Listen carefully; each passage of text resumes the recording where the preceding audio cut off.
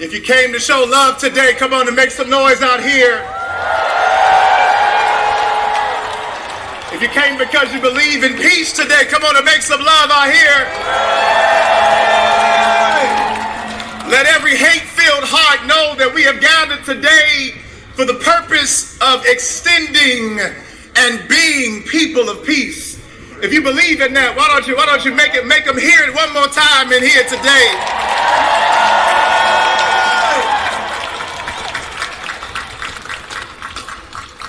As it's been stated, my name is Pastor Delonte Golston. I do pastor the Peace Fellowship Church in Northeast DC. I'm born and raised here. Went to elementary school 8 blocks away from here, 3rd and D Street, Southeast. I'm so thankful to be able to stand in this moment. I want to first, before I say anything else, remind us that we are standing on holy ground. I know that you thought that you came just to stand on Pennsylvania Avenue, but before there was a Pennsylvania Avenue, before there was a 1600 Pennsylvania Avenue, before there was a 3rd and Pennsylvania Avenue, there were the Nacotchland people. There were the Piscataway people. There were the Powhatan people. Here in this region, trading and living in peace with one another, until people wearing collars like me decided to displace them. And so we gather to remember that the land that we stand on is sacred land. And we acknowledge those who have come before us. We acknowledge the descendants of formerly indentured servants, then becoming slaves who traded with those indigenous Americans on this land. And so you are standing on holy ground. Amen.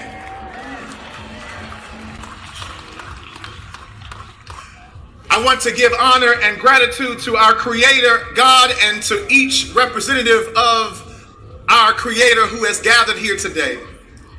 I especially want to thank the representation of DC clergy who stand behind me and stand with me on this stage today. Showing you, come on and give them some love.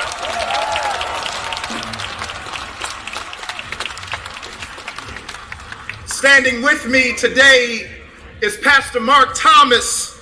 Standing with me today is Rabbi Esther Letterman. Standing with me, yeah, come on, give them love. Standing with me today is Pastor Christopher Zacharias and Reverend Anthony Moore and Reverend Gail Fisher Stewart and Minister Stephanie Thomas Gordon and Brother Sim Singh Atariwa and Reverend Terrence McKinley and Sister Nada Zaldi.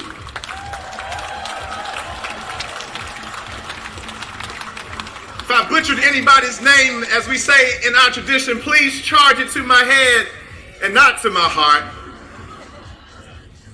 In my tradition, there is a story in the book of Daniel in the 3rd chapter. It's a story that you can find in the Hebrew Bible. It's about 3 brothers named Shadrach and Meshach and Abednego. And there was a king in the land in those days. And that king's name was Nebuchadnezzar. He was a narcissistic king. He was a prideful king. He believed that neighbors should turn against neighbors instead of loving neighbors. He believed in the occupation of territory and not the blessing of sacred land. And he told everybody in the land that they had to bow down and worship him. They erected a golden statue of him and put it on the and put it in their land at that time. And those who were gathered there, those three sacred vessels of holiness, they refused to bow to that king. And I just believe that we have a few folk who are here today who are willing to stand with me and simply say, we will not bow.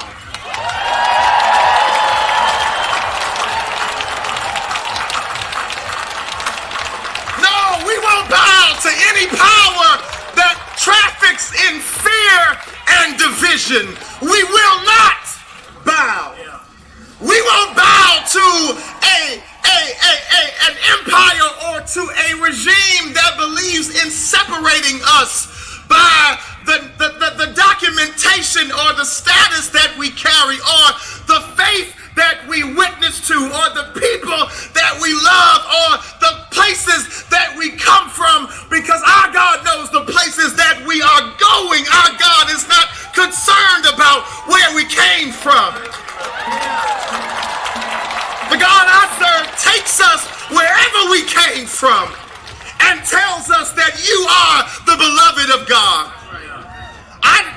I encourage you, brothers and sisters, siblings that are gathered here together, look to your right, look to your left.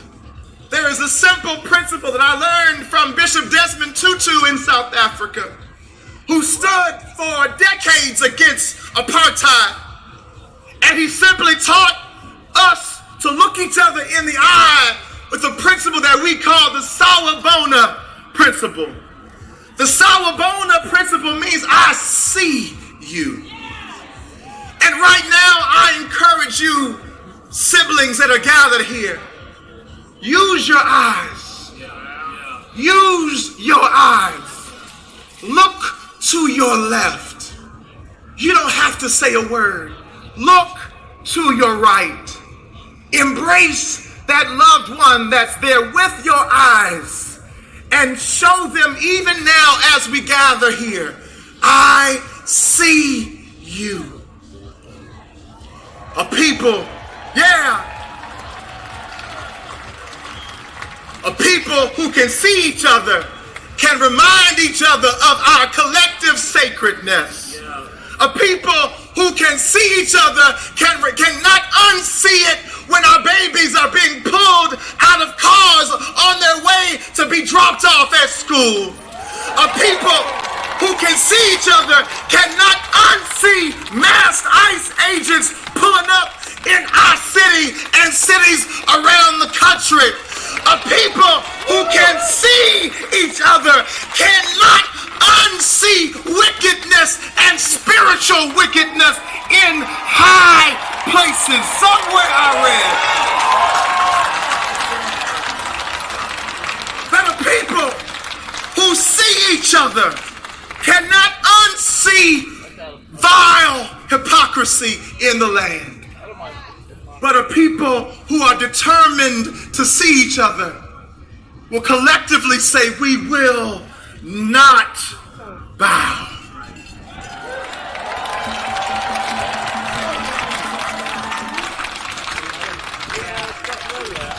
And I can see those three boys standing there, standing in clear defiance to the edict of an unjust ruler.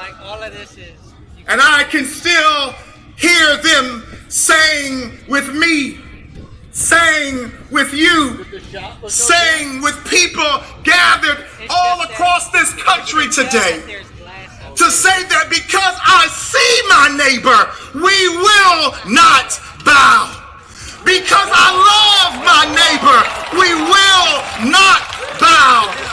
Because I will protect my neighbor, we will not bow. Because greater is the one that's in me than the one that's in the world. I gotta say one name. That name is Bishop Kenneth Moles. None of you may know who he is. None of you may have never heard his name. But when I was a boy, I was raised in the Baptist church. And every now and then we also slid down the street to Greater Mount Calvary Holy Church.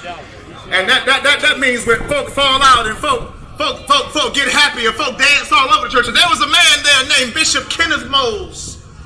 And he simply said these words. He said, because our God is the greatest power, we will not be defeated.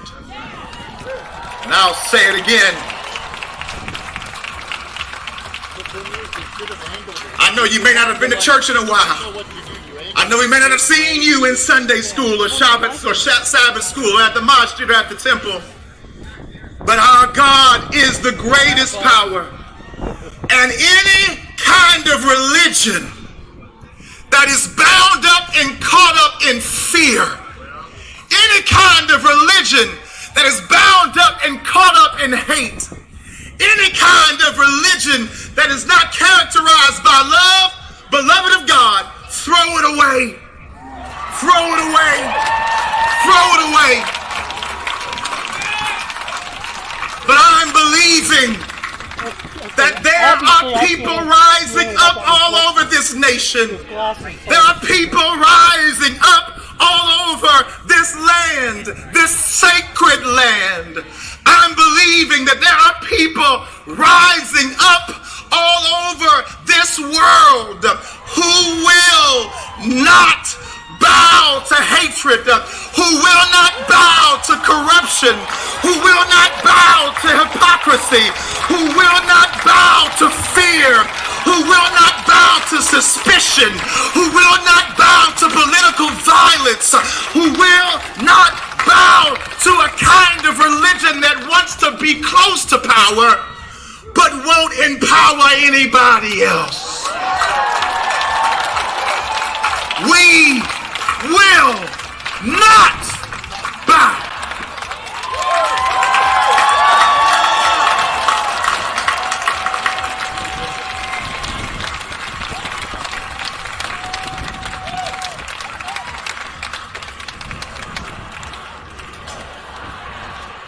Ladies and gentlemen, please welcome the junior senator from Connecticut, who is leading the fight against Trump's authoritarian power grab in the Senate and understands the only thing with the power to stop would-be despots from converting a democracy to an autocracy is mass mobilization by the people.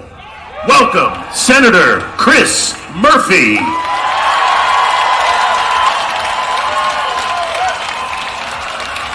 How we doing, Washington, D.C.? You all know where you are, right? You are in the people's capital. I want to bring you greetings from Connecticut, the state that invented the submarine, the helicopter, the hamburger, the wiffle ball, and Pez. On our license plates, though, there's a very simple statement. It says, Connecticut, the Constitution state. We were the first state to adopt our own constitution. In my state, we couldn't wait to be self-governed. We couldn't wait to throw off the yoke of control and censorship from us. Before any other state, before our founding fathers, we wrote down in Connecticut the simple words, no kings. And I'm here today to share with you some unsurprising news. We are not on the verge of an authoritarian takeover. We are in the middle of an authoritarian takeover. But Trump has not won. Our democracy is in peril, but it can be saved. But no one's riding to our rescue, and I just want to be clear with you about that today. No one's riding to our rescue. There aren't establishment responsible Republicans that are riding to our rescue. The mainstream media isn't riding to our rescue. There's no oligarchs riding to our rescue. It is up to us to save us. All right. We the people! Now, recently, when I gave this warning that we are in the middle of that totalitarian takeover, one of my colleagues said, well, be careful. You don't want to scare people, but you guys can handle the truth, right? You guys deserve the truth, right? That's right. The truth is that Donald Trump is the most corrupt president in the history of the United States of America.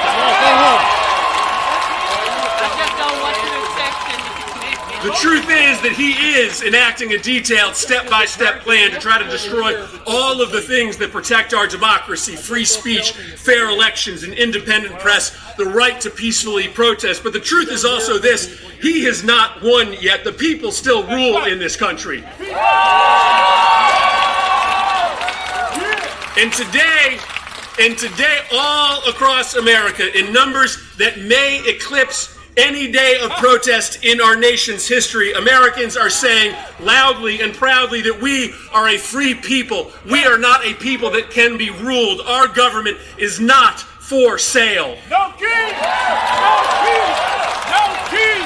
No keys! Now, I want to be honest with you about what's going on, and you know it. As we stand here today, the government is shut down, and shutdowns are painful. They hurt people. And frankly, that's why there was not a single government shutdown when Joe Biden was president and Democrats were in charge of Congress. Because we acted like adults, we negotiated with Republicans, we found common ground, we kept the government open. But today, Trump is telling Republicans that they shouldn't even show up in Washington, D.C. The House Republicans have been on an unplanned vacation from D.C. for 5 weeks. And there's a couple reasons for that. First, they're trying to cover up for rich billionaire pedophiles. But second, because Trump does think that he's a king, and he thinks that he can act more corruptly when the government is shut down. But he cannot. He doesn't have new powers, extra powers in a shutdown. The President of the United States during a shutdown, or even when the government is open, does not have the power to send masked men into our cities and pull off the streets our peaceful neighbors and throw them into the back of vans and into prisons. He never has that power. Whether it's a shutdown or not, the President of the United States does not have the power to use the FCC and the Department of Justice to censor our speech, to tell us that we cannot speak truth to power when we are protecting our democracy. He never has that power. And let me just say that I'm very proud of my Democratic colleagues who have drawn a line in the sand. And let me just speak for myself for a moment about this shutdown. I will not vote for a budget that throws millions of people off their health care just to pay for a tax cut for billionaires and corporations.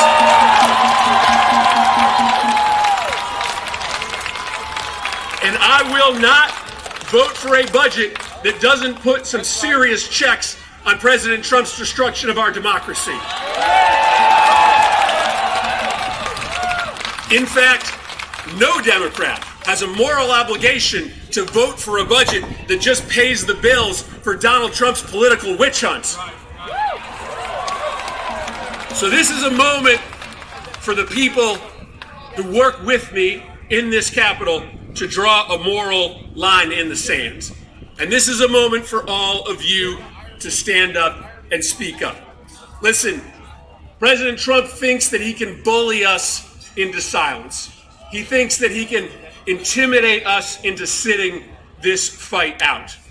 But judging by the number of people here today, judging by the number of people standing up all across this country, he thinks he can silence us, he thinks he can bully us, but he cannot and he will not.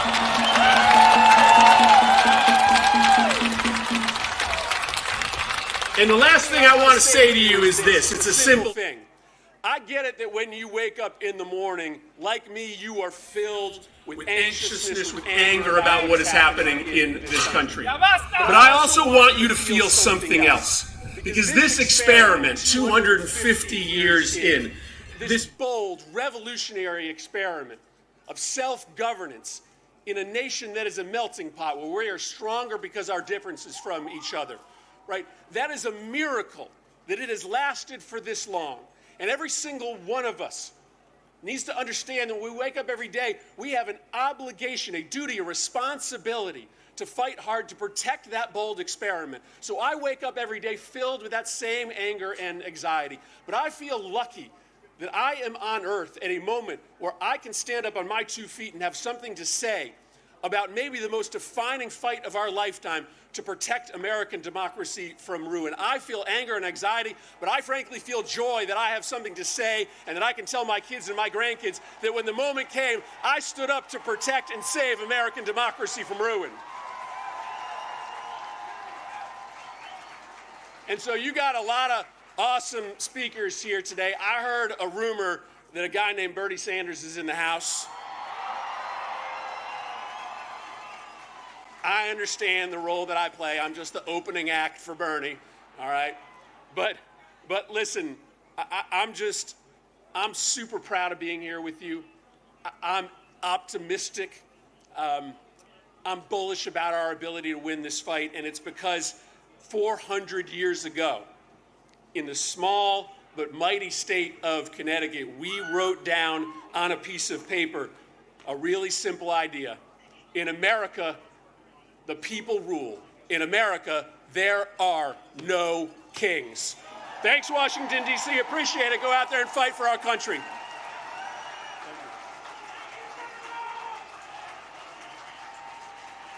And now, let's give a warm No Kings welcome to Mehdi Hassan, founder and CEO and editor-in-chief of the new media company, Zeteo.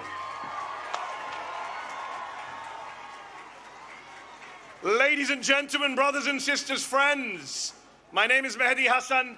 I am a journalist, I am an immigrant, and I am a Muslim. I am everything Donald Trump loves. I am the Trump trifecta. I'm also a bit of a socialist, but shh, don't tell Stephen Miller, he alarms quite quickly. Can I just say, it is so heartwarming to see so many of you out here in D.C. today. D.C., make some noise. We need to make sure today that they hear us in the White House and in the Capitol. All week, I've heard Speaker Mike Johnson and Republican members of Congress say that this rally, the No Kings rally, is a hate rally. A hate rally. The people who can't get through a single day without hating on late-night comedians and overweight soldiers and Muslim politicians and Mexican immigrants and Palestinian refugees and black women and transgender kids and peaceful protesters and Mr. Fricking Potato Head, they are lecturing us on hate? Really? I'm not here out of hate. I'm here out of love. I'm here because I love this country. I love America. I love the First Amendment. I love our democracy. I love our diversity. Yes, our diversity. And I am not willing to sit back and watch our glorious American multiracial, multicultural, democratic experiment, our constitutional republic, destroyed by the guy from Home Alone 2. Not gonna do it. Because I did not inherit America. I did not inherit America. I chose America. I wasn't born here. I immigrated here. And we immigrants, we love this country often more than the people who are born here because we chose to move here, live here, swear an oath to the Constitution here, an oath that the guy down the street violates every morning and every night. The great irony is, of course, that Donald Trump is the son of an immigrant, the grandson of an immigrant, and married to an immigrant. In fact, 2 of his 3 wives were immigrants, proving yet again that immigrants will do the jobs that even Americans are not willing to do.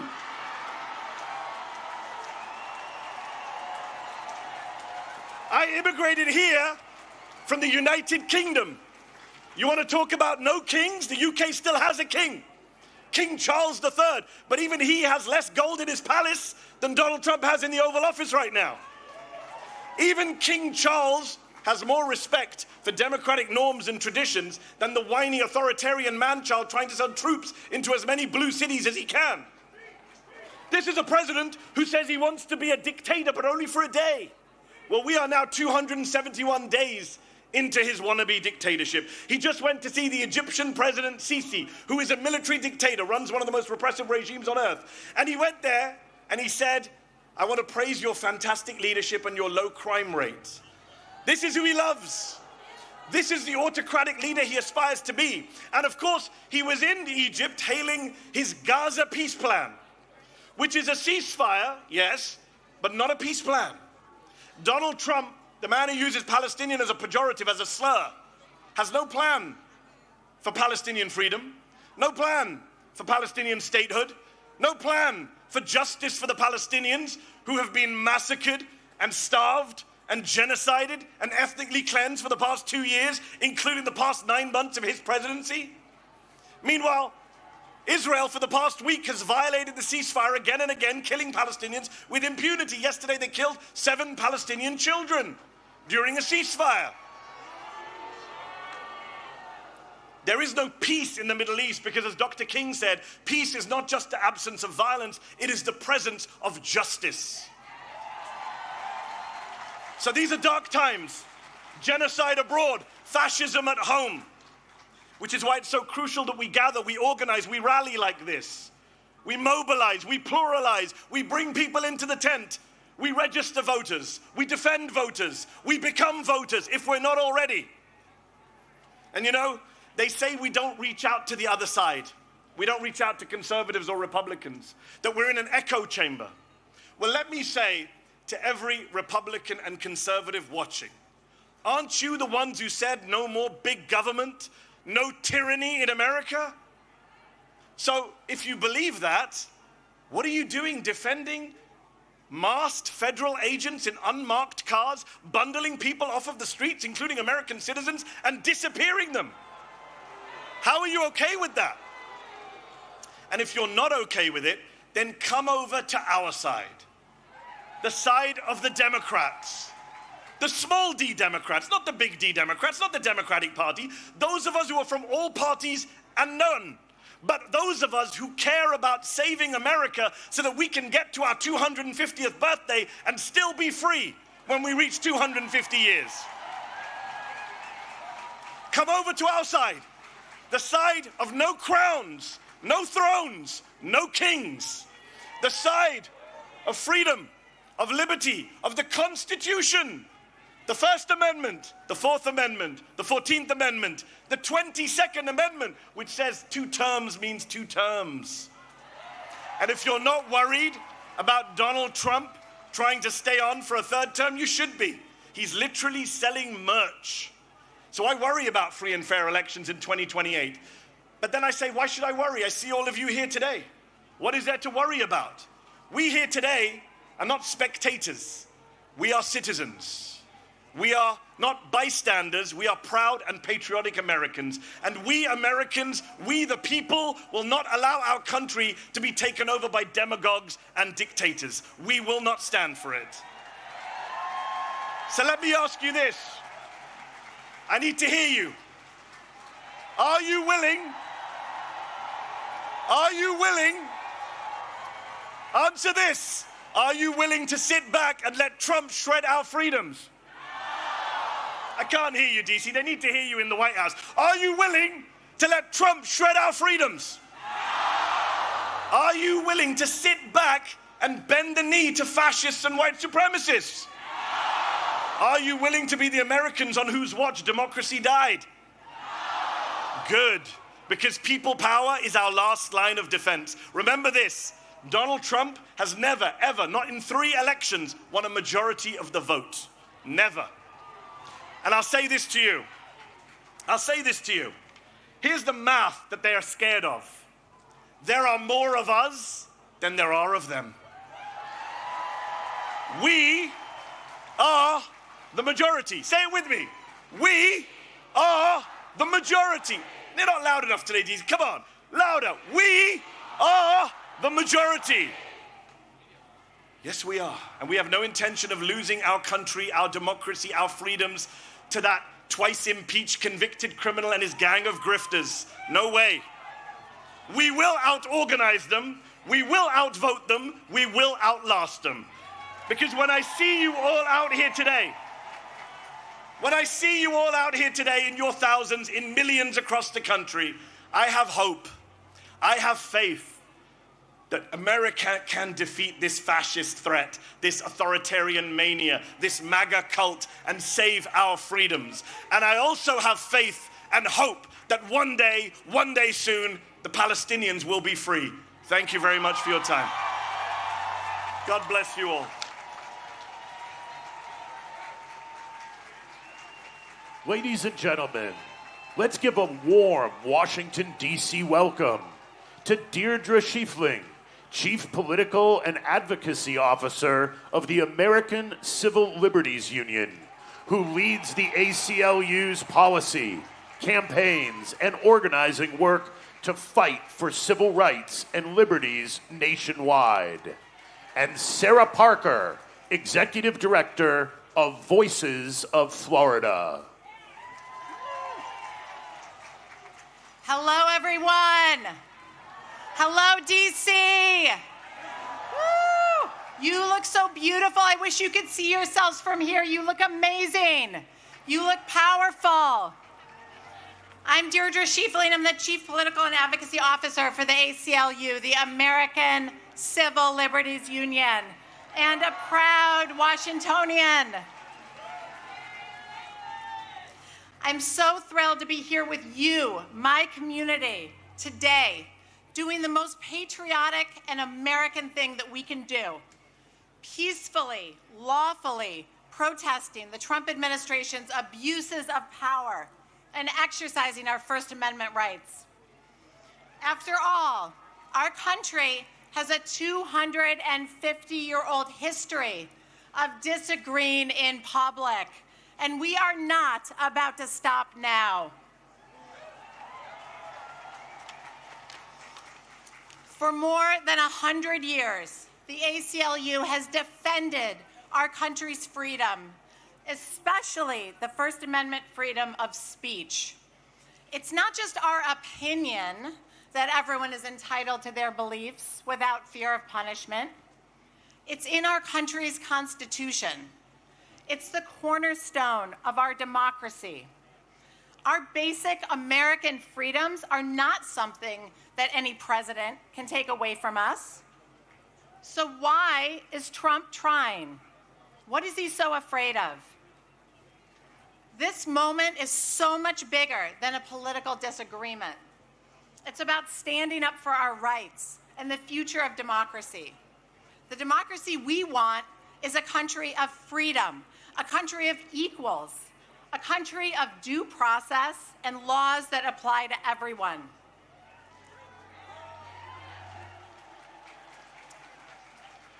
Not a country where masked ICE agents kidnap people out of their beds in the middle of the night, where they zip tie terrified children together. No. Not a country that tells schools and universities to teach ideology instead of facts. And certainly not a country that sends armed troops into our cities to scare us into silence. I refuse to allow that version of our country to take hold, and I know you do too. The courage that we are creating here today across the nation is contagious. It's powerful, and it's exactly what they're afraid of.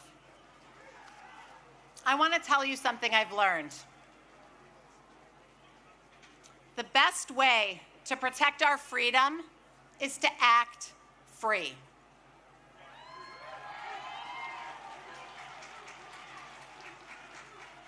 I was in my hometown of Buffalo, New York, a couple months ago, and I saw a new billboard up from the Buffalo Public Library.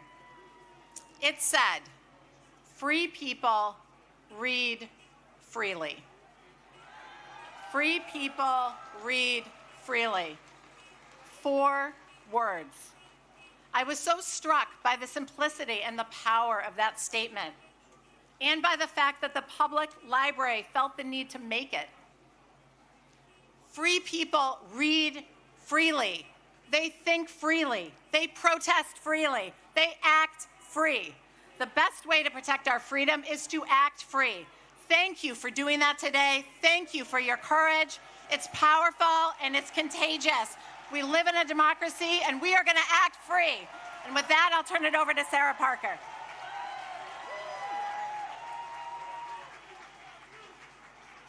My name is Sarah Parker, and I'm the Executive Director of Voices of Florida and a National Coordinator with 5051. But most importantly, I am a Southern Black woman, a proud Floridian, and a mother. I was taught to speak up for what's right and to stand against injustice, to place my little hand over my heart and to believe liberty and justice for all meant something real. But what I once believed America was, is being crushed under the boot of this administration. I should be at home with my children, raising them to believe in the promise of this country, not standing here demanding the rights that should never have been up for debate.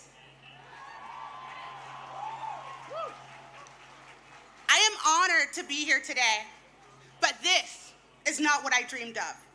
I never dreamed I'd be standing on a stage like this while millions of people are forced to march and protest peacefully in the streets because we refuse to stand by while this country slips into the iron grip of authoritarianism. And I ask this administration now, when we say with liberty and justice for all, who is all to this administration? Because this administration has made it painfully clear.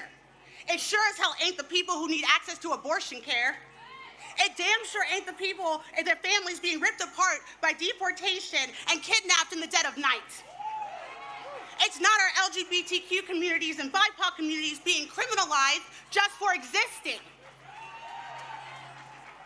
And it damn sure ain't the people marching for justice while the National Guard is unleashed on peaceful protesters in their own streets. Contrary to popular belief, the fabric of this country wasn't woven by oligarchs, corporations, or power-hungry politicians. It was stitched together by workers, by immigrants, by Black and brown communities, by women, by queer folks, and by people who refuse to stay quiet in the face of injustice. This movement was made by the people. This movement, No Kings, was named by the people. This movement is the people.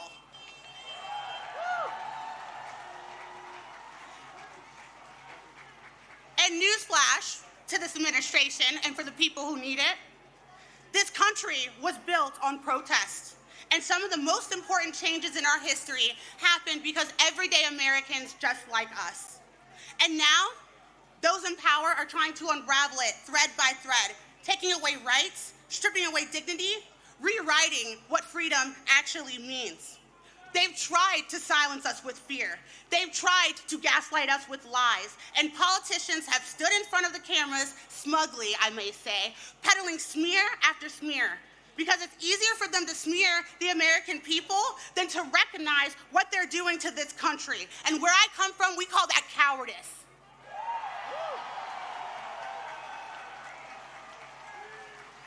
We refuse. I refuse to let this become our reality. It is our duty. It is our right as Americans to dissent when democracy is under threat. Let me be clear. Democracy dies when we are silent. But democracy is reborn when we speak with courage. And authoritarianism cannot withstand truth. And it crumbles under the power of love and dissent. And as leaders before me have said, courage is not the absence of fear. It is the choice to act despite of it. And for what it's worth, I am proud of each and every courageous leader that is taking the streets today. We are peaceful because we know that's how real change is created. We are fighting because we love our communities and we love our country.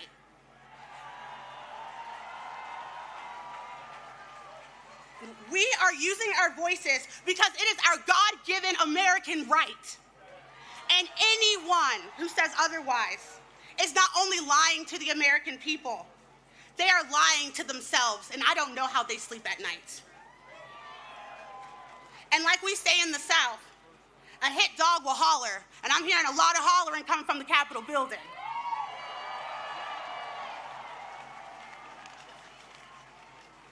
The American people are pissed.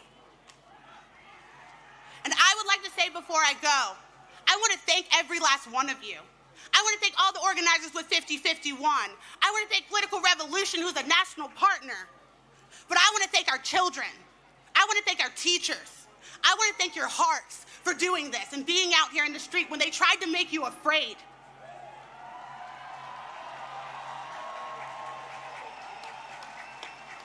The message today will be crystal clear, and they won't be able to ignore it. There will be no kings in America. Not today, not tomorrow, not ever. Thank you.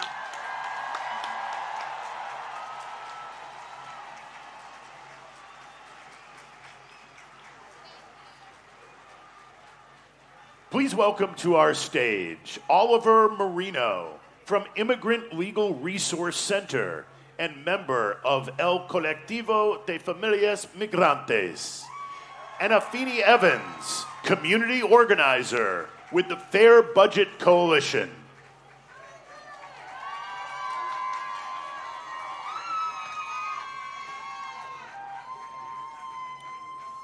Thank you. Good morning.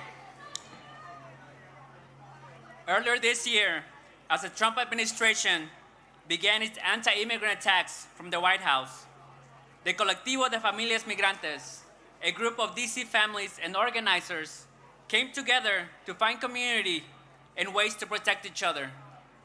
We knew what was coming and why we needed to fight back, organize, and take care of each other. In the last few months, we have witnessed masked ICE agents, National Guard, and DC's own Metropolitan Police Department work together to abduct our community members.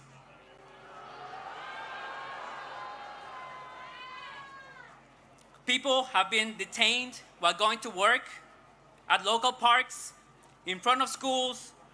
Hundreds of people have been separated from their families, their loved ones, and our community. This is still happening. Just a few blocks from here, people have been racially profiled, handcuffed, and put in vehicles and taken. Sometimes they're transferred to detention centers hundreds of miles away in states like Louisiana, Alabama, and Georgia, away from family and away from legal counsel.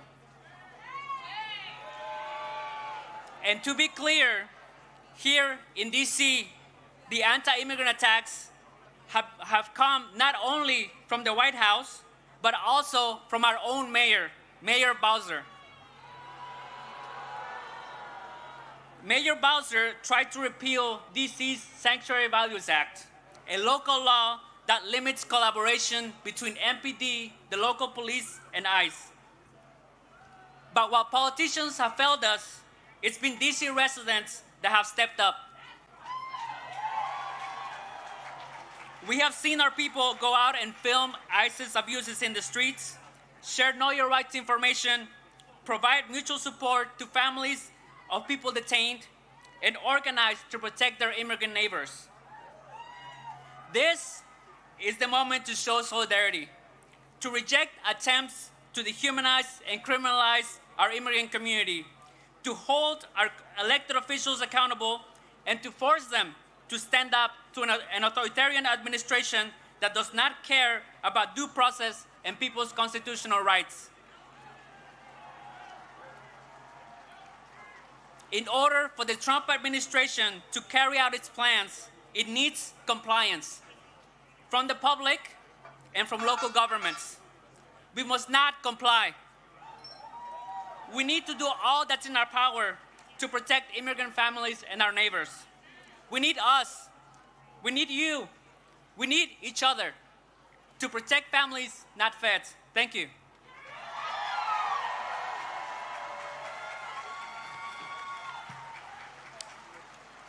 Peace, y'all. My name is Afeni, and I'm a community organizer with the Fair Budget Coalition here in D.C. And this is my appeal. In 1792, when the French monarchy was abolished, the people established a new republic. When that one didn't quite work out, it was a military dictatorship, yikes. It was abolished in 1848, and a second republic was established. But that one didn't quite fit. So their third republic was erected in 1870. That republic didn't smell right, though. So they tried a fourth republic in 1946. And the republic that we are witnessing right now in France was established in 1958. My fellow Americans, I am here to tell you that the social contract in this country has been broken. Decades of movement work, progress, and struggle have been wiped out by Christian nationalists who seek dominion over every aspect of our lives. Long before I started terrorizing our streets, the police were gunning down black people in their homes, their cars, and in the streets in front of their communities. The construction of cop cities and the strengthening police state have threatened our urban centers for years. This current escalation in state violence is nothing more than an extension that the violence that marginalized communities have been bearing the brunt of. This republic was sold as our American dream. Home of the free, land of the brave. Yet, it has produced the outcome that we are currently experiencing. A system that edifies oligarchs and creates false monarchs. The society that we live in is what got us here. It is what brought us to this fever pitch, but we do not have to stay here. Now, more than ever, we need to reimagine a society that holds all of our humanity to the highest priority. We need a humane economy. We need well-funded public education. We need affordable housing and health care that does not bankrupt families that are just trying to get by. We need strategic youth investment in music, arts, and recreation. Our children need access to full, clean water and fresh food. In this moment, we need community, we need compassion, we need love and radical imagination, and most importantly, we need each other. Because the social contract has been broken, but we, the people, must revive it.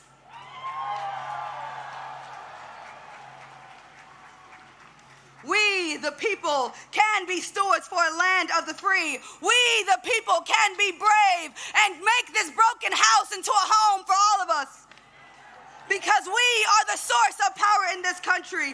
Our labor, our taxes, and our faith keep this system going. So we must have the revolutionary hope that collectively we, the powerful people, have the capacity to create something better. I'm here to tell you that we must be audacious in our pursuit of fulfilling that generational because with public sentiment, nothing can fail. And without it, this system cannot succeed.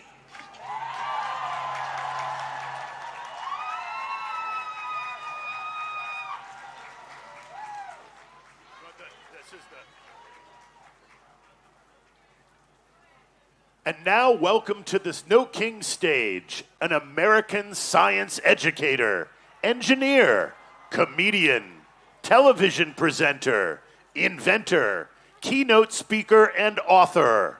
He is a respected champion of scientific literacy who has challenged opponents of evidence-based education and policy on climate change, evolution, and critical thinking. Please welcome Bill Nye, the Science Guy. Woo!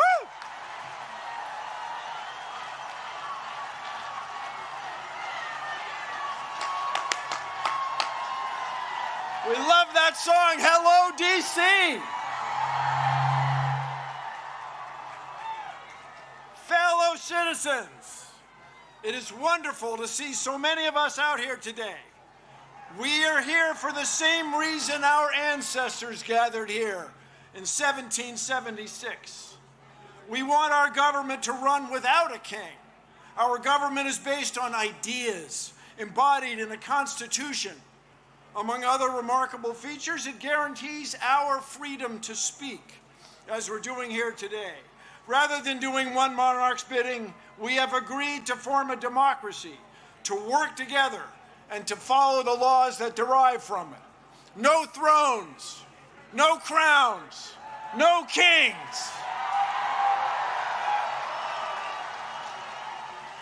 As many of you know, I am a native Washingtonian. I grew up here within the city boundaries. And when you grow up here, the affairs of the federal government are very much a part of your life. I remember well sitting on my father's shoulders and waving to astronauts as we, as a nation, celebrated their accomplishments back in 1964. In 1964, that was the first year my parents could vote for president as citizens of the District of Columbia. We still do not have voting representation in the district. Someday, perhaps. I remember well Martin Luther King's dream and Resurrection City, the plywood structures on the National Mall erected to house protesters who came to town demanding equal rights and opportunities, barely a month after Dr. King had been assassinated. I remember well the Vietnam War. The mall was shoulder to shoulder, much as it is today. Traffic stopped citywide. The protest movement expanded. There were protests around the country, and the war was ended. We are protesting in the same fashion today.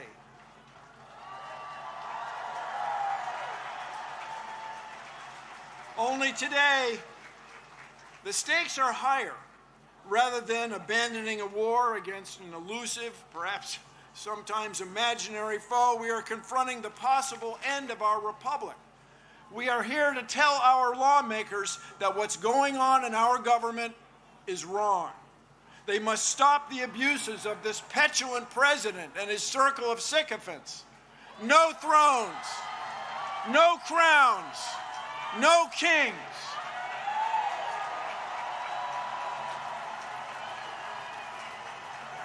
This president and his associates cannot tolerate dissent. To them, our free speech is frightening. They are arresting people and denying due process in courts. They tried to silence television hosts.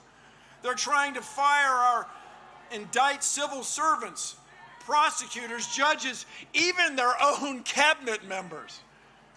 But in this land, these sorts of actions are not new. In 1776, our ancestors had had enough. They declared independence from a king by means of a document stored safely right over there on Constitution Avenue in the National Archives. Although it was conceived 249 years ago, the Declaration of Independence describes a train of abuses connected with an absolute authority, a king with absolute power. No thrones, no crowns, no kings. Their king had refused to honor the law. Their king had refused to let lawmakers be elected. The king had made court judges dependent on his will. They cited the king sending, quote, swarms of officers to harass our people. Their language referred to, quote, cruelty and faithlessness scarcely paralleled in the most barbarous of ages. Their king was trying to, quote, render the military independent and superior to civil power. Our founders even censured King George for cutting off trade with all parts of the world. Did these actions sound familiar? 249 years later, no crowns, no thrones, no king. In short, the founders believed their king was, in their words, quote, totally unworthy to be the head of a civilized nation. No thrones, no crowns, no kings. Although the United Nations has been the world's leader, and although the United States has been the world's leader in science for decades, this president and the members of his cabinet even fail to accept scientific facts. Contrary to Article 1, Section 8 of the Constitution, they do not promote the progress of science. They suppress it to the detriment of our health, well-being, and international competitiveness. It is a formula for failure. How did we get here? It hasn't been one instance of abuse of the power of executive order by this president. It hasn't been just one twist in a court ruling. Instead, it has been years in the making. Enabled by this president, a group of Confederates has worked together to undo many of our traditions and understandings of fairness and of citizens' rights. And they've done this through an odd legal tactic to overwhelm our court system with legal game after legal game, trying to hold or impound money secretly in order to let legal deadlines pass, to pretend that people they don't know, who are from different backgrounds, are somehow not quite citizens and not worthy of respect under the law. No thrones, no crowns, no kings. Let us now raise our voices. We are here demanding a return to the rule of law. Let the world know that we will suffer no king. We will put the United States back on a course to lead the world in fair governance. Together, no thrones, no crowns, no kings.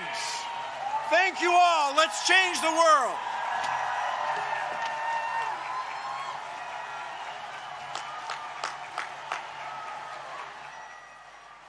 Ladies and gentlemen, now please welcome Ai-jen Poo, a care advocate and organizer who serves as executive director of Caring Across Generations and president of the National Domestic Workers Alliance and Care in Action, and Randy Weingarten, president of the American Federation of Teachers. Hello, DC! Let me hear you say no kings! I'm so proud to share the stage today with my brilliant friend and sister hero, Randy Weingarten. And I bring greetings from the great city of Chicago. And I bring love from the caregivers all over this country, caregivers and workers who guard the safety and well-being of our children and enable the dignity and agency of older people and disabled people in our lives all over this country. We are out marching in cities and towns all over this country today because we see what's happening. Parents unable to afford life-saving medicine for their children. Caregivers losing their health care and their ability to take care of the people they love. Disabled people forced into institutions because their caregivers have been taken by ICE. Mothers violently torn from their children by armed, masked men with no due process. Shame. Shame. This administration has broken the law, lied, stolen our care, and is attempting to steal our constitutional rights and freedoms. They think that they will get away with it. They will not. There are no kings in America.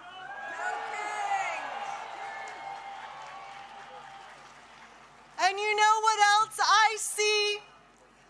I see parents, caregivers, and teachers working together to make sure that immigrant children can go to school safely. I see unions and families organizing together and winning. In states like Michigan, where 32,000 home care workers just won a union. And in New Mexico, where child care is now free for everyone who needs it. It's the bravery of everyday people coming together to protect each other, to push for a good life for our families in America. We can win.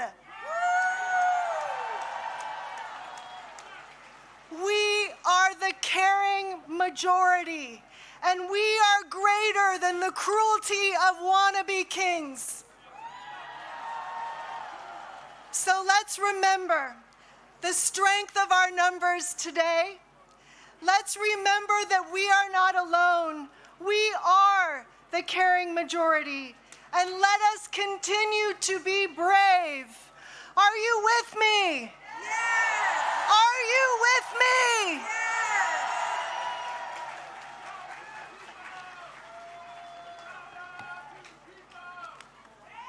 Thank you, Washington, D.C. From up here, you cannot see the perimeter. There are so many people who want to fight for our democracy and say no kings. And what I've just been told, that in New York City, there are more people in Times Square than there are on New Year's Eve. I want to thank my colleague and friend and sister, Ijen, for all of her advocacy. And she knows, like I know, you cannot do any of the things that Ijen talked about if we do not have a democracy. And today, we are saying we are fighting for our democracy. We in the labor movement are fighting for a democracy and a voice in it so we can secure a better life for all working people.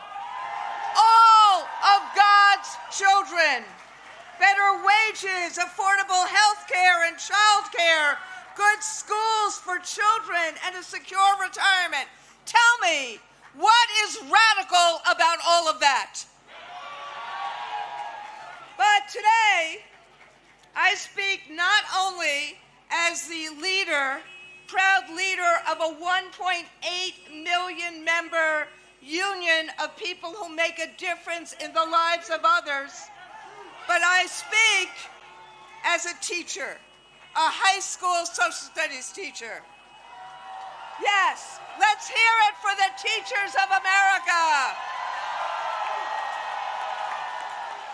A teacher who taught students about the Constitution and its underlying principle, we the people. We the people are a country that is governed by the rule of law, not the rule of one man. We are governed by fairness, not fear or favor. Now, this idea, as you've heard before, see, you can go and say, if you're kids right now, this is your homework for the weekend, okay?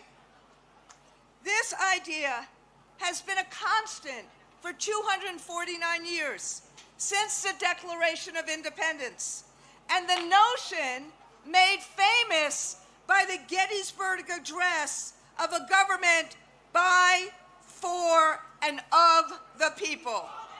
Say it again, by, for, and of the people. Now, we know the founders were not perfect, but they had one abiding principle, and that is, and was, that we as a nation should never, ever again be ruled by a tyrant or a king. That was as true today as it was back then. And that is why millions of people today from all walks of life are turning out at these thousands of events.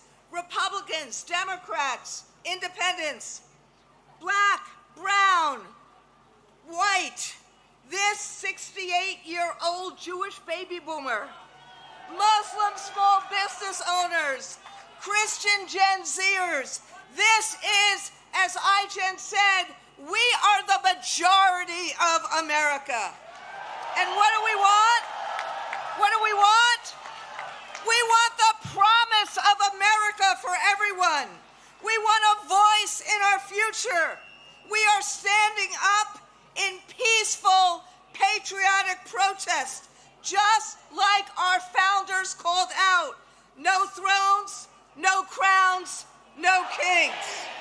We are standing up because we don't want our streets militarized. We don't want our neighbors disappeared by masked Asians. We don't want our colleges forced to sign loyalty oaths. We don't want, what? We don't want public officials arrested on trumped-up political charges.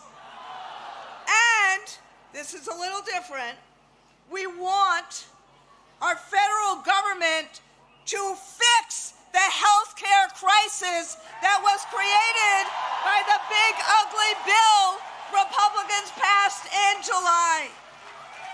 We want a president who will keep healthcare premiums down, bring down the cost of groceries and housing, strengthen public schools, make college affordable, and embrace workers' rights. Again, what is radical about any of that?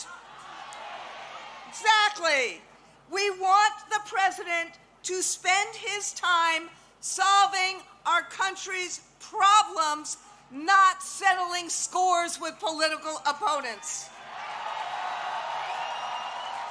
We want a future that is based on fairness and justice and the rule of law, not chaos, corruption, or cruelty. So, I'm going to end with a couple of labor slogans here, because, my friends, we are in an existential fight. And right now, we all have to organize and be stronger and bolder, because no one is going to save us but ourselves. So, we got a lot of sayings in labor, but the first one is, when we fight, when we fight, when we fight, and the second is, the people united will never be defeated. The people united will never be defeated. The people united will never be defeated or divided. Either one is fine. So, are we united today? Will we fight for our democracy? Will we fight for the promise of America? This is about loving America, right? So we're sending a clear message to the president. Rather than smearing those calling out problems, solve those problems. So today, no kings, tomorrow, freedom. Today, no kings, tomorrow, freedom.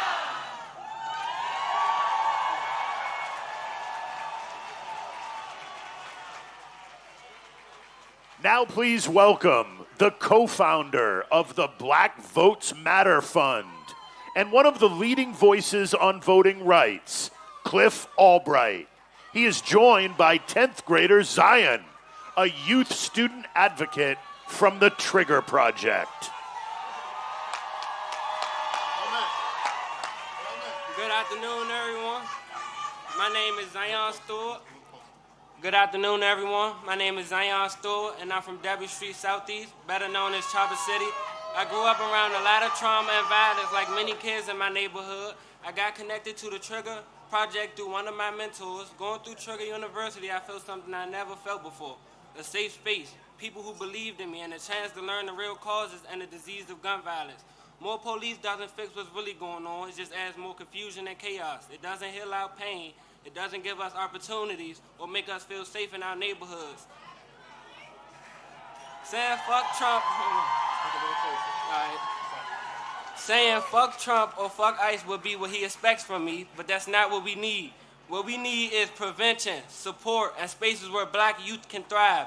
If every home had the support it needed, if every community member was emotionally aware and mentally healthy, if schools didn't push us towards the prison pipeline, and if the city invested in me before the first time I was profiled, we wouldn't be here.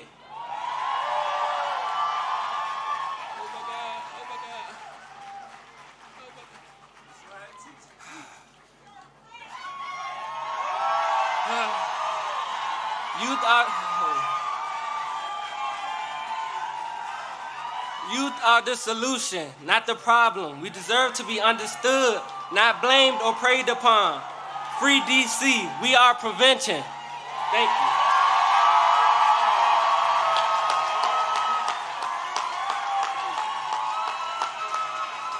you. Y'all give it up again for Zion.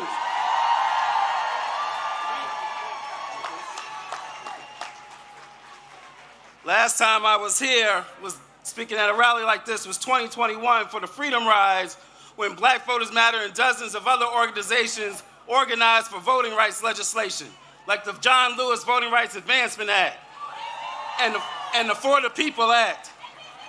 I got you, sis, and HR 51 DC statehood. When I say DC, you say statehood, DC, DC. We organized for those voting rights because we knew that we'd be in a moment like this. A moment where we have a wannabe dictator and a do-nothing Congress trying to take away our voting rights, trying to cancel elections and purge voters from the rolls. We knew it was coming. Just this week, the Supreme Court heard a case that could put the final death blow to the Voting Rights Act. It could eliminate black representation for black communities, and it can create at least 19 seats that are currently protected by the Voting Rights Act would be eliminated by many of these red states. And this is happening at a time when we are seeing mid-decade redistricting in places like Texas and Missouri because we have somebody who wants to be a king.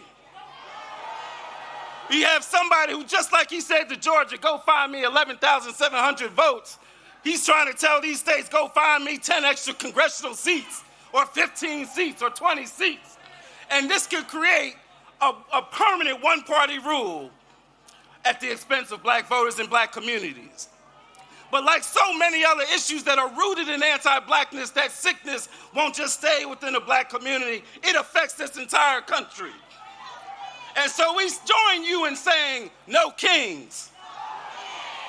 But we got to go beyond no kings, because the last time that call was made in 1776, 1/4 of this country's population was enslaved. And so we've got to go beyond no kings.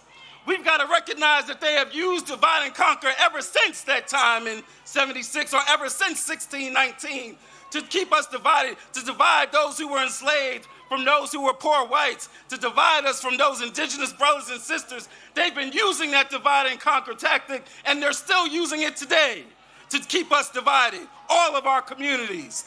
But I've got some good news for you, because what I know is this: if divide and conquer is one of the oldest tricks in the books, then by definition, one of the most revolutionary acts of resistance is simply to be united.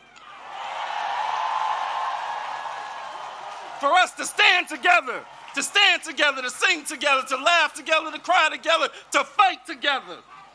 Power to the people, yes, because what I also know is this: their hate cannot beat our love. And when I talk about our love, I'm not talking about a Valentine's Day kind of love. I'm talking about a radical love. I'm talking about a you might have to flip over the money changes tables kind of love. I'm talking about a love that is merged with power, because those two things are not opposite, they go together. As Dr. King told us, power without love is reckless and abusive, but love without power is sentimental and anemic. That's what I'm talking about. He went on to say that power at its best is love implementing the demands of justice, and justice at its best is power correcting everything that stands against love.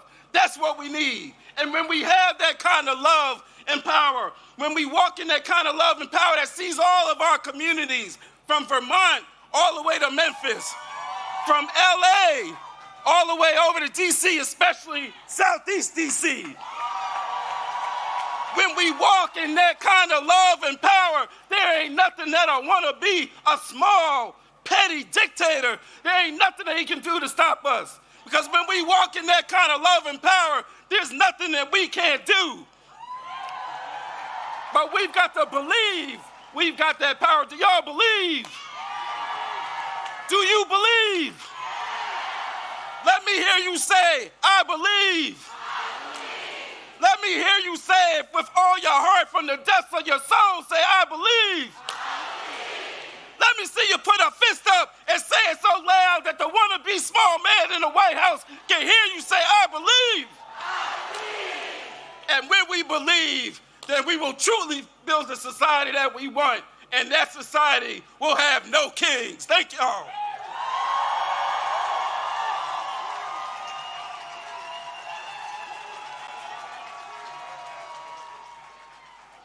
Now please welcome Jay Brown, Chief of Staff for the Human Rights Campaign, and Sean Skelly, former Assistant Secretary of Defense for Readiness in the Biden administration and co-founder of Out in National Security. Hello, DC! My name is Jay Brown, and I'm with the Human Rights Campaign, the nation's largest LGBTQ civil rights organization in the country. And I'm here today as a proud transgender American. I'm here to say this is my country too. You know, like so many of you, I came here today with my family and friends. My twin sister is somewhere out there in that crowd of people. And growing up, she fit the mold of what people expected. You could say I broke the mold, but our parents loved us just the same. You know, we didn't know anybody transgender. We didn't even know the word.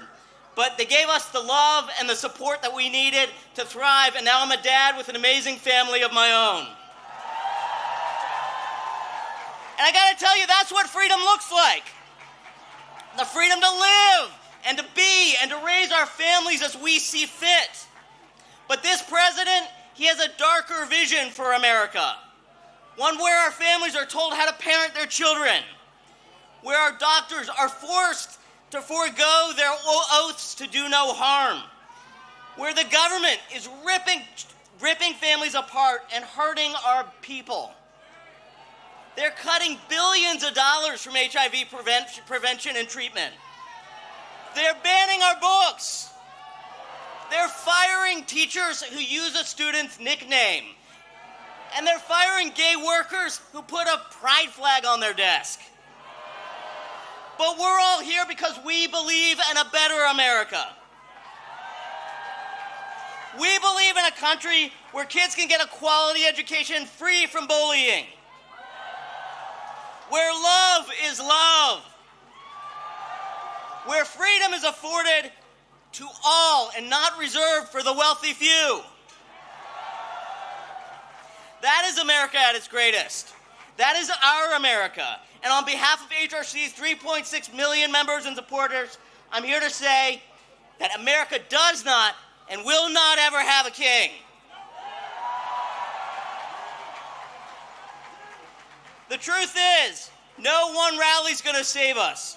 No court ruling, no single election will save us. We have to save ourselves. We have to build workplaces that are safe, classrooms that are welcoming, communities where we see each other not as our enemies, but as our neighbors. And we must always resist the temptation to believe only in the worst of this country. That's what he wants. He wants us to be defeated. Are we going to be defeated? No. He wants us to be silent. Are we going to be silenced? No. He wants us to be scared. Are we scared? No. You know, we have the power to build a better tomorrow. LGBTQ plus people, we live in every zip code and are from every background. We were born here and we immigrated here. We come from red families and from blue families. And we are here to say that this is our America too. No one knows that better. No one knows that better than my friend and a tireless public servant who's on stage with me today. A true patriot who knows the cost of freedom. I'm proud to pass the mic to former Assistant Secretary of Defense for Readiness and our HRC board member, Sean Skelly.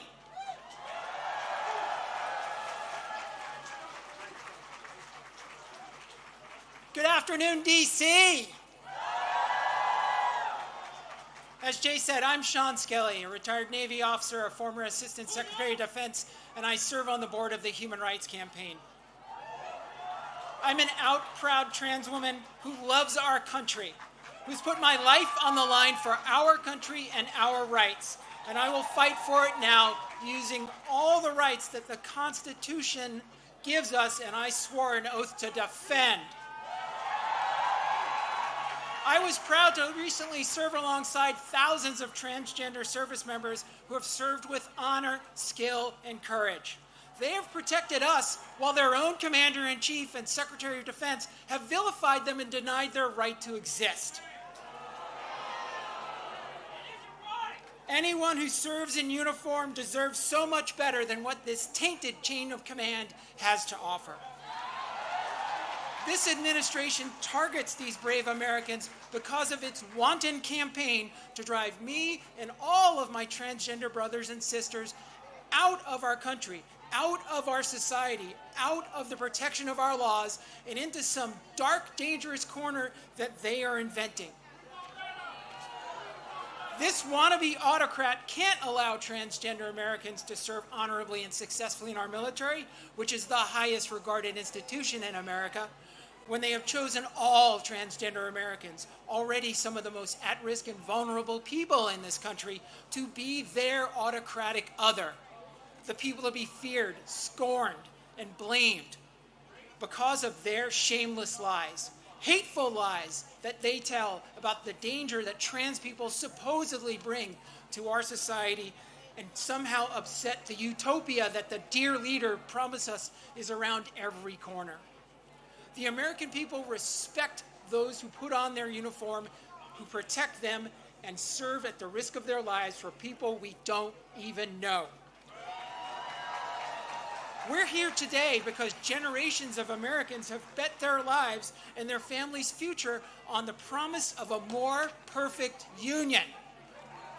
The oath I took 10 times over 35 years of service in uniform and as a civilian means to every person who ever took it in good faith, and I'm going to quote the former chairman of the Joint Chiefs of Staff, Mark Milley, we don't take an oath to a king or a queen or to a tyrant or dictator. We don't take an oath to a wannabe dictator. We don't take an oath to an individual. We take an oath to the Constitution, and we take an oath to the idea that is America, and we're willing to die to protect it. To put it simply, no kings. We demand justice for our transgender service members. We demand justice and civil rights for every transgender American. We demand justice and democracy for every single American. No kings. Thank you.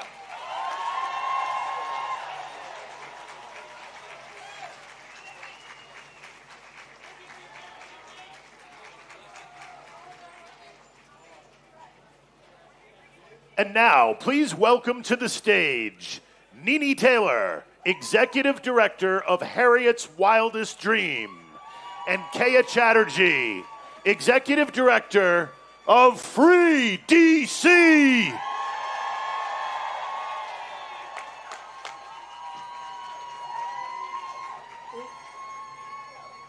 Welcome to DC.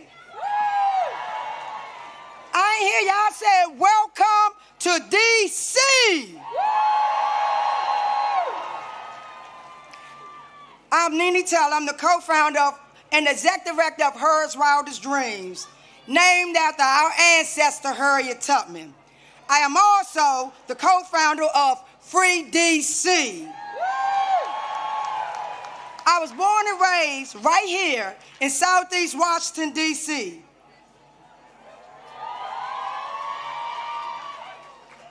As many of you know, we are in a state of grief for the loss of our freedom fighter, Assata Shakur. We honor her life, her courage, and her teaching. She told us that we need a revolution of the mind and a revolution of the heart. These words still lead me because this work begins in how we show up for one another, how we care for one another, and how we show up for one another. Washington, D.C. is a black home. We come here to Washington, D.C. That is what you came here to Washington, D.C. That's what you're stepping into. A home built by black hands, held together by black love, guarded by generations who refuse to leave. The people of D.C. have been teaching, protecting, and fighting for this city long before most of you start paying attention. We have been living and breathing the consequences of racist policies, displacement, and over-policing since post-Civil War. We have been demanding and calling for D.C. to become a state. We need D.C. statehood now. D.C. statehood now. D.C. statehood now. On Monday, our Freedom Watchers were up at the D.C. courts until the cell block closed 2 o'clock in the morning. They were watching hearing after hearing after hearing of our neighbors being kidnapped over the weekend. We also have 300,000 black women who have been fired in the last few months. Most of those are federal workers right here in the district. And we just listened to lawyers argue at the Supreme Court that fixing the system to make it fair for black people somehow harms white people. This is what we're up against. This is what we are up against. Black people freedom is being threatened by a failing democracy and have been punched by white fragile supremacy. Here in D.C., we have been organizing, protecting, and building long before cameras arrived. If you want to help, listen to those who have been doing this work before Trump became in office, before all of this came to play. Listen to the ones that's been on the ground ever since 400 years ago. I see all of you right here, and y'all see me. All of the applauses, and yet, when you all called to meet, when I call you to meet impacted black people, where will you be? Ask yourself, where will you be? Will our movements need funding? Where will you be? When you are invited to teach, to share your skills, to support, strategize, and to defend black people in public, where will you be? Solidarity is measured by what you do when you are called forward. Community is responsibility, structure, and work. It's both the noun and the verb. It's the people and it's the people in motion. It is how we build safety for each other. It's how we keep us safe. Who keep us safe? We keep us safe. Who keep us safe? We keep us safe. Black people have been carrying the moral weight of this world for generations. We have stood in the gap for every fight against oppression, from Palestine to right here in D.C., because we believe everyone deserves to be free. We are not free until all of us are free. And I'm going to leave you. Assata Shakur taught me once again, weapons of mass instruction and weapons of mass love. She said it's not enough to change the system. We must change ourselves. That kind of change requires that we hold the line for one another. Protest black people in public and in private. I see you. I see your faces, just like you see mine. Will you tomorrow? Will I see you tomorrow? Will I see you next month? When more of our rights are being stripped and more of our black bodies are put in cages. Don't watch from the shadows. I charge you. I charge you to be on the front lines. I charge you to fight. And we will not end because the day won't end with this stage when the stage come down and the cameras leave and you return home. The fight for our collective liberation is not contained to this presidio of the media attention today. So again, ask yourself, where will you be? My charge is you don't comply. I want you to say no to the kings. We call them oppressors. And I want you to help us to free the land, to free the people, and free us all, and free D.C. Free D.C. Free D.C. Free D.C. Free D.C.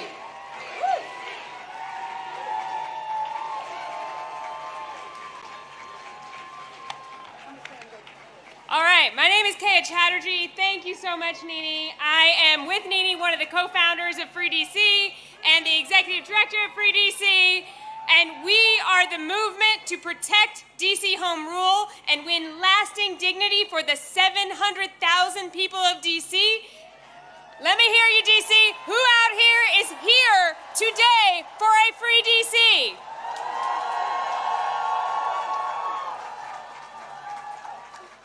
So DC needs to be free because what we are doing here today, right now, would not be possible otherwise. This president wants to silence dissent. He wants to silence protest. He wants to do that everywhere, and we saw him try to do that this week. President Trump and his allies lied about this very event that we are attending right now. He tried to get us all to stay away from here. But did we do that? Our right to protest is important everywhere, really it is, but there is nowhere that it is more important than here, in the capital of the country. We know what authoritarian rulers do. Authoritarians, they try to prevent dissent in the capital. They want to control capitals. They have tried to control capitals through the history of time and space because controlling a capital is a way to control a nation and a way to prevent the transfer of power. This president is no different from those authoritarians, and we saw that on January 6th, right? We saw that. And this president started attacking DC again the day he took office again. Today, we are in our third month of military occupation by armed forces from multiple other states in D.C. There are gangs of federal agents who are attacking our communities. And we've heard from so many people today that they've attacked our unhoused neighbors. They've attacked our immigrant neighbors. They've attacked black and brown neighbors. They've attacked our cultural institutions. They've attacked thousands of people who serve as federal workers.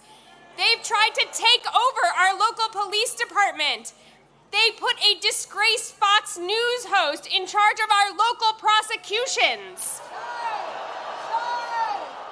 On top of that, their allies in Congress are trying to pass dozens of bills, more than 24 budget riders that take away basic rights from the people who live in the capital of this country. This president is trying to instill fear among the people here. Exactly. We won't let him. We know better than that. We know what to do, right? We know what to do. The people of D.C. are joyful. If you could see what I see right now, you would see an amazing crowd all the way back to the White House full of joy. The people of D.C. are powerful. We are going to use that power. We have what it takes here in D.C., not just to resist this tyrant, but to actually take him out of power and win. And I want to say, I'm not just talking about voting. I'm not just talking about attending rallies. I'm talking about organizing now like our lives depend on it. When we act collectively, if you could see the number of people here, plus think of all the people in all the other cities, when we act collectively, we have so much more power than we realize. We have way more power than they do. We have power as workers. Who here is in a union? If you're not in a union, get in a union. Talk to your coworkers about collective action. We have power as consumers. We can choose to either fuel the companies that are profiting off of our oppression, or we can starve those companies. We have power as jurors. We have seen that these indictments they are trying to get, they are failing, right? Our people understand the assignment. We see that this administration's charges are unjust. We have power as taxpayers. We are all right now collectively funding this regime, and we have the power to slow that down, right? We know what's on our license plate here in D.C. What's it say? That's right. And we have power as community members. We can engage in our sacred duty to protect one another, to support one another in solidarity, and to reject this cruelty agenda that we're seeing unfold.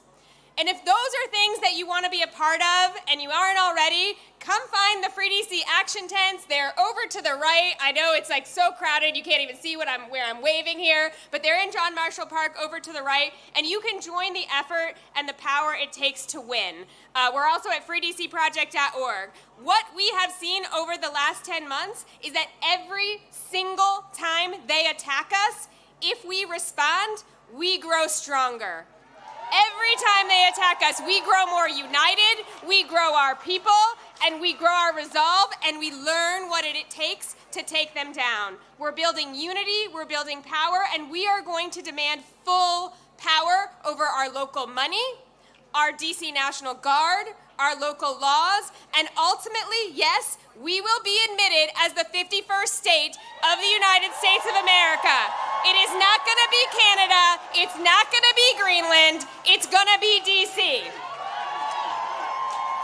And our entire national democracy will always be at risk until that happens, until we actually protect the capital of this country. And that means that everyone across this country needs a free DC.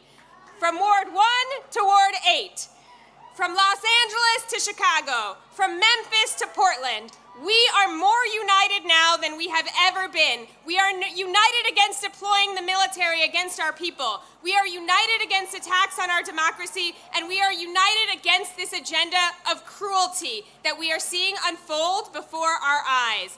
Together, we, the people here today, and all our friends we organize, we're going to bring it to an end. Free DC! Free DC! Free DC! Free DC! Free DC! Free DC!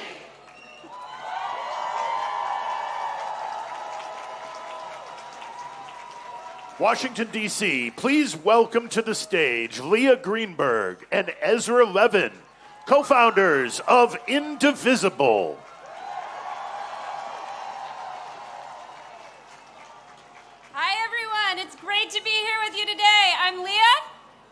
I'm Leah's husband. And we are the co-founders of Indivisible. We support a movement of thousands of local indivisible groups organizing in every state of the country. These are regular people who understand that saving our democracy is too important to be left to the politicians, and it's going to take all of us. Woo. Now, I've got a question for you. How many kings do we have in America? That's right. We are in the middle of a sprint by Donald Trump, Stephen Miller, their MAGA cronies, to consolidate power and bully American society into submission. They have come for corporations and billionaires, for law firms and universities, for media and civil society. They are ripping families apart, and they are shredding our Constitution while they line their pockets in the biggest heist of all time. And the way they do it is they go on the attack. They make demands. They claim powers they don't have. They bully and they threaten to retaliate, and they see if anyone will push back. And if nobody pushes back, they win. And then they go on to the next attack. They are doing everything they can to convince us that they are all powerful, that they are inevitable, that they will win. And I need you to hear me. It's a lie. Woo! It's always been a lie. And the greatest danger we face is not Trump. It is how we, as a society, respond to this bullying, to this chilling effect. If we preemptively obey, if we shrink back, if we make ourselves small, if we do what they want in advance. Now we saw them try this play this week. Mike Johnson, Stephen Miller, their cronies on Fox News. They have spent the last week on the attack against No Kings, smearing all of us as anti-American. They tried to scare us out of gathering here today. And I've got a question for you. Are we afraid? No. Did they scare us off? No. Are we going to back down now? No. That's right, because what we are doing here today is as American as apple pie. We are standing up for our rights. We are standing up for our neighbors. We are here because we understand.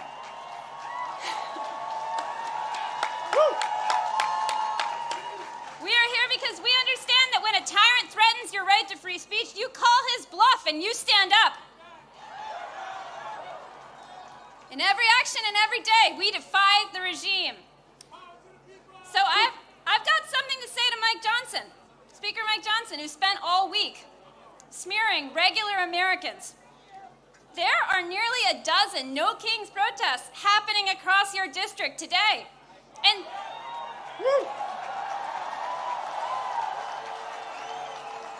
And since you've not been doing your job for over a month now, I bet you've got time to stop by. Leah Greenberg, everybody. My God. Look, Leah is my spouse. She's my partner. She's the co-executive director of Indivisible. She's the real strategic brains behind Indivisible.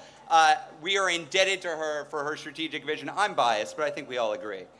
Look, I'm just here to tell a story. And I think it's important for us to tell the story of these First Amendment rights that Leah is talking about.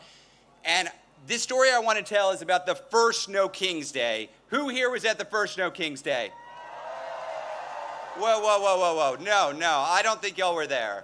This was a quarter of a millennia ago. This was 250 years ago, 1775. They called it the Continental Congress. They didn't have the branding we did. But it was the first No Kings Day protest. What they did, they brought themselves together in opposition to this would-be monarchical ruler who was steamrolling the American public. He was occupying and invading American cities. He was terrorizing American communities. He was picking out his favorites and persecuting his political enemies. He didn't believe in democracy at all. Can you imagine? Can you imagine such a ruler over America? It was bleak.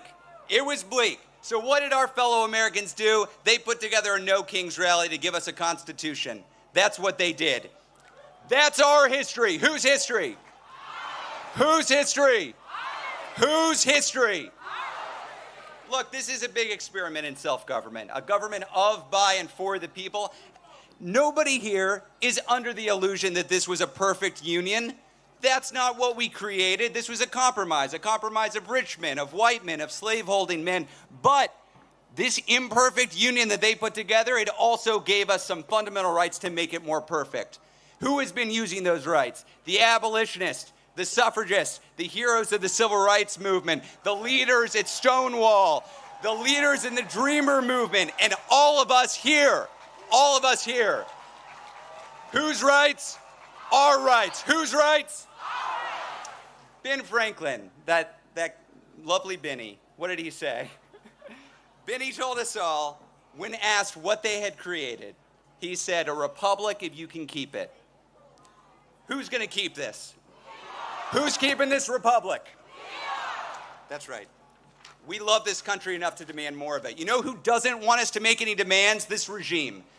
The tech fascists, the billionaire backers, they want us lazy and pliant and docile. They want us alone and afraid and powerless. Are we powerless? No. Are we alone? No. Damn right we're not. As I stand here today, Elon Musk, remember that guy? He's out of the White House.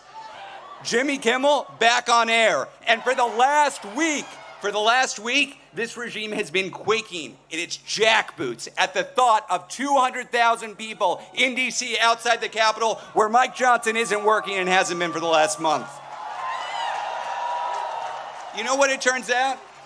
It turns out that we're braver than the billionaires. Who's braver than the billionaires? Who's braver than the billionaires? This is my favorite part, folks. I get to name some names.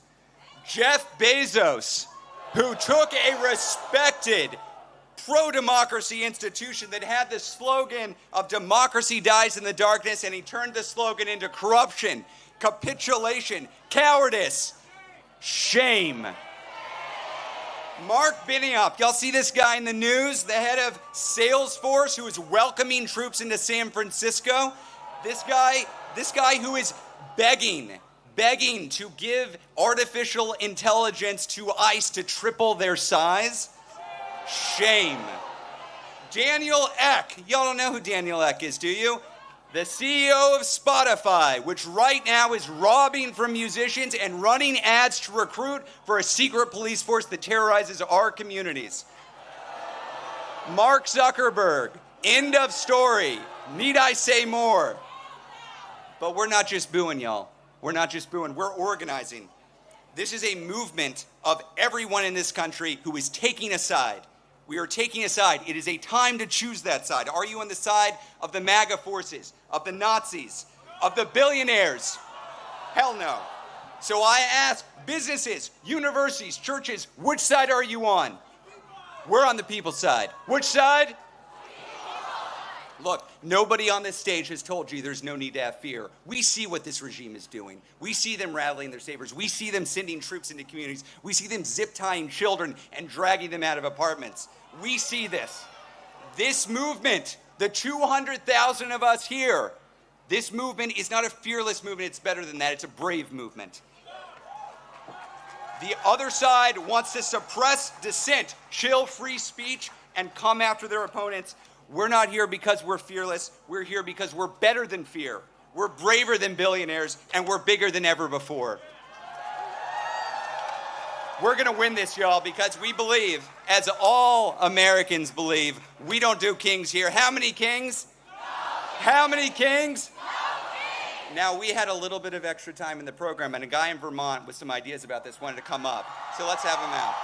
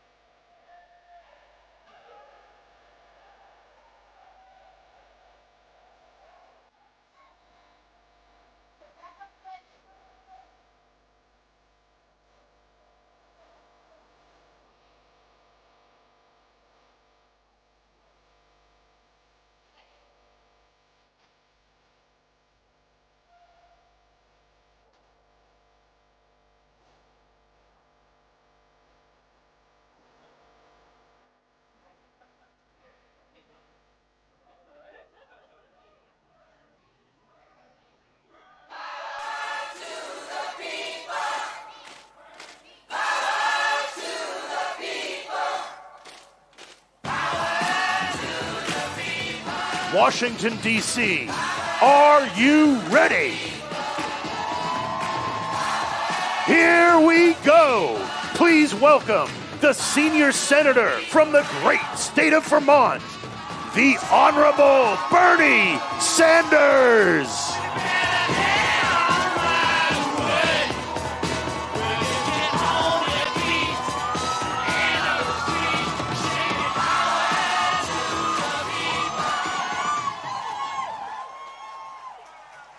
Thank you, Washington. Thank you, Indivisible. Thank you to the millions of Americans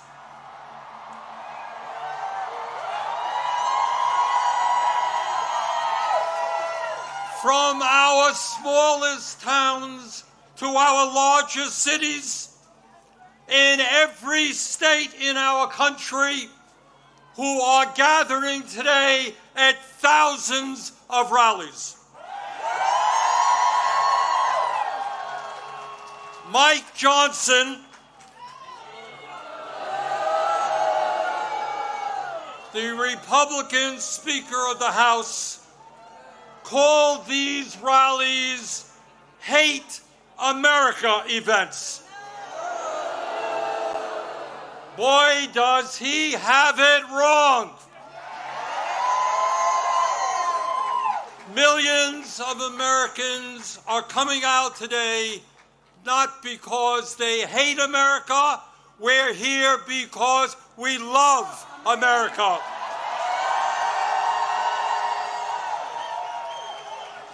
We're here because we're going to do everything we can to honor the sacrifices of millions of men and women who, over the last 250 years, fought and sometimes died to defend our democracy and our freedoms. In 1776, with extraordinary courage, the founders of our country announced to the world that they would no longer be ruled by the King of England, a king who had absolute power over their lives. They demanded freedom. And to bring that about, they fought a bloody war against the British Empire and the most powerful military in the world. Tens of thousands of Americans died in that 8-year war, but our forefathers fought on and they won.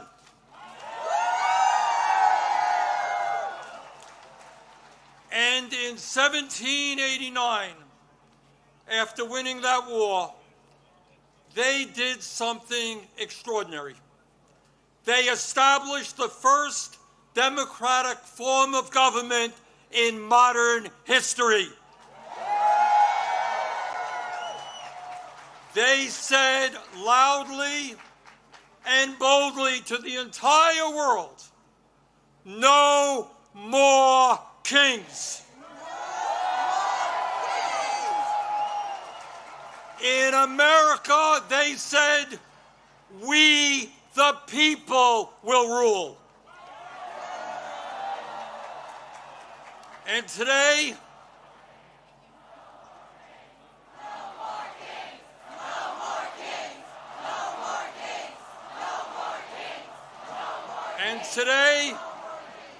today in the year 2025, in this dangerous moment in American history, our message is exactly the same. No, President Trump, we don't want you or any other king to rule us. Thank you very much, but we will maintain our democratic form of society. We will not move toward authoritarianism in America. We, the people, will rule.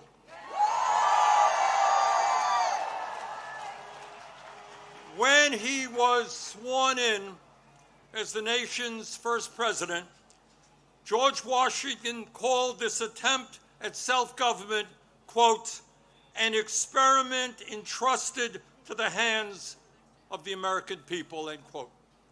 My fellow Americans, in an unprecedented way, that experiment is now in danger. It is in danger when we have a president who wants more and more power in his own hands and in the hands of his fellow oligarchs. It is in danger when we have a president who claims that peaceful protests in Portland, Oregon, or Chicago, Illinois, is an insurrection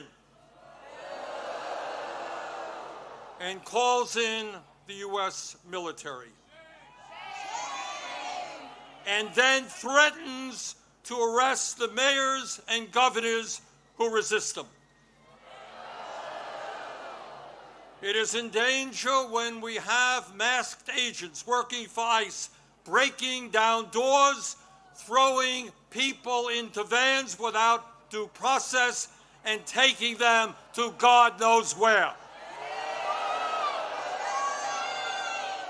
It is in danger when we have a president who sues and intimidates the media, who wants no criticism of him and his policies, and who undermines the First Amendment of our Constitution, the very foundation of American democracy.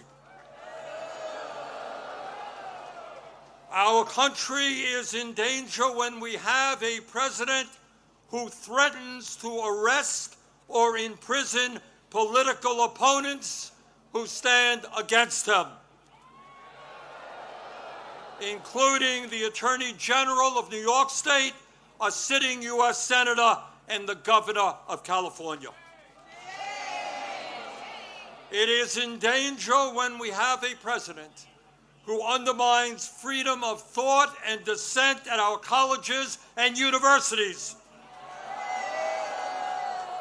and who attacks law firms that oppose him in court. It is in danger when we have a president who threatens to impeach judges who rule against him.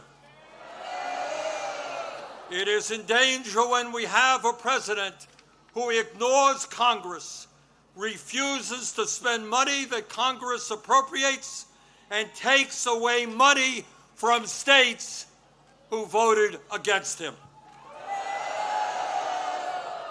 It is in danger when we have a president who demands that states redraw congressional maps to ensure that his chosen candidates win future elections.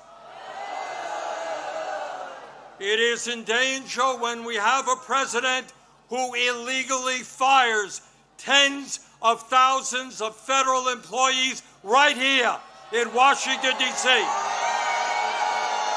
and throughout our country, and rips up union contracts that workers have fought for and won. It is in danger when we have a president who grossly violates the Constitution by accepting gifts from foreign leaders,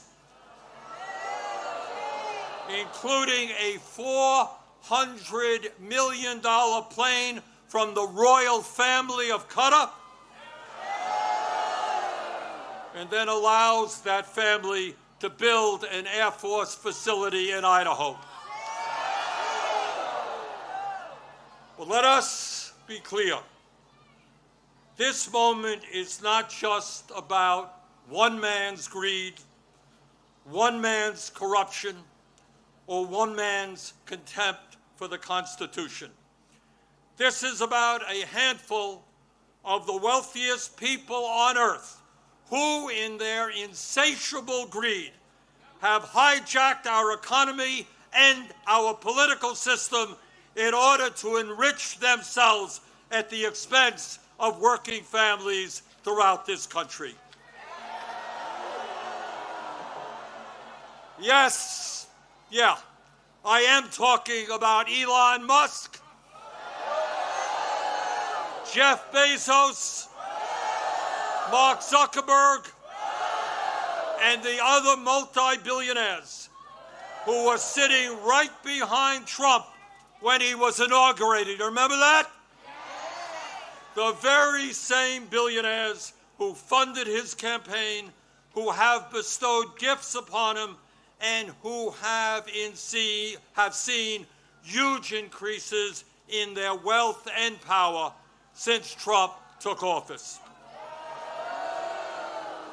Yeah, yes, I am talking about the insanity of one person, Mr. Musk, owning more wealth than the bottom 52% of American households. I'm talking about the incredible injustice of the top 1% in America now owning more wealth than the bottom 93%. I'm talking about the richest people in America becoming much, much richer, while 60% of our people live paycheck to paycheck, struggling every day to pay their rent and mortgages, pay for child care and education, pay for their health care and prescription drugs, afford decent quality food for their kids, and maybe, just maybe, put aside a few bucks for their retirements. I am talking about our nation, the richest country in the history of the world, having the highest rate of childhood and senior poverty of almost any major country on earth. I am talking about our great nation having 85 million Americans uninsured or underinsured, and 800,000 people who are homeless, including people a few blocks from here. All the while Mr. Musk is on his way to becoming a trillionaire. I am talking about the incredible danger of the richest people in this country pouring hundreds of billions of dollars into artificial intelligence and robotics, which in the next decade will decimate tens of millions of jobs for the American working class. I'm talking about a billionaire class who believe that they have the divine right to rule, and who not only want massive tax breaks for themselves, but who reject any form of accountability or checks on their power. My fellow Americans, we rejected the divine right of kings in the 1770s. We will not accept the divine right of oligarchs today.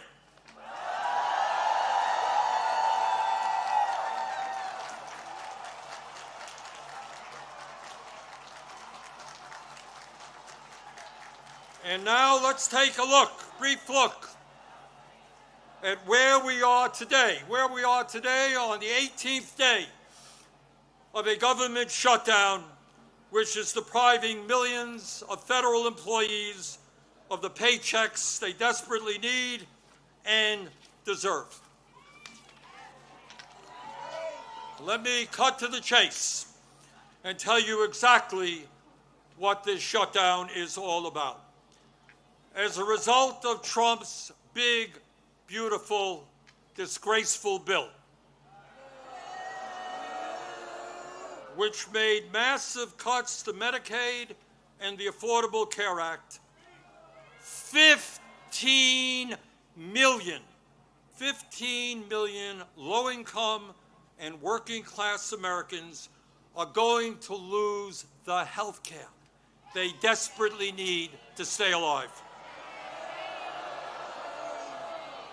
And my friends, studies suggest that when you throw those 15 million people off of the health care they presently have, 50,000 of them will die unnecessarily every single year. 50,000 Americans will die unnecessarily every single year. But that's not all. As a result of that same terrible piece of legislation, over 20 million Americans are going to see, on average, a doubling of their health insurance premiums through the Affordable Care Act. In my state of Vermont, just the other day, people received notices from insurance companies that their health care premiums in some cases would triple or quadruple. And that is going on all over the country. At a time when we already pay, by far, the highest prices in the world for health care, millions of Americans are going to see outrageous increases in their health care premiums, which they cannot afford. And why is that happening?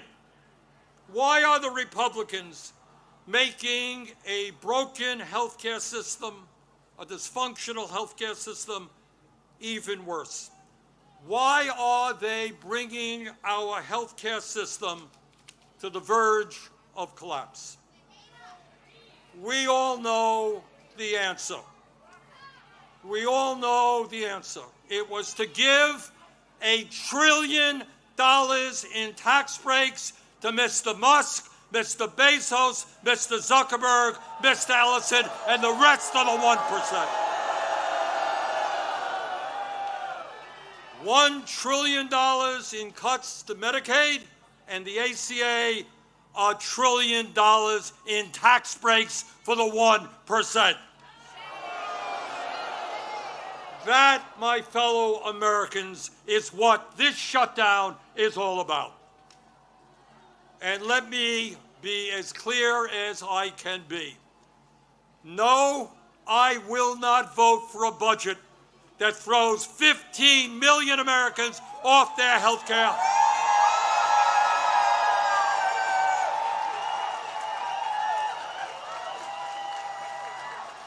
No, I will not vote for a budget that doubles premiums for 20 million Americans. No, I will not vote for a budget that forces nursing homes, rural hospitals, community health centers to lay off staff and close their doors throughout this country. All to give huge tax breaks to the billionaire class. So today, right now, I say to my Republican colleagues, come back from your month-long vacation.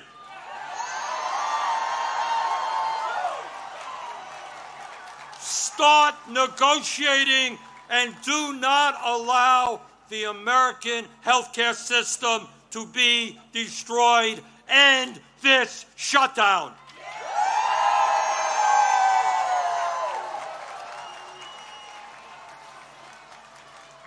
My fellow Americans, we are the greatest country in the history of the world. And when we stand together and don't allow demagogues to divide us up, there is nothing that we cannot accomplish.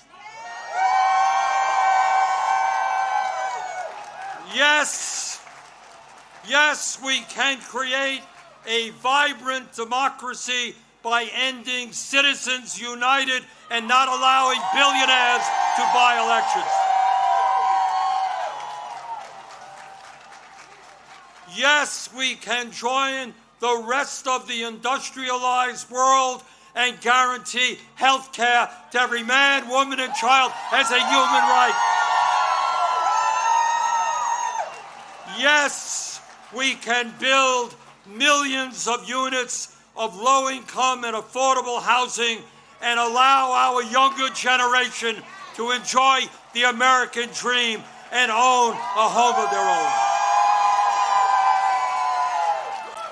Yes, we can make public colleges and universities tuition-free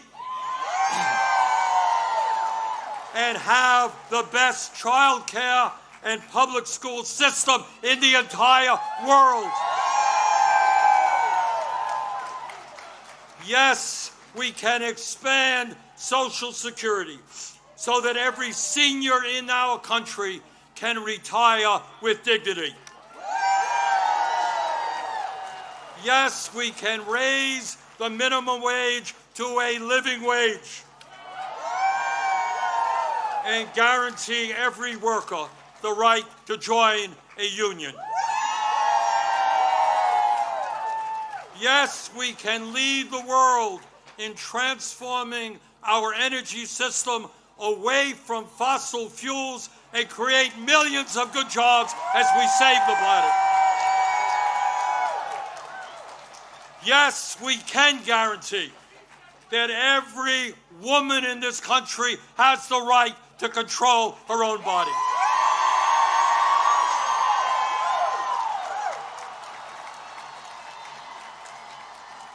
Yes, yes, we can have a foreign policy that guarantees that never again will American taxpayer dollars be used to starve children in Gaza or any place else.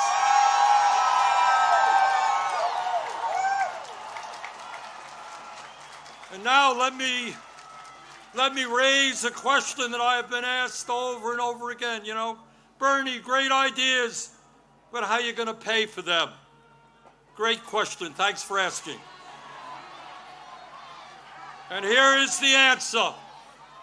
At a time when the wealthiest people in America have never, ever had it so good, at a time when billionaires are paying an effective tax rate lower than a truck driver or a nurse, yes, the top 1% and large profitable corporations will pay their fair share in taxes.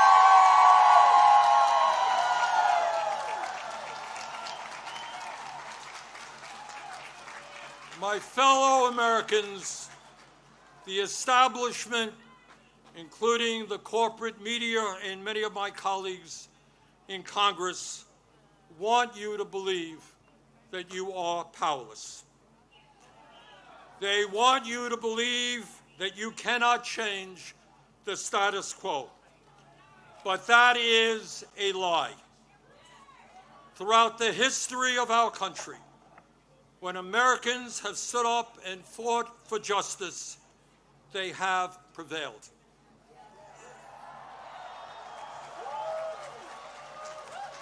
When the founders stood up to King George, they were told it was impossible, but they won. When abolitionists fought to end slavery, they were told it was impossible, but they won. When workers organized to form unions and stood up to their bosses, they were told it was impossible, but they won. When women demanded the right to vote, they were told it was impossible, but they won. When black Americans fought to end segregation, they were told it was impossible, but they won. When the LGBT community stood up for their rights, they were told it was impossible, but they won. Brothers and sisters, they did it then. We can and will do it now. And how do I know? How do I know that we will succeed? Take a look at this huge crowd right here in our nation's capital. But it is not just here, as I understand it. Today, October 18th, 2025, there are more people out on the streets in more communities all over our country than we have ever seen in American history.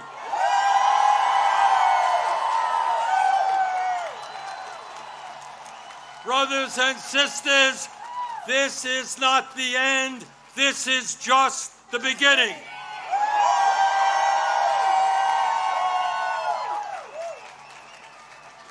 Together, when we stand united, when we don't allow Trump or anybody else to divide us up by the color of our skin or where we were born or our sexual orientation, when we stand together, we will create the kind of nation that you and I know we can become.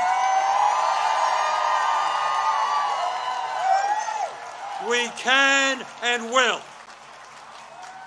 create a nation devoted to freedom, justice, and democracy. Thank you all very much.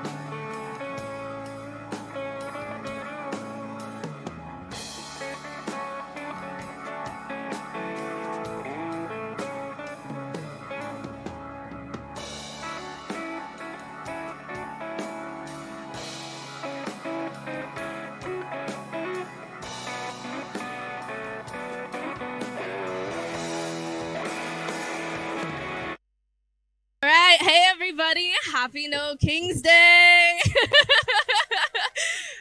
on, you guys can do better than that. We're about to make history out here. All right.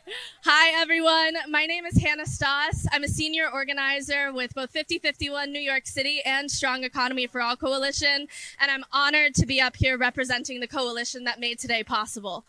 The New York No Kings Coalition and nationally is committed to nonviolence. And we protest because we love the ideals that this country is founded on. Ideals that we have never lived up to quite yet. The New York City March is endorsed by over 50 organizations, and we come from all different beliefs. We come from all different walks of life. We don't agree on everything, but we do agree that we need to protect our country from rising authoritarianism.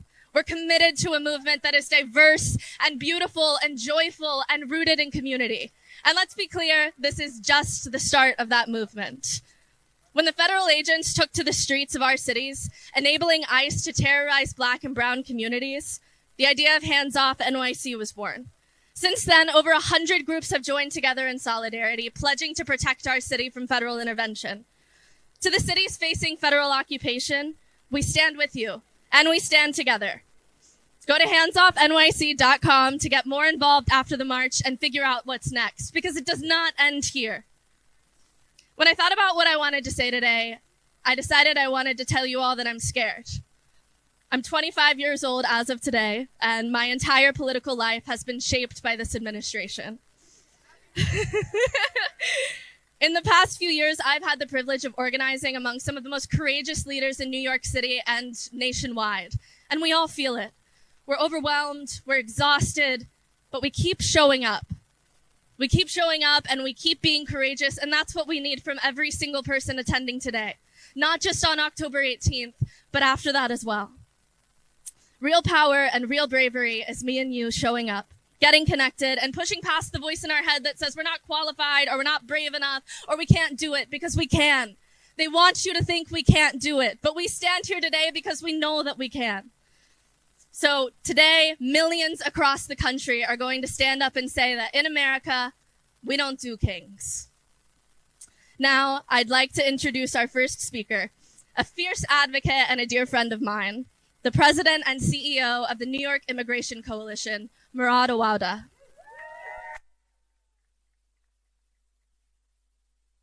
Thank you, Hannah, and happy birthday.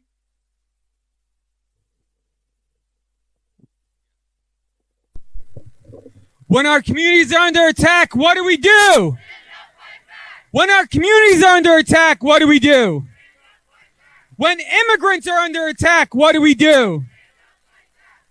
Good morning. My name is Mehdi Awada. I'm the president and CEO of the New York Immigration Coalition. It is our pleasure and honor to stand here in coalition with all of our partners who have made today possible. Nobody needs to wonder, what would America look like under an authoritarian takeover?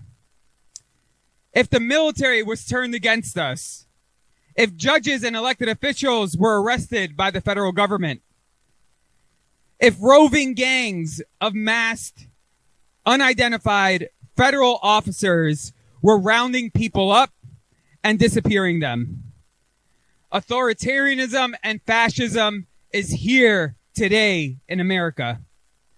And it is critical that every New Yorker and every single person who calls this country home stands up and fights back. We must stand up for every New Yorker. That includes our immigrant neighbors. We must stand up and organize our communities. In this moment, we're seeing what's happening, and what started in LA has made a roving appearance in Illinois now, what's happening in Memphis and Oregon, and what is happening in Washington, D.C. And the courage and bravery of Americans standing up and fighting back is what is going to save our democracy. In this moment, we're seeing right here in New York City, where people go to seek justice, being faced with injustice in immigration court, where mass agents are snatching people showing up to fight for their ability to stay here. You often hear the rhetoric of do it the right way. If going to court and following the process to the letter of the law is not the right way, then I don't know what is. And people are still being disappeared in that moment. As we gear up to continue to fight against fascism in this country, we know that this administration is going to continue to escalate against our communities. And that is why it is important that we document everything. That is why it is important we stand up for one another. And that is why it's important that we also volunteer and make sure that we are standing up organized in a way in which we are helping the most people possible. For those who are interested in supporting the work we are doing at the NYIC, visit our website, nyc.org/volunteer to sign up. The one essential thing that Albany can do for New Yorkers is pass the New York for All Act and make it clear that the state of New York is not going to collude in harming New Yorkers, separating families, gutting our communities and economy, and making sure we take a strong stance against this administration's efforts to undermine everything we believe in and all of our New York values. Democracy is up for grabs. It is up to us to save it. Thank you.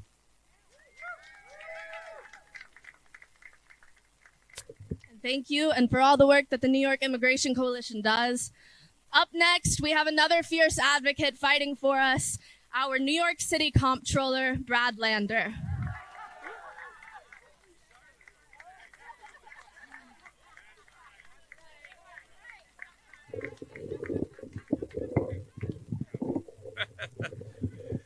Good morning. I'm New York City Controller Brad Lander, and they told me the incredible Charlotte Soner was up next, or I wouldn't have shouted out, "That's right."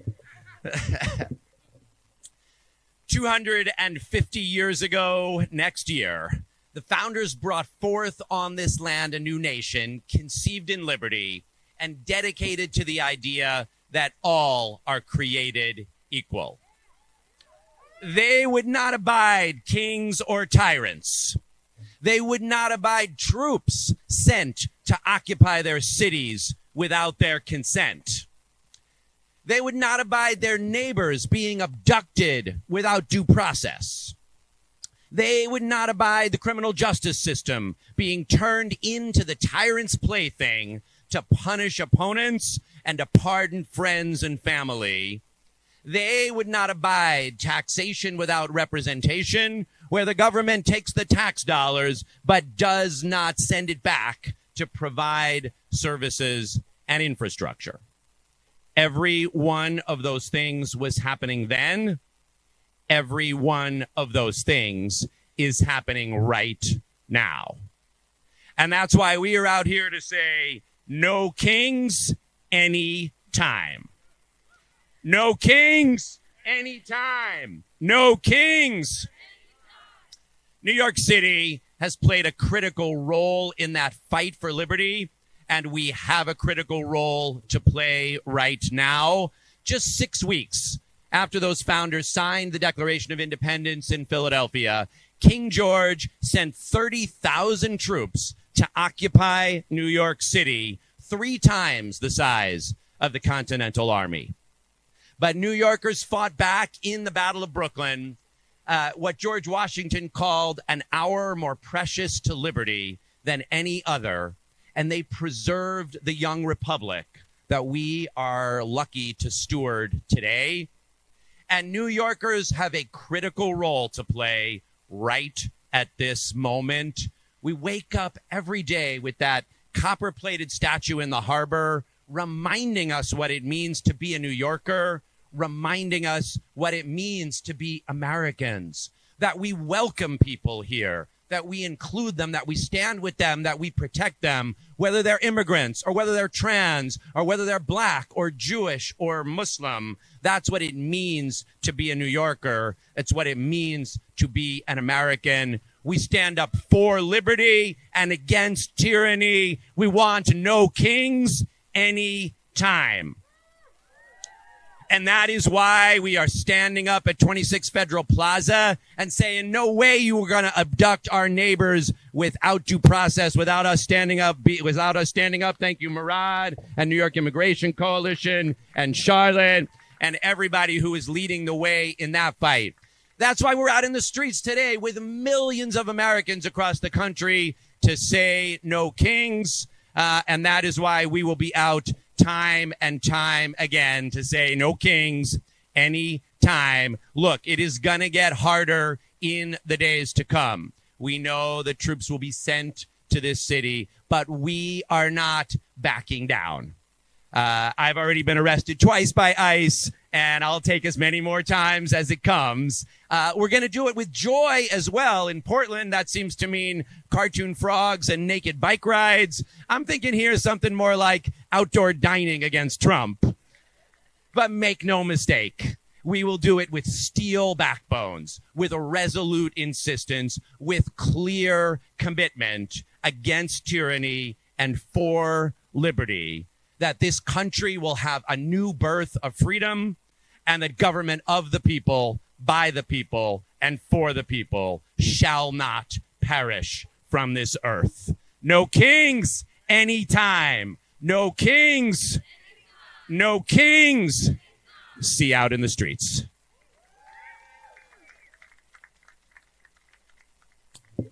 thank you to Brad for standing with us again and again at protests like these and for advocating for us from the halls of the city.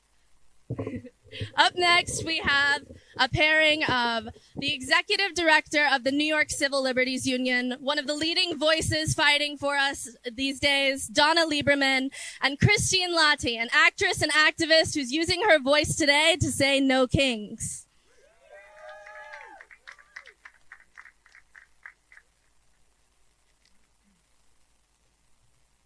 Good morning. The New York Civil Liberties Union is proud to stand with hundreds of thousands of New Yorkers and millions more across the country to say no kings. No kings in blue cities. No kings in red cities. No kings in Washington, D.C. or Portland or Chicago or Memphis. No kings in New York City. No kings, period. Ours is a government based on rights and laws, a government by and for the people, and for equal justice for all. And no one is above the law. We will not be bullied into silence. We will not stand by and let the president who would be king commandeer the full force of our federal government to demonize and bully and lie about our communities, to separate families and terrorize immigrants and citizens alike. We will not stand by as he unlawfully calls out the National Guard to turn our cities into occupied territories. We will not stand by and let them normalize a regime of secret police, ICE agents behaving like thugs, unaccountable, ununiformed, hiding behind masks in order to do their abuse and dirty work. We will not stand by and let them wreak havoc on our courts, our schools, our universities, which are the foundations of our democracy. And we will not stand by and let the racist in chief turn back the clock on equal rights for Black people, Latinos, for women, for the LGBTQ and immigrant communities. We will not stand by and let them hijack our democracy. No kings. No kings. No kings. I am so proud that my organization, the ACLU, has filed nearly 200 legal actions to defend free speech, due process, equal rights, and the rule of law. And we've trained thousands, tens of thousands of people to know their rights.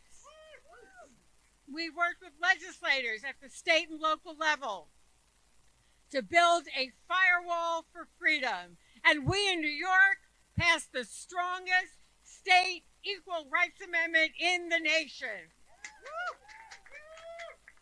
We're in the streets today, and millions strong, and we'll be here with people of every race, gender, national origin, again, and again, as long as it takes to protect our democracy. The people united will never be defeated. The people united will never be defeated. Hands off our immigrants. Hands off our health care. Hands off our university. Hands off science. Hands off our freedom of speech. Hands off our journalists. Hands off our right to protest. And hands off our kids, their parents, and their schools. Hands off. Hands off our democracy. And keep your troops, your fear-mongering, your prejudices against Black people, Latinos, women, LGBTQ people. Keep your prejudices and hate out of New York. No kings. No kings. No kings.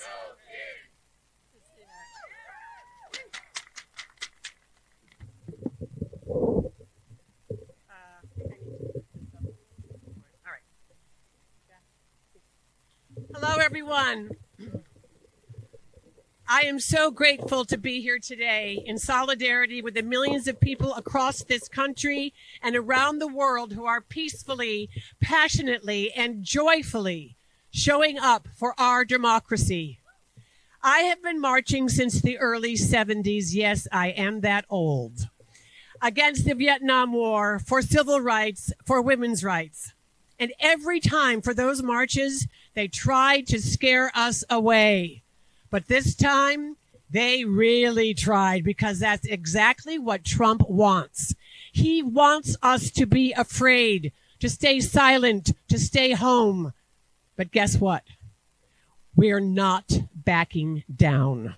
We refuse to let fear and hatred win, because we love our country, we cherish our democracy, and we will never remain silent in the face of a wannabe king who is doing the most unpatriotic thing by ripping up our Constitution in front of our very eyes. We are peaceful patriots, millions of us, united by love and respect for each other and for our Constitution. We will fight their hatred, division, and fear with love, joy, and inclusion. We rise up today to remind Trump and his allies, America does not do kings. We all know what Trump has done, but what is important is what we, the people, are going to do about it. They can't silence us. And when we speak up, when we show up, we can make change. We are unafraid, and we are speaking up for our fundamental freedoms because America belongs to its people. We will never do dictators. And as America-loving patriots, we will always fight for, as the last line in our Pledge of Allegiance states, liberty and justice for all. Remember our Pledge of Allegiance, Trump? Can we say it loud so he can hear us? Liberty and justice for all. One more time. Liberty and justice for all. Thank you.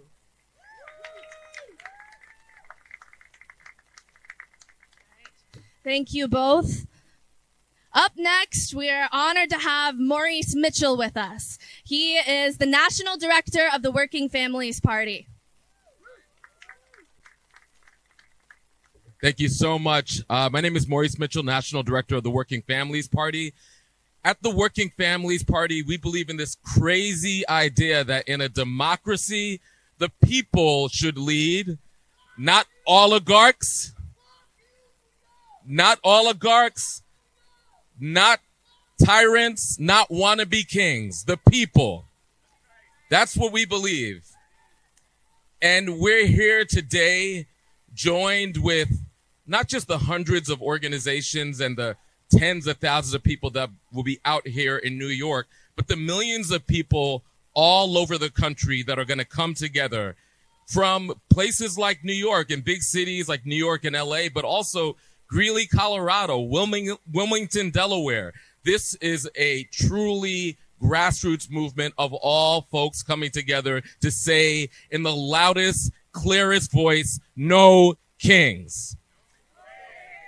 And why are we here? Well, we know, and we've heard from other speakers, what Donald Trump, MAGA, what his administration is doing, the terrible tyranny they're attempting to rain down on our cities, and the fear and terror that they want to stoke. But I'm here to say I am unafraid. We are unafraid because we know that our courage is contagious and that kings and wannabe dictators, they could only win when the people actually believe the lie that the fear that they stoke is real.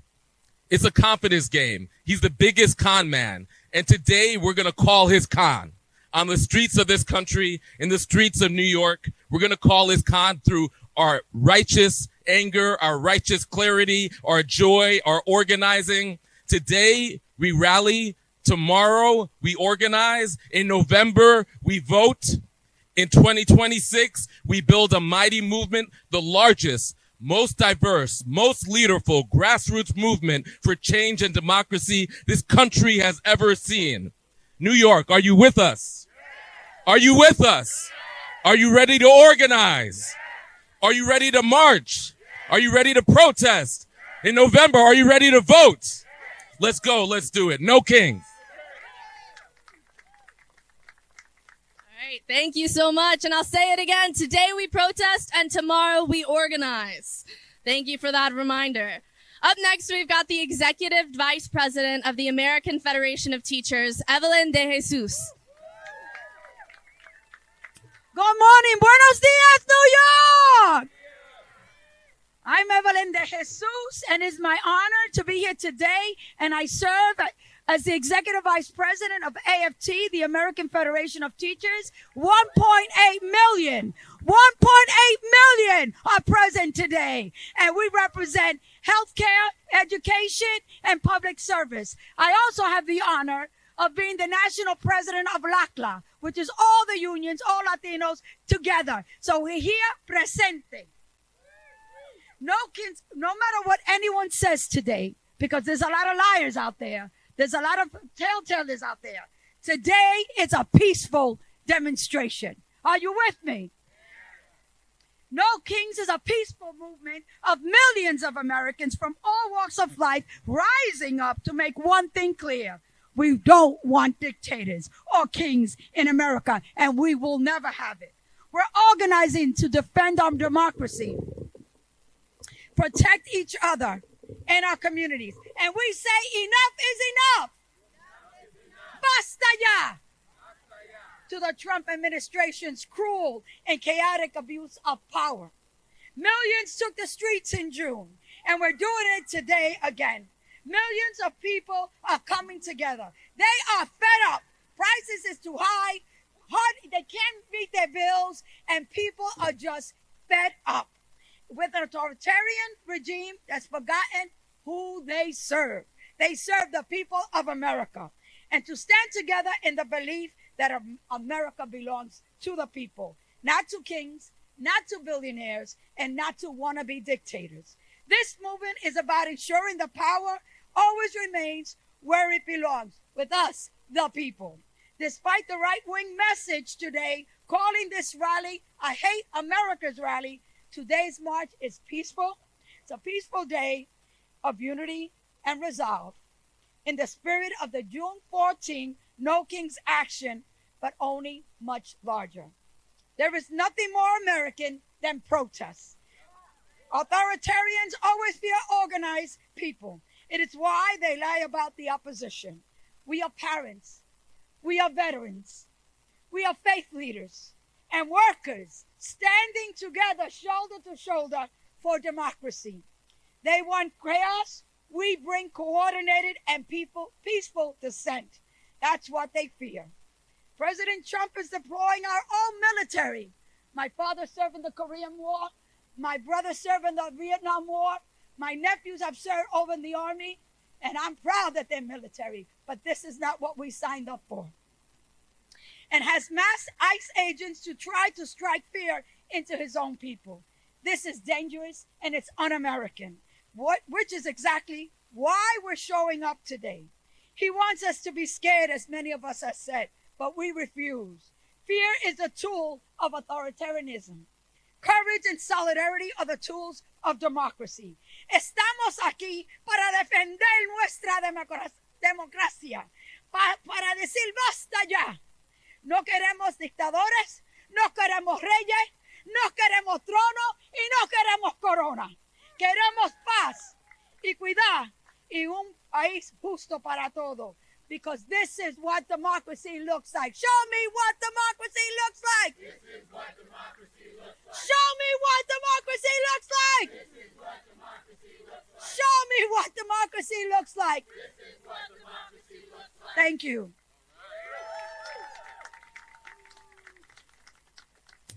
Amazing. Thank you so much for that. And Up next, I'm excited to introduce Charlotte Soner from Resources, Opportunity, Connection, and Community New York City on behalf of detained trans immigrant New Yorker, and Jose.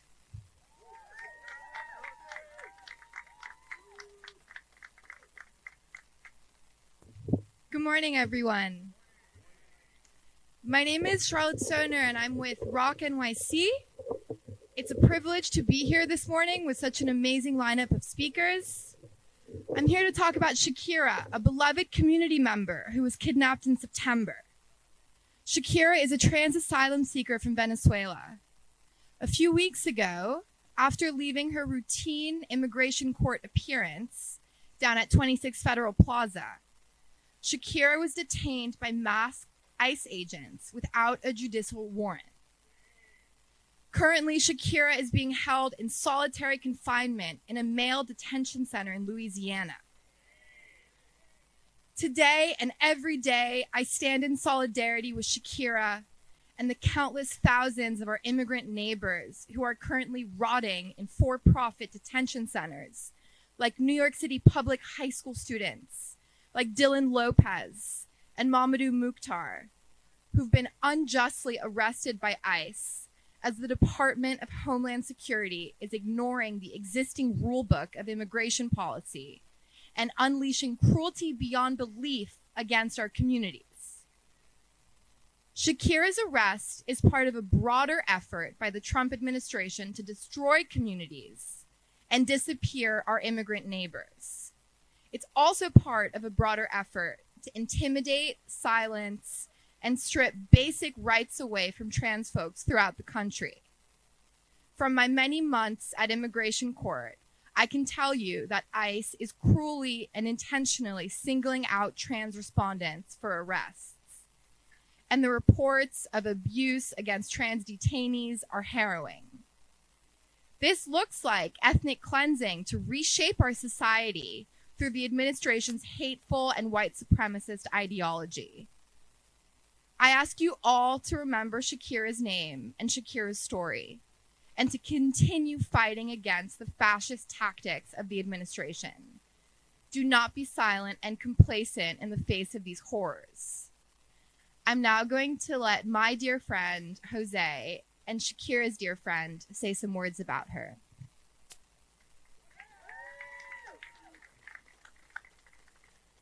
Gracias a todos por estar aquí. Thank you everyone for coming.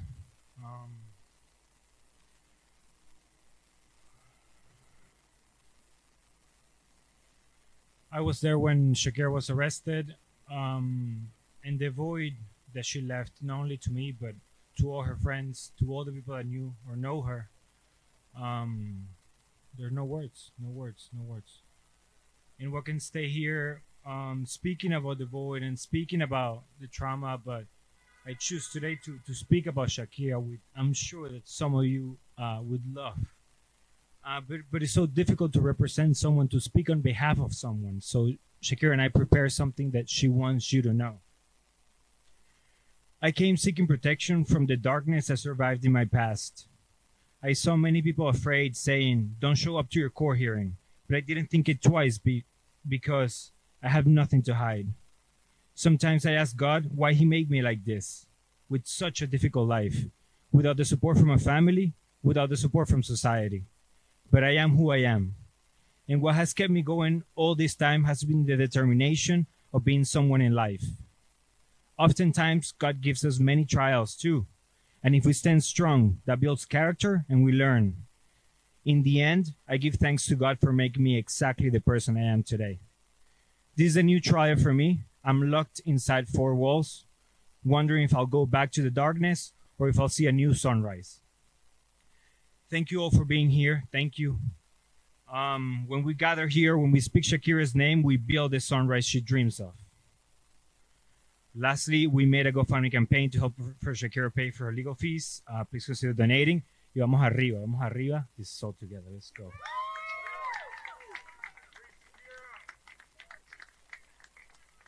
Thank you both so much for that. Stories like that remind us why we gather out here today, and we appreciate your bravery. Up next, I'm super excited to introduce my New York City Council member and somebody repping us young people in City Hall, Chiose.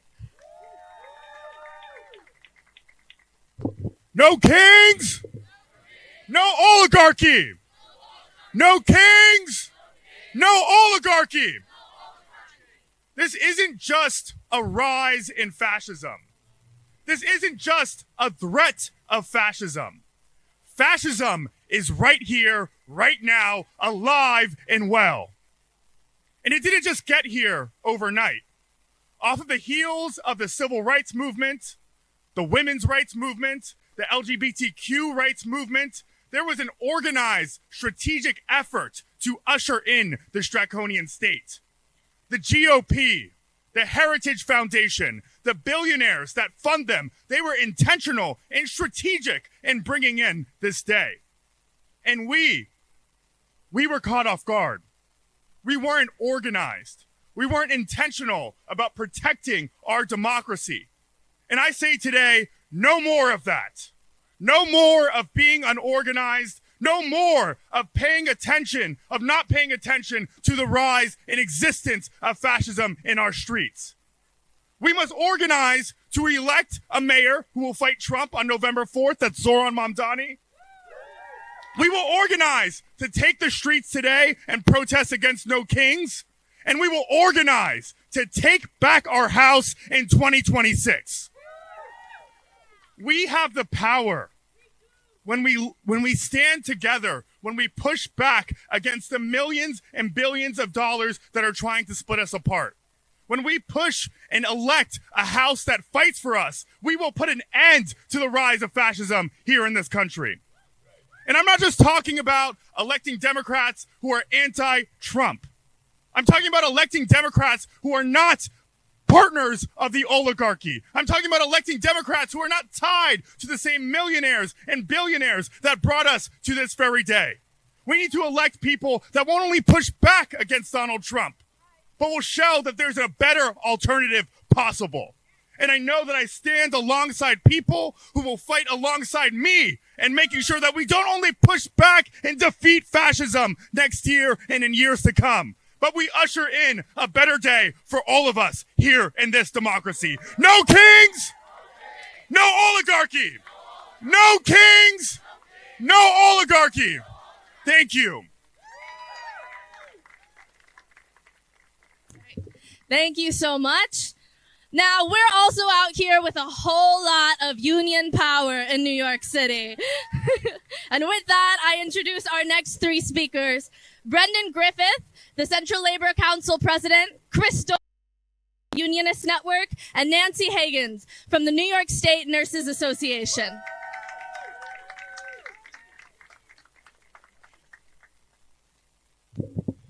Good morning, sisters, brothers, and siblings. Can you hear me? When worker rights are under attack, what do we do? When immigrant rights are under attack, what do we do? And when civil rights are under attack, what do we do? Thank you very much, sisters, brothers, and siblings. My name is Brendan Griffith, and I am the president of the New York City Central Labor Council, AFL-CIO. We represent more than 300 unions and over 1 million working people across the 5 boroughs of New York City. And working people in New York City know what happens when power stops answering to the people. We see it when corporations cut corners at our expense. We see it when this administration in Washington uses its power to punish and divide instead of to serve. The New York City labor movement is here today because No Kings is more than a slogan. It is a statement of who we are as New Yorkers. This city does not bow to anyone. We believe in shared power, collective strength, and democracy that grows from the ground up. Since the last No Kings in June, the administration has only deepened its attacks across this country. It has targeted immigrant families. It has attacked collective bargaining rights. And it has tried to weaken public programs that workers rely on. It has weaponized the justice system to go after political enemies, including our own Attorney General Tish James, whose courage and commitment to justice has never wavered. And these actions, they hurt communities everywhere, including right here in New York City. The shutdown in Washington, that is the latest example of that abuse by power. This administration and its allies are holding people hostage, throwing millions of working people into needless turmoil. Federal employees, including veterans, frontline public servants here in New York City, they keep our airports safe. They protect our food and water. They deliver vital services every day. And now their livelihoods are being disrupted while the cost of living continues to climb. At the same time, this administration is escalating its partisan attack on New York by freezing billions in funding for the Hudson Tunnel Project and the Second Avenue subway. And that means tens of thousands of good jobs are put at risk. And it is an intentional assault on our city, our infrastructure, and our communities. But New Yorkers, we know that we have never been afraid to stand up. When nurses fight for safe staffing, when federal workers demand fairness and freedom from political retribution, when immigrant workers organize for dignity, they are fighting for their communities and for the values that bring us together today. The labor movement represents every worker who makes this city move, from subways to schools to hospitals and construction sites. And let us be clear, New York is a union town. Our power is collective and our solidarity is unbreakable. Authoritarianism, it feeds on fear, but labor builds on courage and on unity. No kings means no one stands above the people of this city or this nation. It means that working people standing shoulder to shoulder to defend our rights, our democracy, and the future we are building together. Sisters, brothers, and siblings, when I say union, you say power. Union! Union! When I say immigrant, you say power. Immigrant! Immigrant! And when I say people, you say power. People! People! People! People! Thank you very much.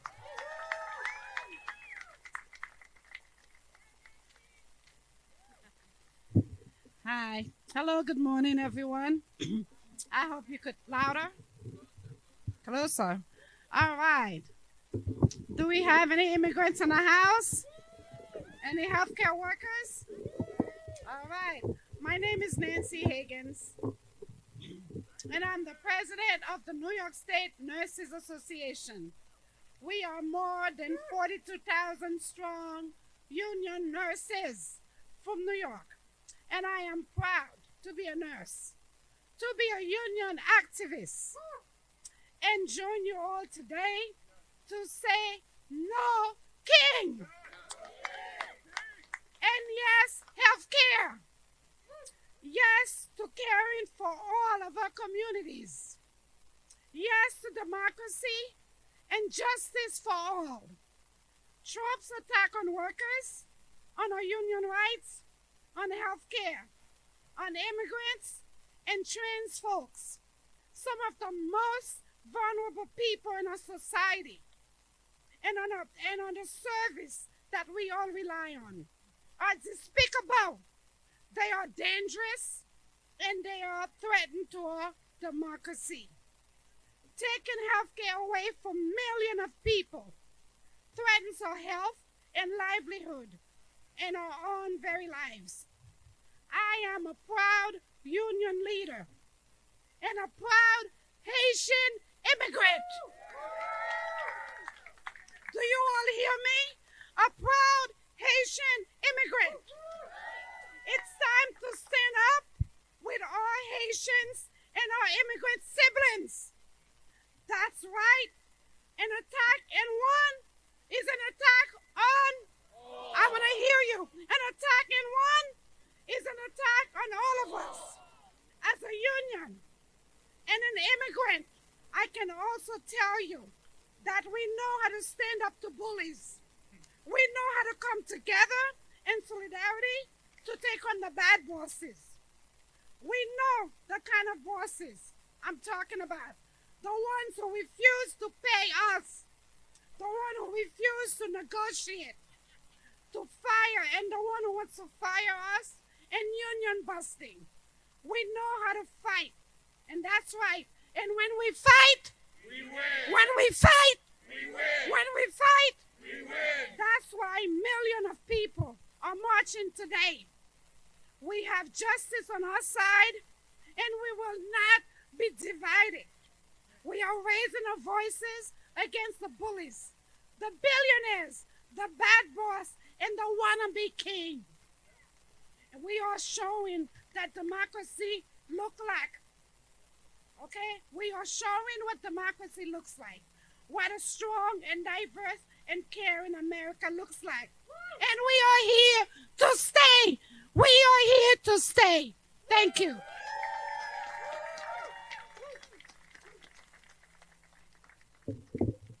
My name is Chris Doles, and I'm one of the co-executive directors of the Federal Unionist Network. You go up a little higher. That's fine. I'm used to friends, family, strangers having heard of my employer, having worked for 8 years for the federal government. What I'm not used to is everybody knowing its address, because I worked at 26 Federal Plaza at the Army Corps of Engineers, where earlier this year, I couldn't have been prouder of my coworkers in the federal government who stood up when our workplace, when our building, when our government became the site of a constant humanitarian crisis. And that solidarity that grew out of the workplaces of federal workers and federal buildings all over this country has taken hold in the federal workforce all across this country, despite the trauma that this administration seeks to put us in. Today, there are tens of thousands of federal workers joining these demonstrations all over the country, probably hundreds of thousands. And we are here to help tell the story about the effects that they're trying to bring, not to us. This is not about us. As much as I appreciate the sympathies, this is about the public and the public services that we provide. That's what they're after. This current government shutdown shows just in greater relief the sabotage of public services that this administration seeks to bring to all of America. And for the benefit of who? Billionaires and tax cuts, the deregulation of the markets, a general hellscape without health care, without environmental protections, without all the things that regular working people need. But this shutdown is but a preview. And if you're worried about the effects of this shutdown, then you should be worried about giving any budget to this administration on Donald Trump's terms. This shutdown is also the showdown we've needed all year long. The pain is real for us as federal workers in this shutdown, but the pain is real for all Americans, and the pain will be permanent if we don't win this shutdown. The American people have shown that they have our back. Credit unions are extending 0% interest-free loans to federal workers who need it. The unions have our backs. We have mutual aid programs to make sure if you're a federal worker and you're in distress, you will not have to make any hard choices. America has our back, and we have America's back. Today, one of the things we as federal workers will be doing at these demonstrations across the country is renewing the oath that we took when we took federal office. That oath requires us to support and defend the Constitution against all enemies, foreign and domestic. The demands that we take in this shutdown showdown, sure, of course, we must restore the health care that's on the chopping block. But we also must stand up for the division of powers and the right of Congress to decide what money gets spent and stop this administration from impounding funds.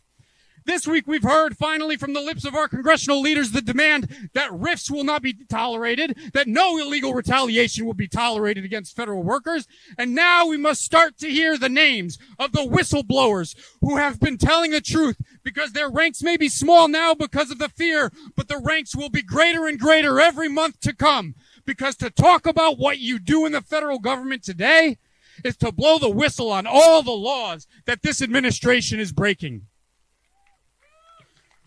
We stand with all of you, the public, federal workers, as one. We need the same resolve in Congress that the federal workers have shown all year long. Hold the line. Hold the line.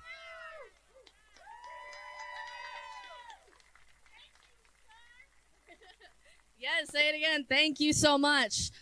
All right, up next, we have a real treat, and we have L. Joy Williams, the president of the New York State NAACP. No kings! No kings! I'm L. Joy Williams. I am president of the NAACP New York State Conference, and you will see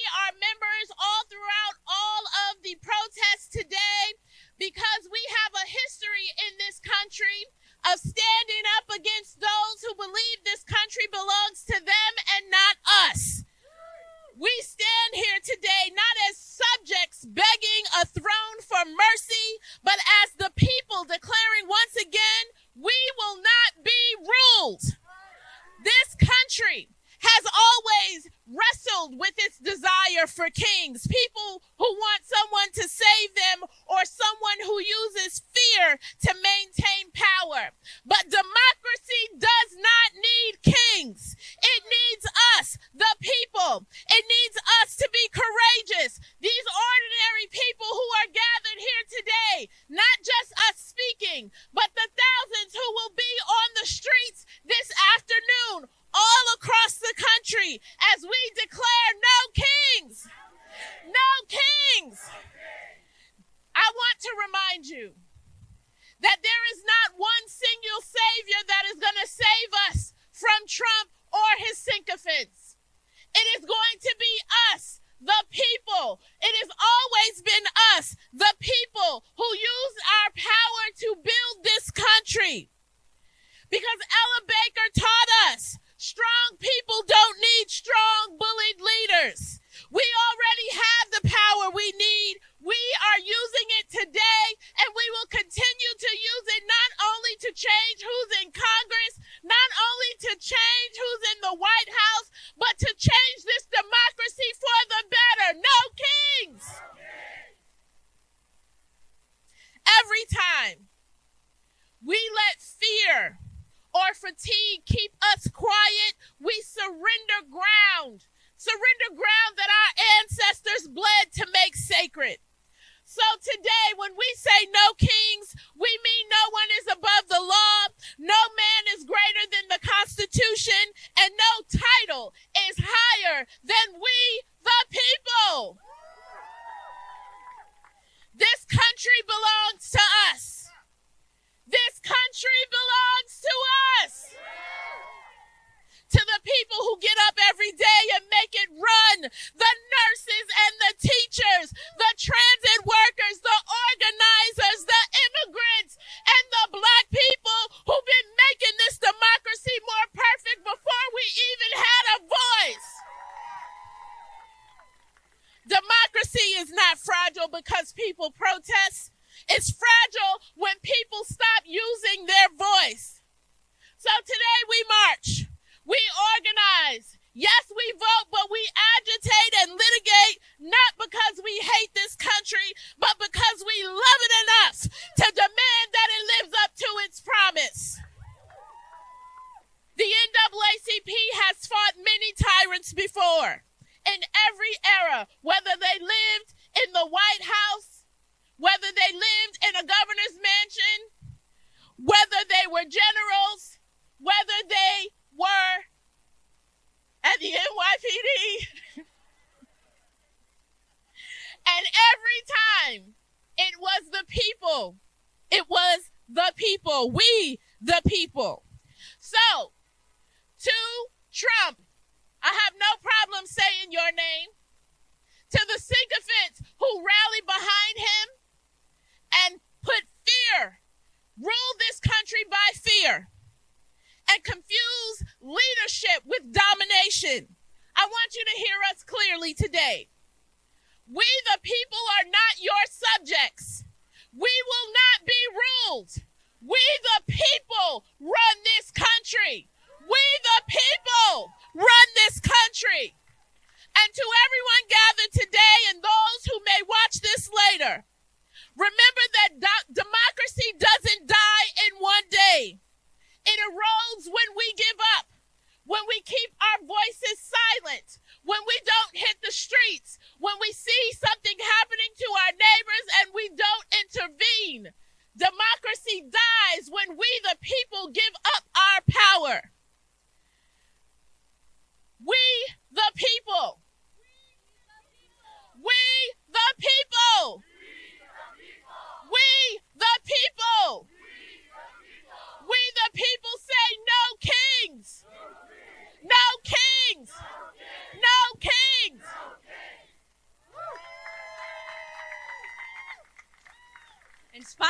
and invigorating. Thank you so much for being here. Now I'd like to introduce Dred Scott from the Fall of Freedom Artist Group.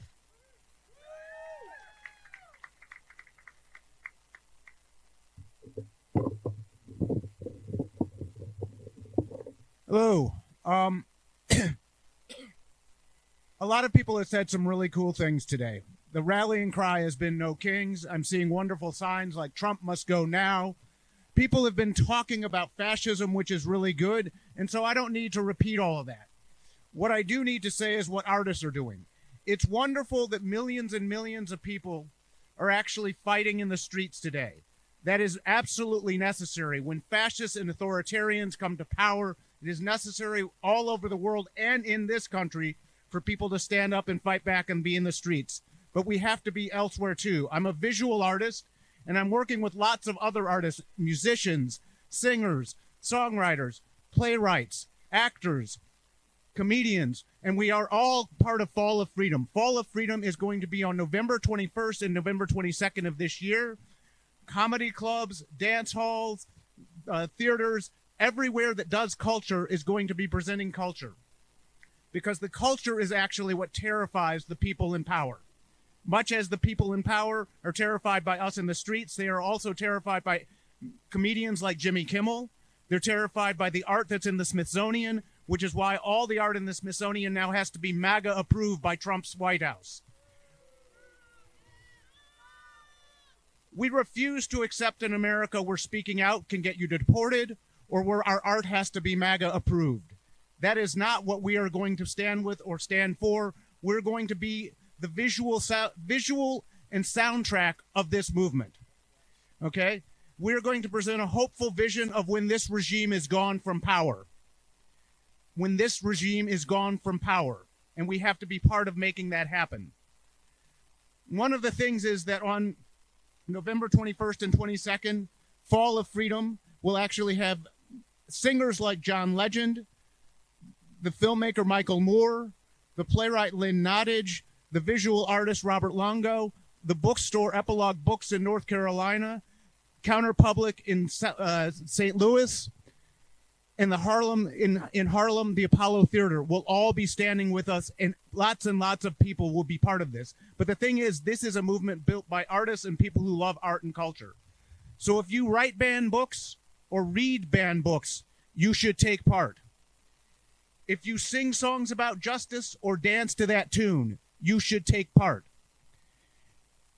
If your art hangs in the National Gallery or in local coffee shops, you should take part. This is open source, much like this demonstration today where millions will be taking part in the streets. Fall of Freedom is calling on people to take part. Ask your bookstore to read from banned books on November 21st and 22nd. Ask your favorite music club to actually play artists that are talking about fascism and getting free from it. We want to be part of this, and we invite you to be part of this. So, again, go to falloffreedom.com. That's where you could find more. I see somebody writing it down. That's really great. This is cool. Thank you. Because we are new. We are new kids on the block. There are some seasoned people here. But okay, we're getting more loud because there are people coming through that are getting loud too. It looks like they have some green vests, and they're going to be helping shepherd the march, which is really cool. So anyway, I just want to say November 21st and 22nd, go where you love culture, and if you make culture, have your culture on display, because authoritarians and fascists love silence, and we are going to be a cacophony. We are going to be loud and visible. We're going to stand up and have solidarity, and that's actually what is going to drive this regime from power. Thank you. Thank you so much. We're lucky to be joined by all kinds of people, from artists to union leaders. And up next, Representative Yvette Clark.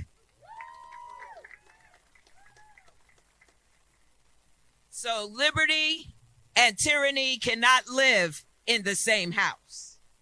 It is up to each and every one of us to recognize that the anxiety we feel is real. That anxiety has to be turned into power. And today we demonstrate that power. So today we say no kings. That's not loud enough. Today we say no kings. In Washington, D.C., there is a total breakdown of our democracy. Speaker Johnson has become a wholly owned subsidiary of Donald Trump. He has shut down the House of Representatives, where we do the work for the people. Tyranny and liberty cannot live in the same house. So today we say no kings. Today we say no kings. And we need to make sure that as we proceed through this era, that we teach our children the truth. The propaganda that our adversaries are pushing and shoving down their throats only works to their demise and ours too. So teach the children the truth. Democracy, freedom, liberty cannot live in the same house with tyranny. And so today, each and every one of us will be the soldiers that we need to liberate this nation from Donald Trump and all those who espouse his type of tyranny. To each and every one today, it's my honor to be out here. I am in Washington, D.C. We are showing up, though our Republican colleagues will not. We are there for health care. We are there for our cultural affinity to serve as Americans who make sure that our federal workers will be treated with dignity, that we rebuild and reimagine a civil society that includes everyone from every background, from every race, every religion. Right now, again, this is a power grab that we will not abide with. So to everyone here today, let's go. We are going to take these streets, and if we need to come out every week, we must do so. This is an imperative, folks. What is happening, what we are feeling, what we are experiencing is real. And if we in any way believe that we can slide through this, there are those who say that they are not about politics. Well, let me tell them today that politics is about them. And what these folks are doing in Washington, D.C. is the power grab for the generations. So each and every one, let us be resolved.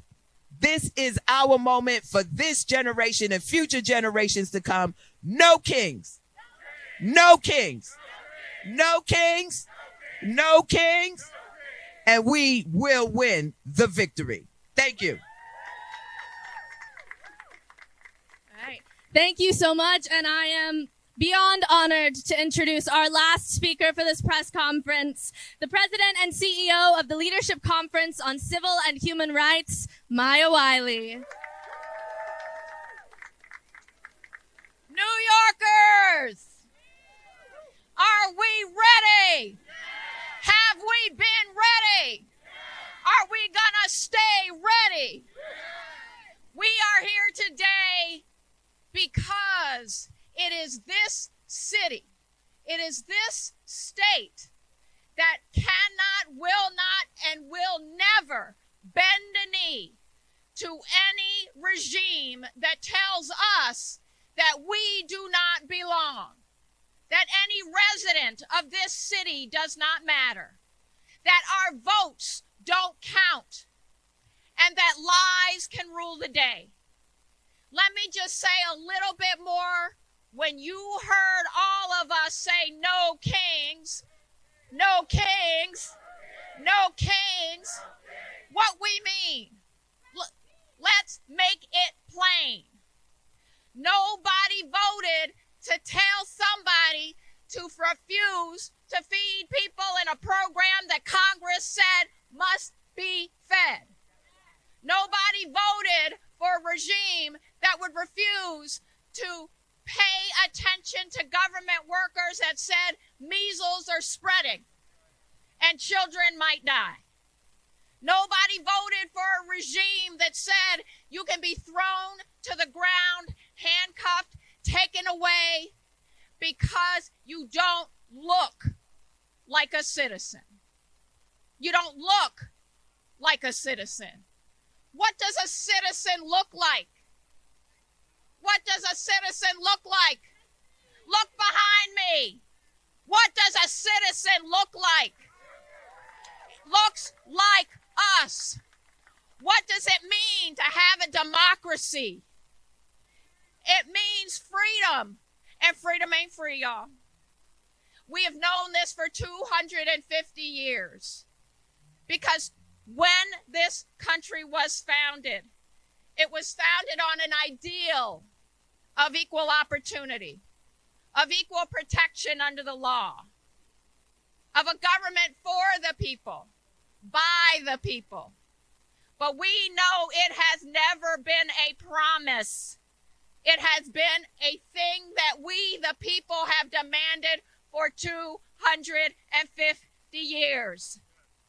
And I say that today because we have a regime trying to tell us that teaching the history of slavery cannot happen. We have a regime that is telling us that the fact that teachers want to teach what they believe they should teach is wrong. We have a regime that is telling us that, by the way, the federal government can try to force states to tell them who can vote and who cannot. That is what we are standing up to say, no, you can't, and no, you won't. Because whether you clean a bedpan or clean the streets, whether you teach a child to learn, or whether you simply just show up every day to take care of your family, you have a right to be here. You have a right to be respected, and nobody can tell you that you don't deserve to be treated like a citizen of this country. And I mean citizen in this way. I didn't ask you for a passport. Citizenship is about showing up.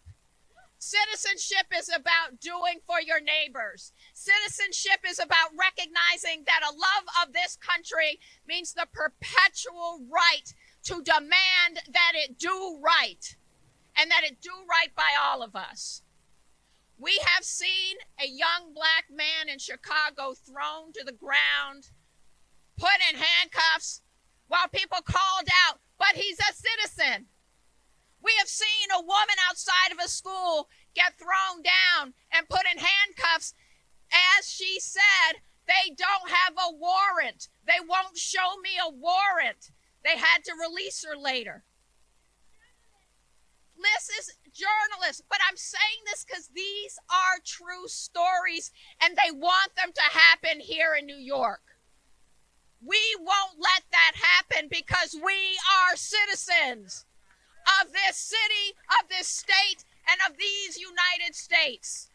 And all we say to anybody who listens is we're not asking who you voted for. We're asking what you care about.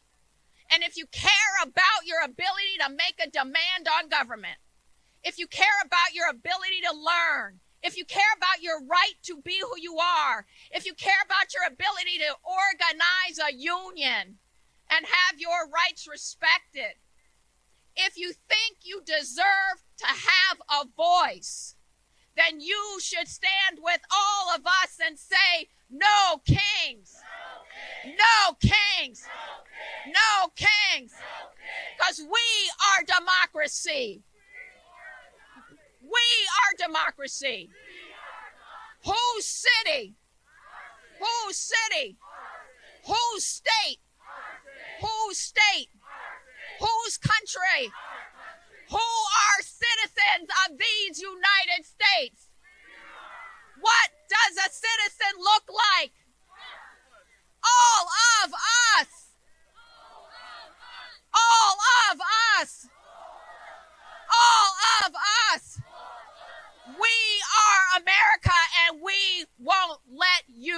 take her.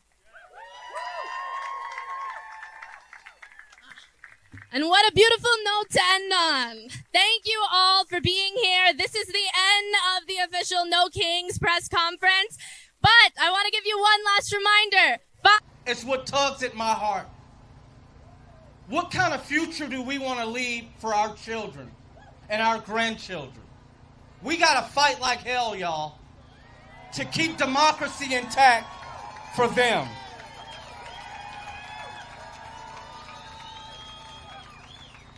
Now, we've got a panel of speakers coming up who are going to speak to a lot of the other reasons we're out here today. So without further ado, I want to bring up Catherine Stewart. Catherine is a dedicated certified nursing assistant at Highland and a proud member of SEIU. Catherine is deeply committed to advocating for workers' rights and strengthening her community through her political involvement with SEIU, and she continues to champion treatment, respect, and opportunity for all healthcare workers. Catherine.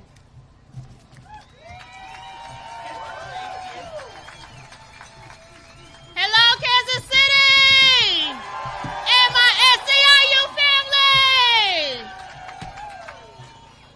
So, as he says, my name is Catherine Stewart, and I am a healthcare worker. I've been working at Highland Nursing Home for over close to 5 years now, and I'm a proud member of SEIU. So, you know, our president, which I don't even want to say his name, so I just say president. Your president is supposed to be someone that stands up for everybody. But it's pretty clear to me that he just doesn't want to do that. He only wants to keep his rich friends wealthy and more richer. He does not want to take care of us like he should. Anybody that gets into a position of this kind of power and abuse it does not deserve it. They are abandoning people like us. They slashed the SNAP program, the food stamps. They're trying to double our insurance premiums. We're not having it. Now they mess with Medicaid. We're not having that either. Whether they know it or not, Medicaid is the heart of our country, in our city, in our state. It runs half of our facilities that are running around here. Without that, we will not be standing. I have a son with autism, and I'm telling you, Medicaid came in handy for me as a parent. As a parent of 3 children, it helped me out bringing my children up. And I know right now there's a lot of parents out here that is helping right now to help with your families as well. So while he's trying to take all of this away from us, he doesn't realize what he's doing to himself. God don't like ugly.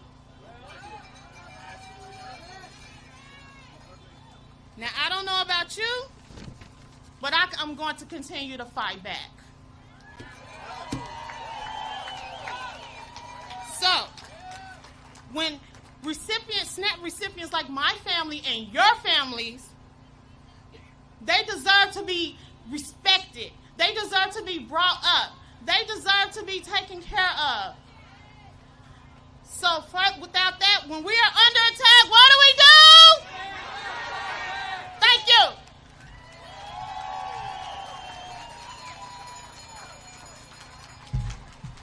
Thank you, Catherine. And shout out to all the healthcare workers out there today. For real. You know what? I had a thought, y'all, when Catherine was talking. And I know that we're all on one accord today. Solidarity. Not only today, but forever. But let's be real. We got some differences amongst us. I'm a dog lover. It's some cat lovers out there, right? We're my cat lovers. I know we're out here. I think that Andy Reid and the Chiefs should run the ball more. A lot of y'all keep passing it around. The Royals, I think, should go get some pitchers. Y'all probably want some more hitters. We got differences.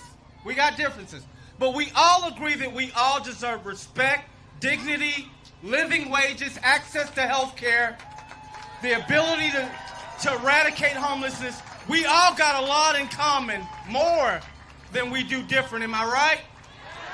All right, I just want put that out there. We can have differences, but I know we're all on one accord. Our next speaker, y'all, is Edgar. Where's Edgar? Palacios. Edgar Palacios.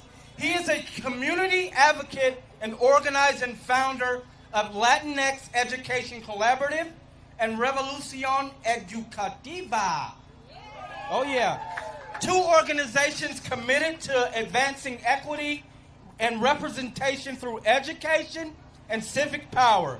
He believes that education is the most powerful tool for freedom and justice, and that true democracy begins when every community see itself reflected in leadership. Let's welcome Edgar up, y'all.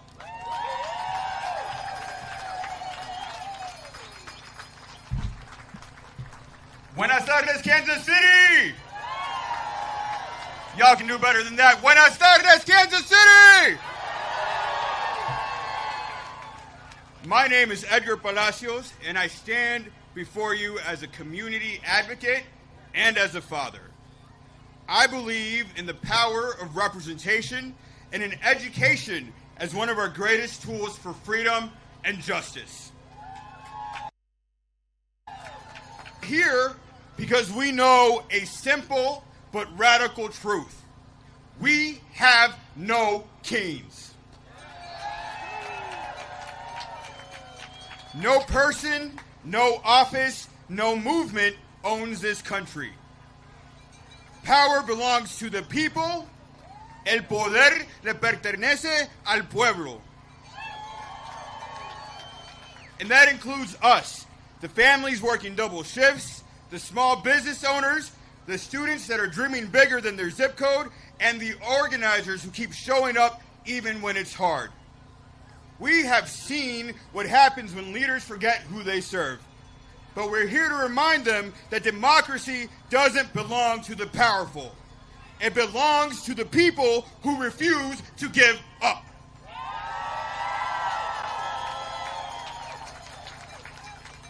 Right now, there are decisions being made that harm our communities. When the Department of Education ends support for Hispanic-serving institutions, las universidades que educan y levantan a nuestros jóvenes latinos, that's just not a budget cut. That's a betrayal of our future. When political chaos in Washington shuts down the government and hurts working families, muchas de ellas latinas, it is a sign that power has lost its purpose. And when immigration raids tear through our neighborhoods, separating parents from children, we are reminded when compassion disappears, tyranny takes its place. That's why we are here. Por eso estamos aquí. To say basta, enough. Say it with me, basta! Basta! One more time, basta! Basta! To say our children deserve classrooms filled with trust and possibility, not censorship and fear. To say that our voices matter in Spanish, in English, in every language that freedom speaks. In Missouri, in Kansas City, and across our small towns, we know that representation is not just a number. It is a promise, una promesa de dignidad, esperanza y justicia. When we are seen, when we are counted, when we are at the table, everything changes. So today, as millions march across this country, let's make a promise together. We will not bow to fear. We will not be silent. We will not let anyone erase our history or our humanity.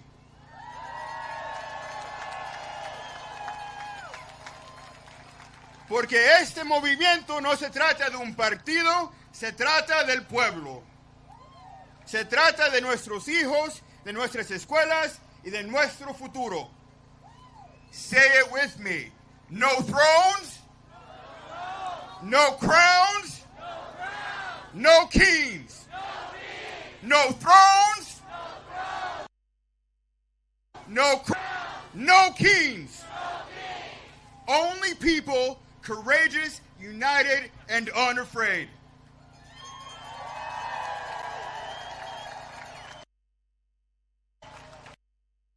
Showing the nation what real democracy looks like, una democracia con corazón, con esperanza y con poder al pueblo.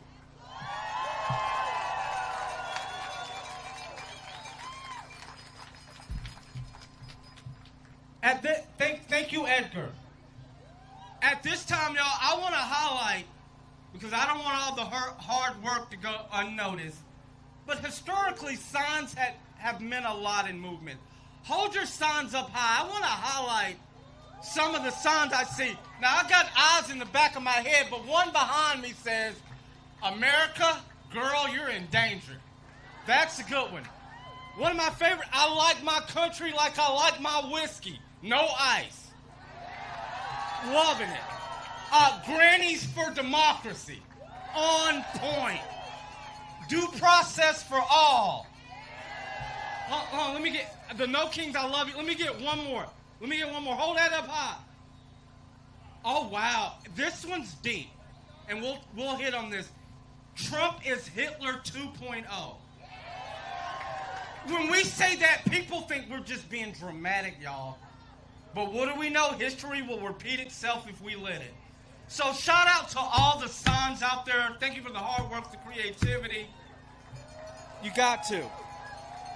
Next up, y'all, is Jeff Suchman.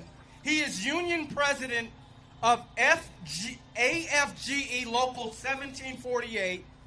Jeff is the representing U.S. Department of Labor employees from Kansas, Missouri, Iowa, and Nebraska.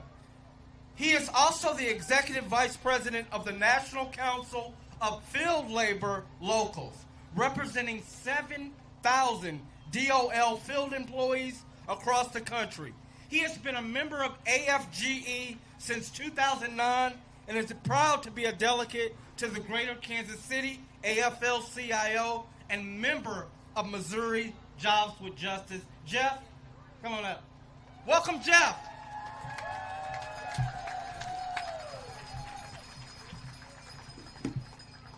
All right, brothers and sisters. I'm Jeff Suchman. I'm the president of AFGE Local 1748, and as he said, I represent about 7,000 Department of Labor employees around the country. I am here to radicalize you. When you ask, should my workplace be safer? That's us. When you ask, what's the inflation rate? That's us. When you ask, is my retirement being stolen by the company? That's us. If you are a trainee, worker, or retiree in this country, the workers at the U.S. Department of Labor should be your sword and shield. Instead, me and 75% of the employees at DOL are not working because Congress and this administration refuse to do their damn jobs. Make no mistake, while we are off work, your workplace is less safe, your pay is less fair, your retirement is less secure. 800,000, I'm going to say that again, 800,000 of my coworkers throughout the federal government are in exactly the same boat. And a nearly equal number are continuing to work without pay. Now, I've been talking to a lot of reporters last couple of weeks, and I'm standing here in front of you now. And don't get me wrong, it's nice to be wanted, but hey, let's check in at DOL is not a thought people have when things are going okay. And let me tell you, things are not going okay. This coming Friday, 1 million Americans, including me and 30,000 of your friends and neighbors, are going to miss a paycheck. When our bills start coming due at the beginning of November, 1 million people are going to start running out of money pretty damn fast. But this is not reason to cry. Making us feel that there's nothing we can do is part of this government's plan. For them, Distraction and alienation are a feature, not a bug. That is how they get away with these crushingly unpopular policies. ICE is terrorizing our neighborhoods. What can we do? 1 million people are going without pay. What can we do? Millions more are in fear of losing their health insurance. What can we do? Well, I'm here to tell you that we can link arms with our brothers and sisters and mothers and fathers and neighbors and say, damn it, that is enough. We can look to our forebears in the labor movement and the civil rights movement and the women's movement and queer rights movements and say, damn it, that is enough. My union is joining with plenty of other groups, and we are leading the way in lawsuits that obstruct and delay some of the most harmful actions that this administration is trying to make us swallow. And don't get me wrong, there is real value in that. But we need to remember that the real voice happens when people rise up and say, damn it, that is enough. I'm Jeff Suchman, and I am a proud member of the I'm Through Fucking Around branch of the labor movement. And I'm here to say, damn it, that is enough. Now, before I finish, give me 30 seconds of privilege. I want everyone to take a minute and look to your left, then look to your right. Find someone you don't know and introduce yourselves before you split up today. Learn what other organizations are here. Learn people's names. Grow your network. Solidarity does not just happen. It is grown piece by piece and person by person, and it cannot wait. Thank you.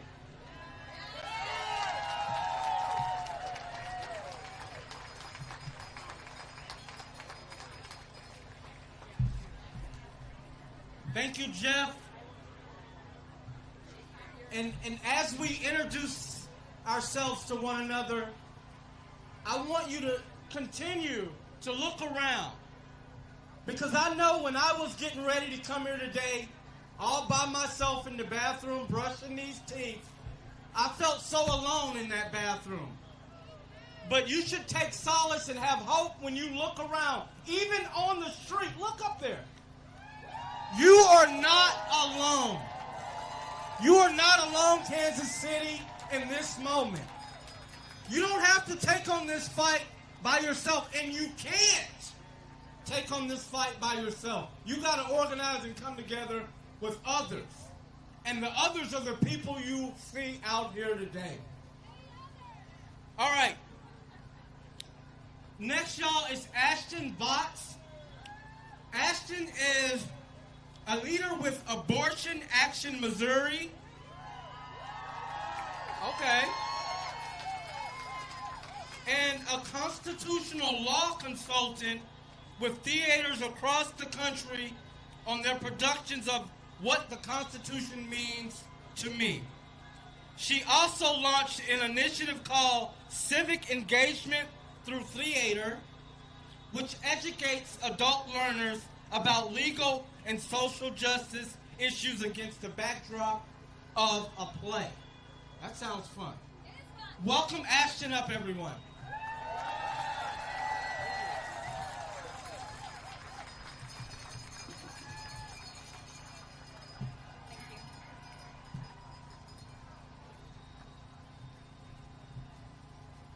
When abortion rights are under attack, what do?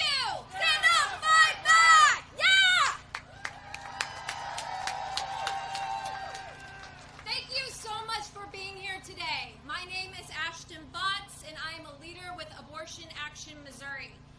3 years ago, when Roe versus Wade was overturned, here in Missouri, we did something that many people thought was impossible. We became the first state in the country to overturn a near total abortion ban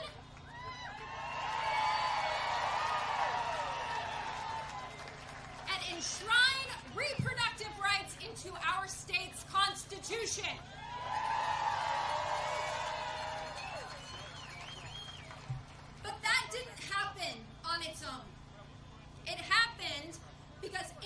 individuals, people like you and me, said, no one speaks for us. We speak for ourselves. We have to use our power. With the help of Abortion Action Missouri and the Center for Workers' Rights and Missouri Jobs with Justice, we used our power to organize. We collected signatures from our neighbors, from our friends, from our family members, from strangers in grocery store parking lots. In total, 380,000 Missourians signed their names to put reproductive rights on the ballot.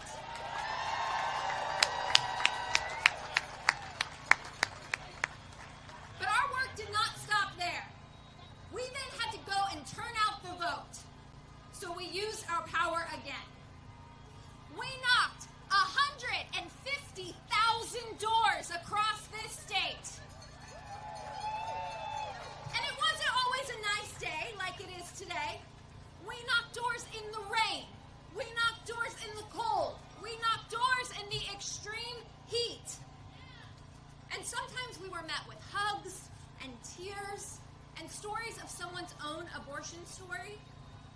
Other times we were met with arguments and doors slammed in our faces. But we persevered.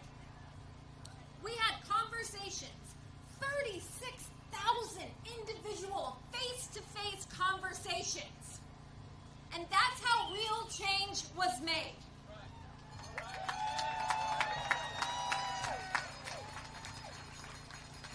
Raise your hand if you knocked doors, made phone calls, or had face-to-face conversations with someone about an issue you cared about in the last election. Raise your hand. Thank you. Now look around. Keep those hands up. Keep those hands up. Now look around. That is how we affect change. That is how we win our rights back. That is why reproductive rights are back in the Constitution.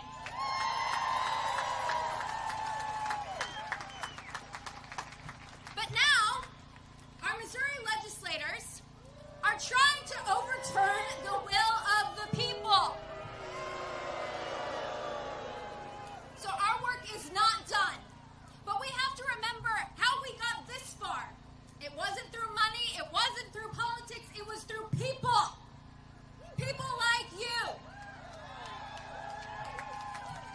People who believe that democracy is not just something we inherit, it's something we have to build together. And it's something we have to protect. So while I am so thankful to be gathered with all of you today, I encourage you to find an organization that matters to you and volunteer with them. Find a friend today to knock doors with you in the next election. Identify that person that you want to talk to face to face, because that's how we will affect change.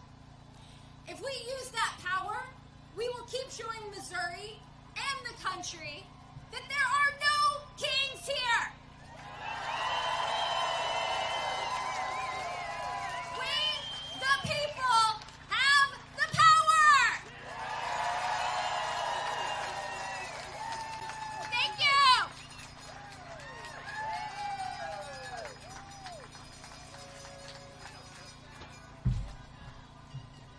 When I say people, you say power. People. Power. People. Power. When I say people, you say power. People. Power. People. Power. People. Power. People. Power.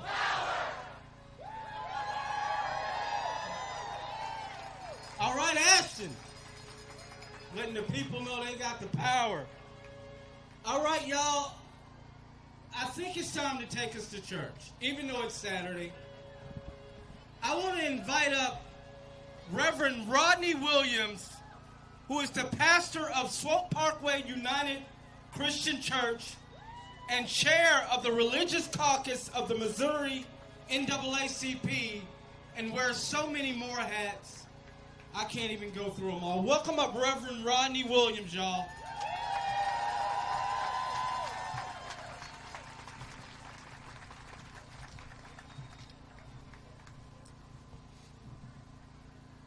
Good afternoon, Kansas City.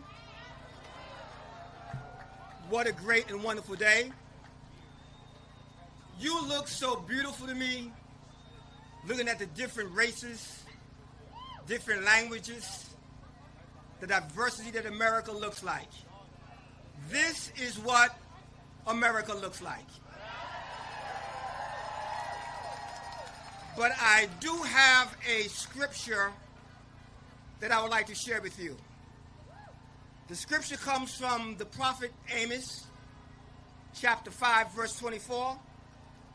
It reads like this: "But let justice run down like water, and righteousness like a mighty stream."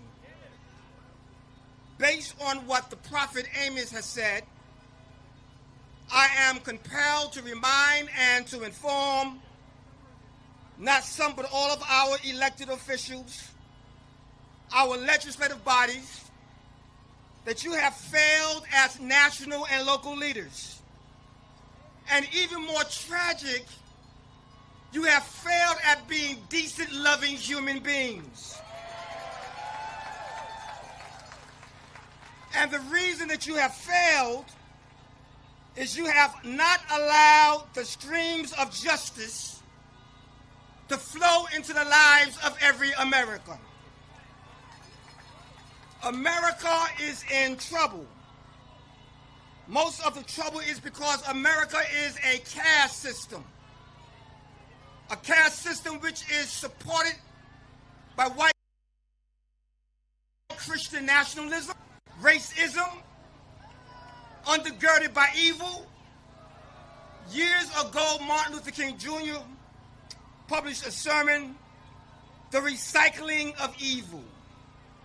We see the recycling of evil through this president who is under the illusion that he is a king. The evil has shown up in ungodly, inhumane executive orders after executive orders everywhere we turn. As a result of the decisions that he has made and is making, there is death and destruction. When we survey the land and see the country full of suffering, it cannot be understood why we accept this. But I'm glad to see you today making a statement to the world that we do not accept this. That this kingdom that the king wants to have is not acceptable. The only kingdom that I know about here in Kansas City might be the Chiefs kingdom, but that kingdom is either suspect. America is in a moral crisis.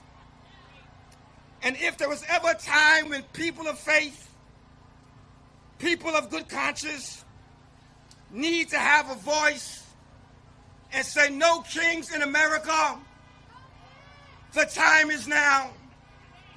Can you help me preach this for a moment? Will you repeat after me and say no kings in America? No kings in America. No kings in America.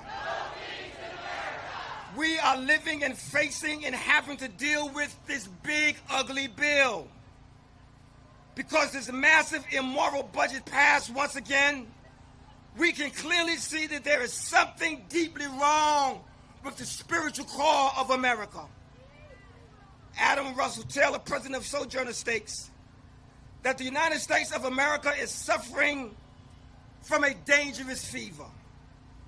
A fever is so deadly that it's killing the poor and the elderly. It's giving a slow death to the majority of Americans as well. Rather than being a moral document, we have a document that's filled with violence, spending cuts in areas in which they don't need to be cut. And so I just want to encourage you on this day, stay in the fight. We have too many issues ahead of us to turn back now. Stay in the fight. Too much racism to be fought. Stay in the fight. Too much homophobia to be fought. Stay in the fight. Xenophobia should not exist in America. Stay in the fight. Until bad men become good and evil men become righteous, stay in the fight. Do I have about 200 of y'all that made up in your mind that come hell or high water, I'm going to stay in the fight? God bless you.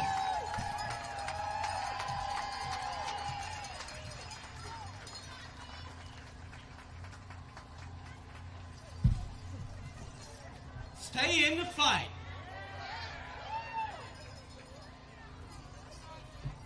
All right, y'all. Now it's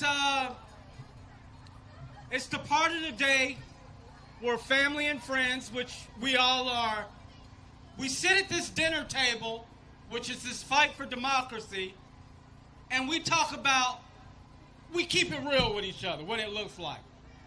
Oh, thank you. A lot of us came out here today to feel like we're doing something, to stand up and fight back against democracy. You know, a lot of us did that. A lot of us came out here today to see what others are doing to stand up and fight to save our democracy. We're keeping it real with each other, right? And we've filled this square before. Not as big as I've ever seen today, but we've been in this space before, and we've made our voices heard throughout this city and state, and we've marched. We've been to Jeff City. Who was in Jeff City recently with us? We've been there. We've been there. We've done that. But that alone is not going to save democracy, and that alone is not going to defeat Trump and his wannabe king regime. What it's going to take to defeat Trump, to make sure there's no kings, and to win this fight is simple. We got to organize. And people be like, okay, you say that all the time, Terrence. What is that? We got to get plugged in. And the fights are here. We have parents who are organizing and building power. We got the Heartland Center and tenants who are fighting in court and organizing and building power. I see right here we are building power to protect PBS right here. We have folks who are standing up to data centers in St. Louis and across our state, building power. We have restaurant workers and Caldi's coffee shop workers organizing and building power.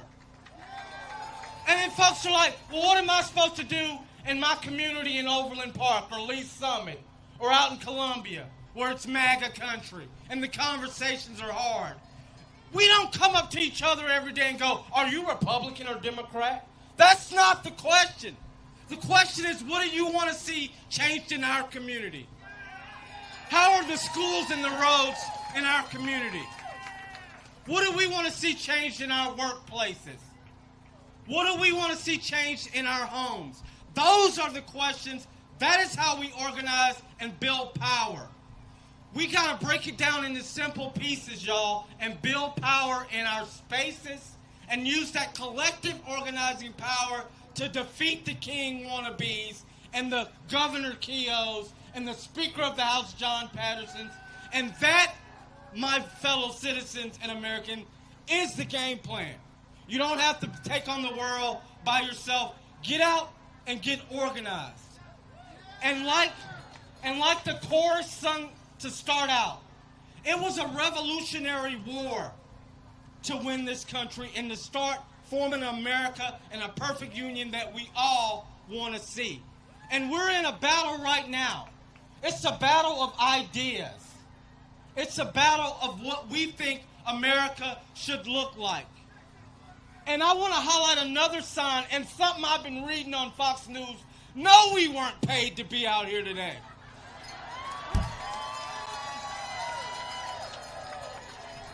I know George Soros didn't send me a check to be out here today. So no, we're not paid to be out here. We're out here today because we care about our country and our community in Kansas City. Everybody say, we love America. Now let's say it louder for the people in the back. We love America. And I want to conclude my time by saying The same way Thomas Paine concluded his famous pamphlet, Common Sense, and we hear him say that a lot. He says something simple. We the people have it in our power to begin the world over again. Let me say that again. We have it in our power to begin the world over again. I want you to reflect on that. President Trump and his corporate-backed cronies, like Governor Keogh and Speaker of the House John Patterson, are trying to divide us and spit to us a version of America that divides us, silences us, and exploits us. But we won't stand for that. We won't let them take away our votes, our health care, and attack our unions. We will stand together and hold our nation true to its pledge for all. That's one nation, indivisible, with what? Liberty and justice for all. Thank you all. Let's do it. Beverly.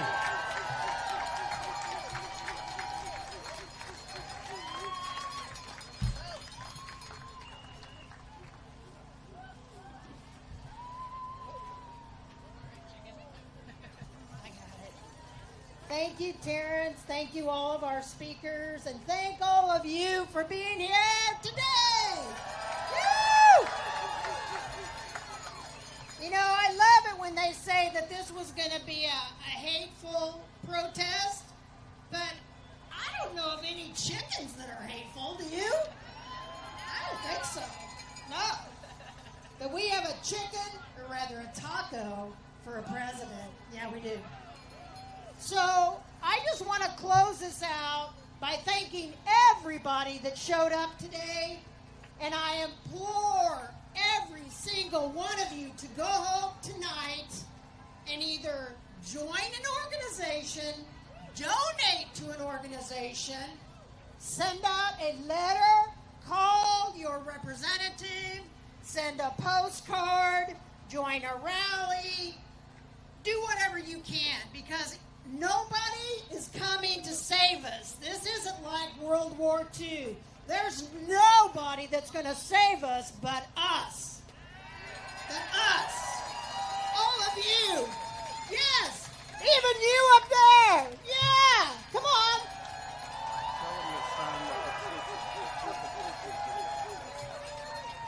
Now, before you leave, we've got the petitions back here in some of the tents. And we need for everybody to sign those petitions. Please be sure to do that before you leave. I think at the yellow tent we still have some giveaways. We have placards. We have bandanas. I don't know. We have all kinds of giveaways. So make sure to stop back there. And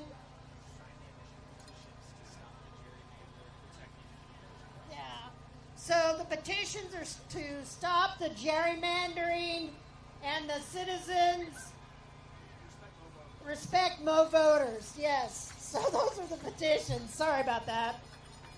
Again, I want to thank everybody.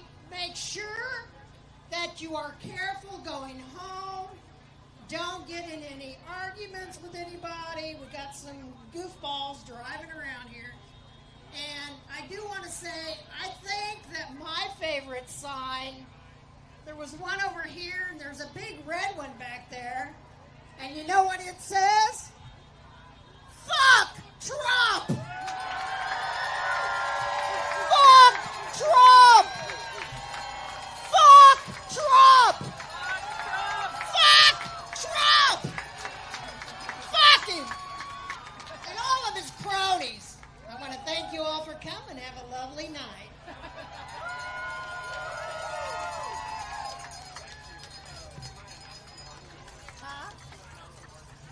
And there is going to be a march. I think it's starting down at the corner.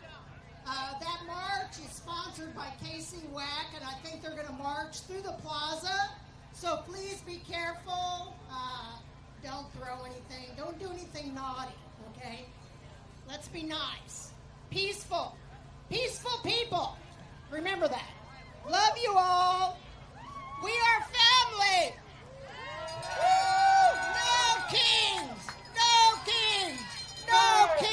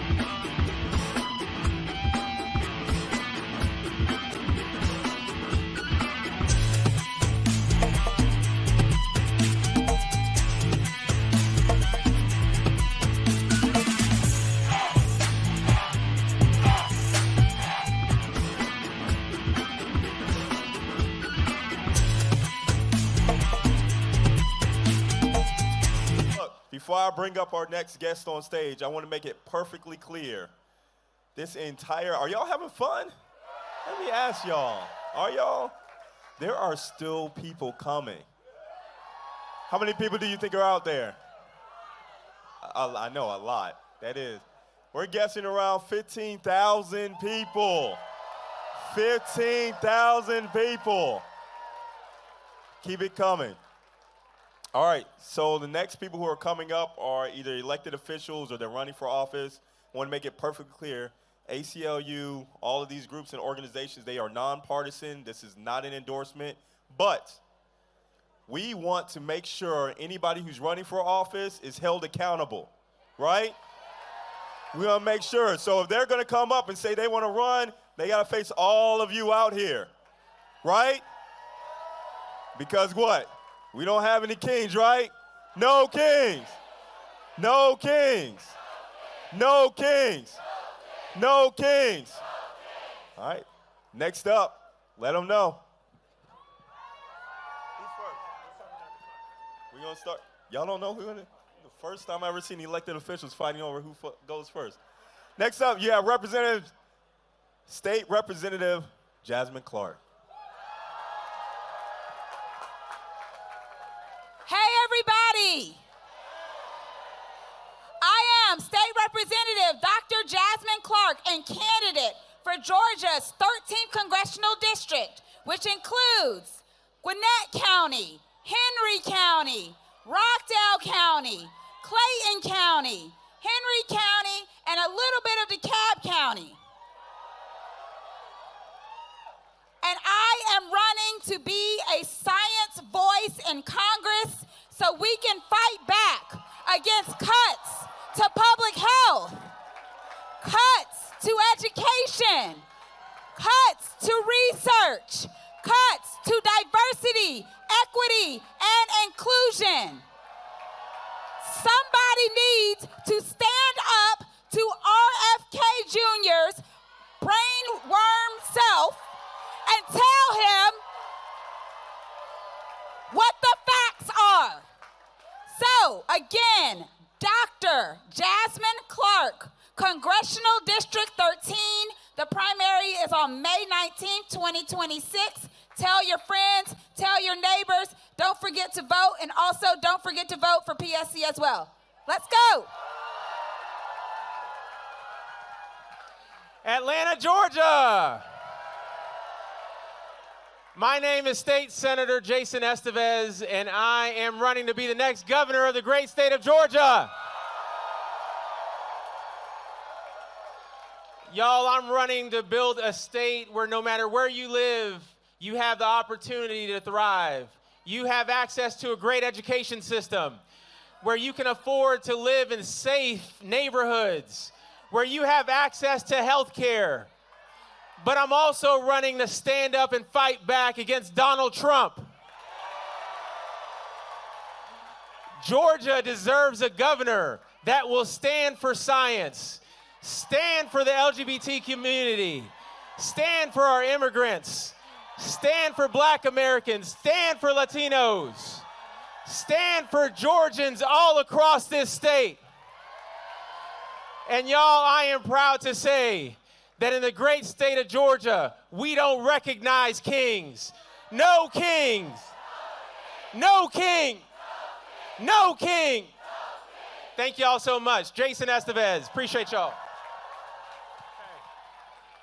ATL!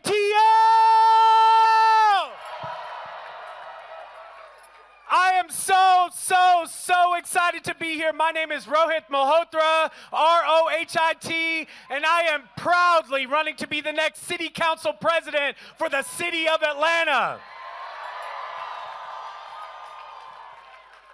And when we say no kings, we cannot denounce Trump nationally and behave like him locally. No kings there, no kings here. As a kid, I always asked myself, when I looked at moments throughout history, where would I have been? How would I have shown up in a moment like that? Who would I be? You are finding out right now.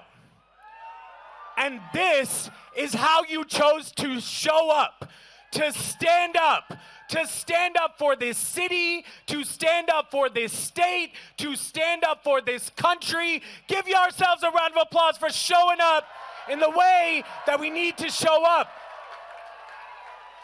And now I need you to show up at the polls. Early voting has started in the city of Atlanta. If you want progressives in City Hall, you must vote them in. There is an election. Early voting goes until October 31st. October 31st. Is there anyone in here who is willing to vote for progressive values in this election? This is our moment, and Atlanta is worth fighting for. So if you didn't catch my name, allow me to reintroduce myself. My name is Ro, and you can call me ATL, Ro. ATL, Ro. ATL, Ro. We are gonna vote, vote, vote. No kings. Thank you.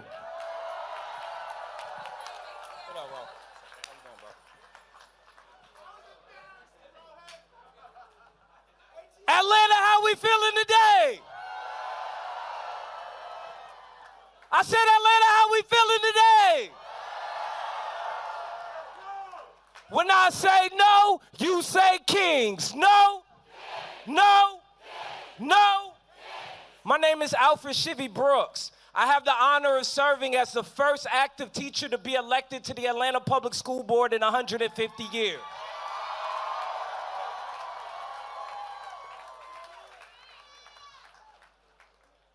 I want us to pay close attention to what's happening in the world of education, because we have a lot of conversations about the different facets and problems and assaults on the democracy that we're seeing, but the truth is that education is always the first thing to be under attack when a fascist government tries to take over.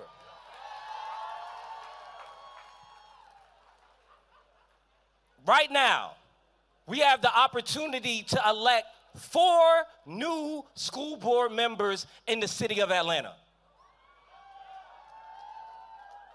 Now, I want this to matter to us, because when we have conversations about book bans, y'all want book bans? When we have conversations about inequities across our school districts, do we want inequity? When we have conversations about federal governments or state governments assaulting the fabric of public education, do we want to allow them? It is vital, it is critical that we pay attention to what's happening locally, because the facts is that your local school board members, your local city council members, your local county commissioners, they are the safeguard to fascism.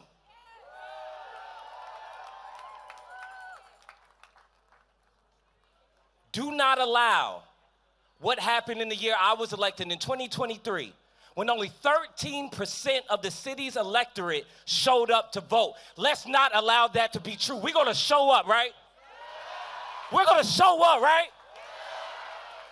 When I say no, you say kings. No, no, no.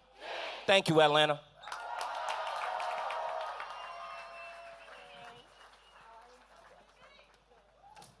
Atlanta! I can't hear you. I said Atlanta! Yeah! What's up, everybody? I am Sarah Hunt Blackwell. I'm First Amendment Policy Counsel with the ACLU of Georgia. Let's just take a minute to clap for yourselves.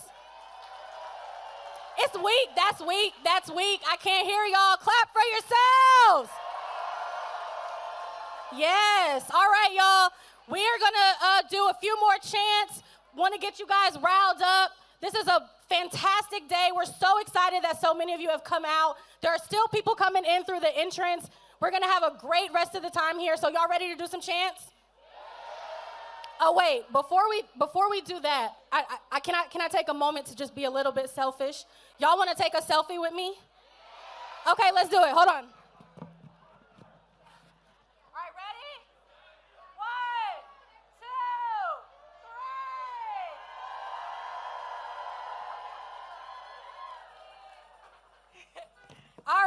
thank y'all. That was the best selfie I think I've ever taken. All right, let's do these chants, y'all.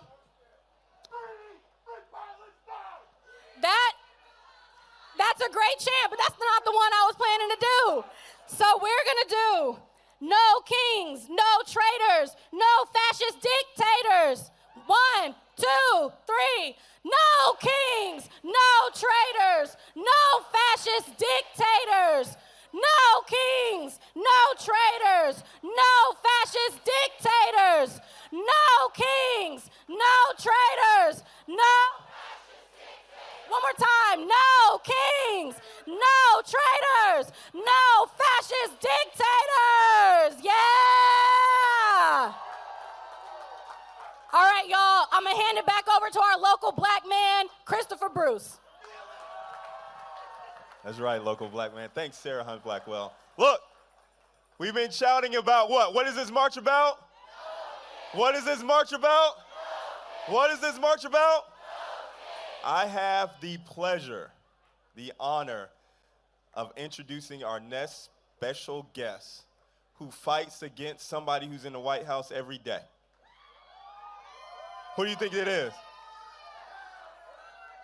We have one of the most amazing U.S. senators in the nation. So give it up for my senator, give it up for your senator, Senator Raphael Warnock, coming to the stage. Let's go.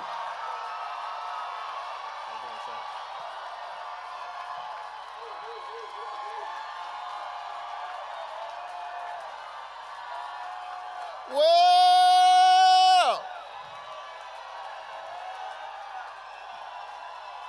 Hello, Atlanta. I said, hello, Atlanta.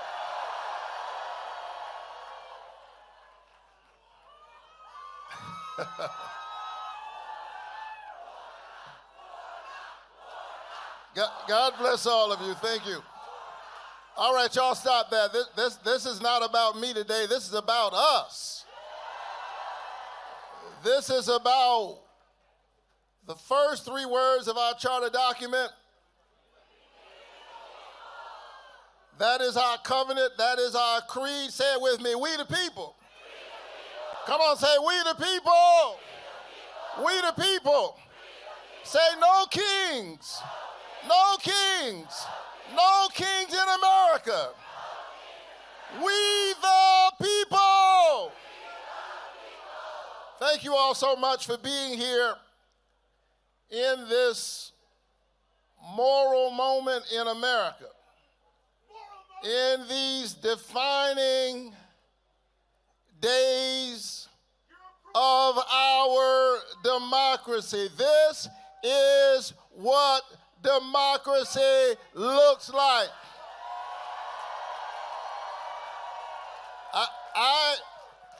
It is so important for you to be here, and I don't mind the protests. I don't mind them at all, because this is what democracy looks like. And we are here today to ensure that we are always able to stand up and make sure our voices are heard. Are you ready to make sure your voices are heard in this moral moment?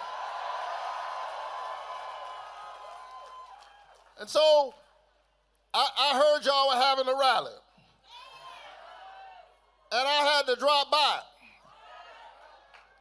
I am much encouraged, and I've got great hope, because of the massive turnout that we are seeing all across our country in 50 states, in 2,700 cities, in red states and blue states. The people united shall never be defeated. But it is especially heartening and significant that we gather in Atlanta, Georgia, the hometown of a great American, Martin Luther King Jr.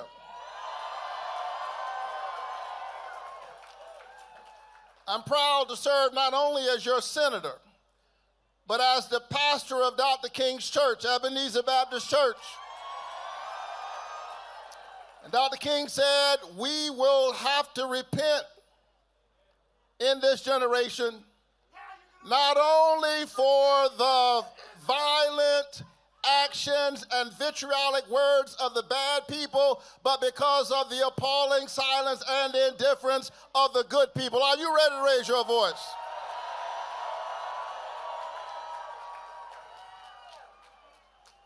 And so it's so important in this moment that we stand up. It is so important that we make sure our voices are heard. I'm coming to you, brother. I promise you I'm coming for you. I'm coming for you. Give me a moment. I'm coming for you. I promise. I promise you I will. Because I'm on your side. I agree with the humanity of all people. I agree with the humanity of Palestinians, of Israelis, of children on all sides of the track, of Ukrainian children, red, yellow, brown, black, or white, young and old, rich or poor, gay or straight, because we are all God's children and we're standing up on this moment. I'm deeply concerned about what's happening in our country. I heard an American president stand up the other day and say to generals in our military that we've got to stand up, he said, against the enemy within. Listen to me. I don't care what your politics are today. I mean that. If you are an American citizen, you should be deeply concerned. And I know you are. That's why you're gathered here today. We should all be deeply concerned about an American president who stood in front of our military and said that the real concern is the enemy within. They are trying to divide us so that they might rule us. But we join united with one voice, Democrats and Republicans, red, yellow, brown, black, and white, and saying together, no kings in America. Are you ready to fight for our American nation? And so what we're witnessing right now, this is what we're witnessing. We are witnessing the separation of families. We're witnessing awful actions by ICE agents who are masked, showing up in communities all across our country. Imagine this. Agents of the government flying in Black Hawk helicopters into Chicago, rappelling down an apartment building in the middle of an American city, literally separating black people from brown people.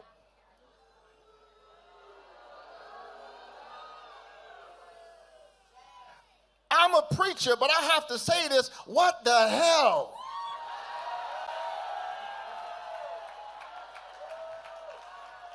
Is happening? And all of us have to be concerned, because this is what Martin Niemöller, a pastor who lived during Hitler's Third Reich, he said, first they came for the trade unionists and I did not speak because I was not a trade unionist. They came for the socialists and I did not speak because I was not a socialist. They came for the Jews and I did not speak up because I was not a Jew. And then they came for me and there was nobody left to speak up. When we speak up for our neighbors, we speak up for ourselves. When I stand up for your family, I stand up for my family. When I stand up for your children, I stand up for my own children. And that's why I'm standing up in this moment, and I'm saying as a United States Senator that you must restore the tax credits of the ACA, because all of God's children deserve health care. Atlanta, you have my promise. I'm going to stand up on this issue. Because Atlanta is the city of the CDC, and I want to thank our CDC workers for fighting for us, for standing up for us, for keeping us healthy. CDC is not the enemy. CDC is not a hazard to our health. Robert F. Kennedy is a hazard to the health of the American people, and he's got to go. And so let's stand up in this moment. I know that it is painful. I don't take any of my votes lightly. We need to reopen the government and extend health care. We don't have to do one or the other. We can do both at the same time because we're America. And so isn't it interesting that the folks who have taken health care from 15 million Americans, the folks who are raising your health care premiums, have you opened up the portal to see that your health care premiums are doubling, tripling, quadrupling in order to give a tax cut to billionaires? And now the same folk who are taking your doctors away are now trying to doctor the match by engaging in gerrymandering, by trying to squeeze your voices out of the democracy. There's a word for that. It's called fascism. And so in this moment, let me say to you, do not give in to those who are trying to weaponize despair. They are trying to convince you that they have already won. And if they convince you that they have already won, then you lose your fight. But you must never lose your fight. You must never lose your courage. You must never give up your voice, because your voice is your human dignity, and your human dignity is connected to your destiny, and our destiny as an American people.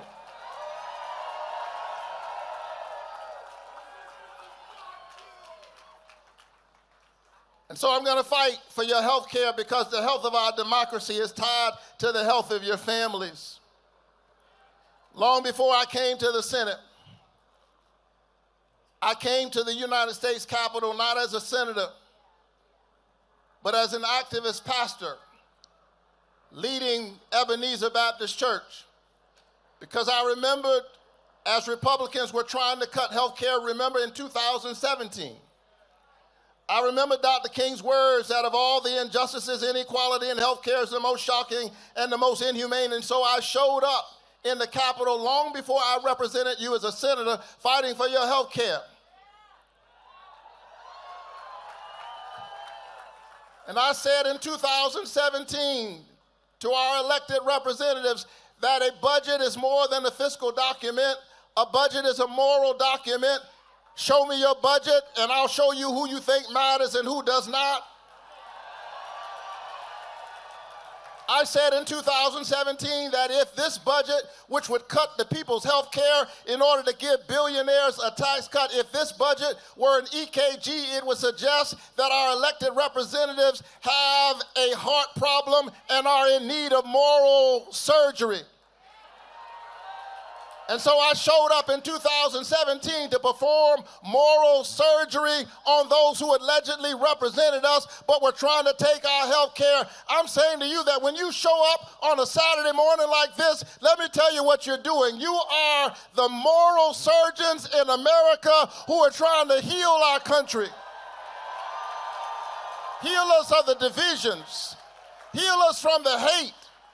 Heal us from the bigotry.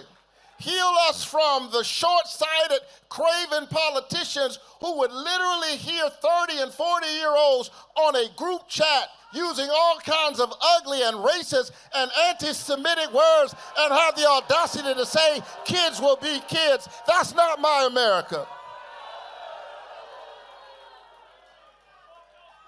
And so let's send a clear message to Washington.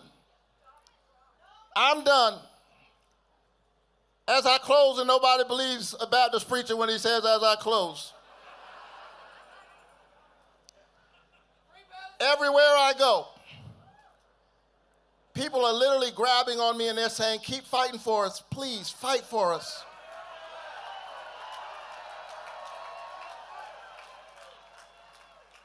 They're saying, keep standing up.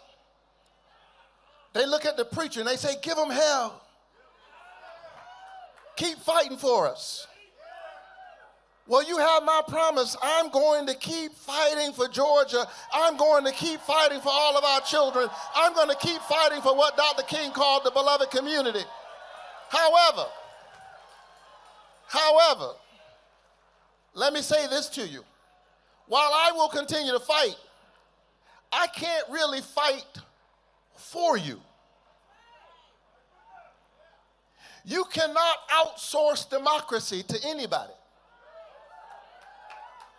You cannot outsource citizenship.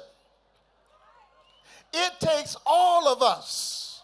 That's why they're trying to divide us, because when all of us stand together and raise our voices, we win. Are you ready to win?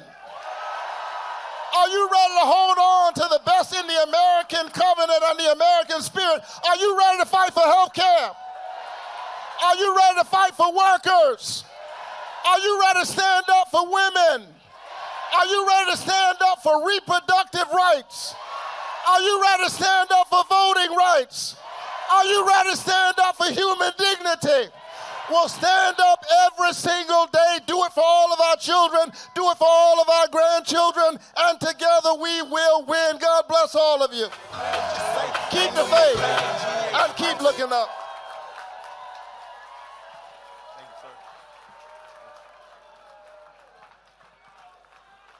No kings!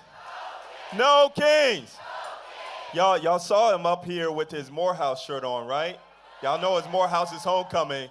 So on the count of 3, I want y'all to say, happy homecoming, Senator, okay? 1, 2, 3. Happy homecoming, Senator. Perfect. Y'all love that speech? That was amazing. That's why he's your U.S. Senator. That's exactly why. Next up, we have a very important organization, Jamel Hill with Georgia People's Campaign, Georgia's Poor People's Campaign. She's going to come up and tell you about the amazing work that they do. So give it up. Let me hear the crowd. Bringing up Jamel right here. I hear it. Thank you so much. Thank you. So in the Poor People's Campaign, we have a saying, it's forward together, not one step back. So I need you all to help me so that they can hear us from here across the oceans to Chicago and all the way back round around. Forward together, not one step back. Forward together, not one step back. I can't hear. Forward together, not one step back. Forward together.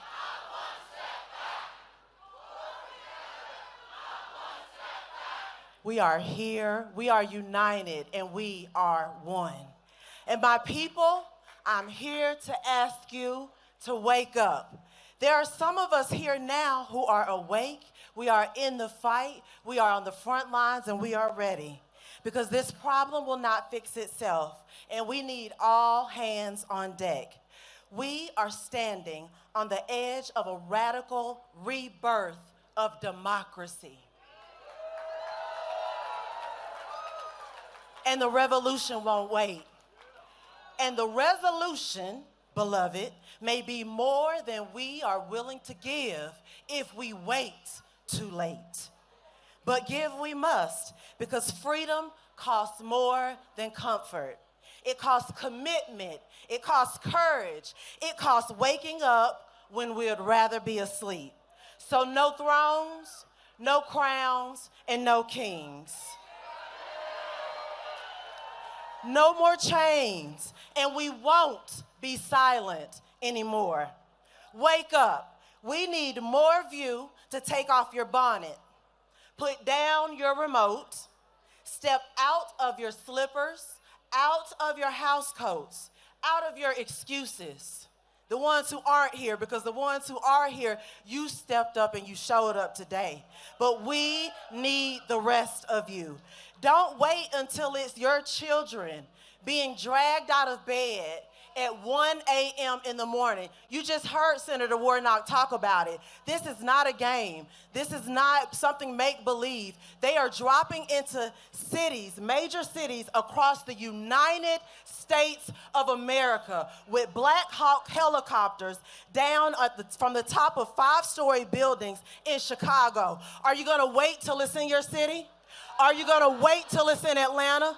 Are you going to wait till it's in Savannah? Are you going to wait till it's in... We have got to be united and move forward together, not one step back. Martin had a dream. This is not the dream. This is a nightmare that we are living with our eyes wide shut. They're raiding our neighborhoods. They're filling U-Hauls with American children.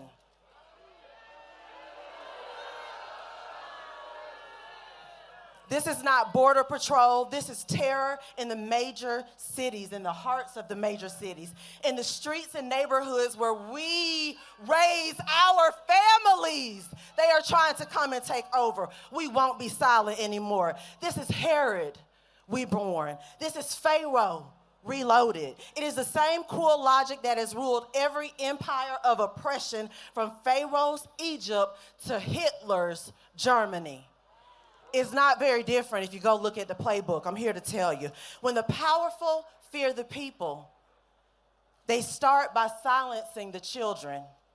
They traumatize them to control their parents. They weaponize fear to destroy the future before it can grow strong enough to resist. But we are not an insurrection. We are the resurrection. But listen.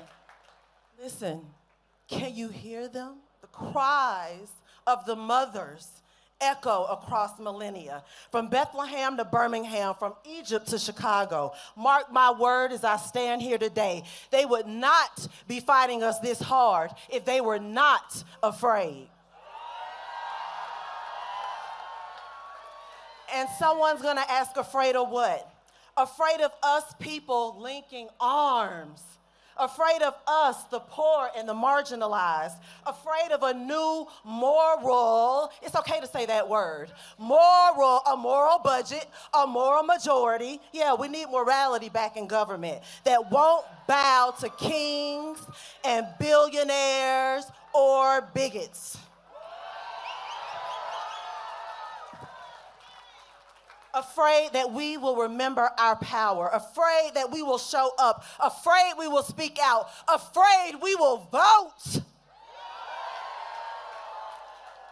But y'all, I'm here to tell you, we are the majority, but we act like the minority when we sit out, sleep in, and scroll past. And so I'm asking you, I'm pleading with you, wake up, get up, rise up, call the Senate, call Congress, tell them no to deportations.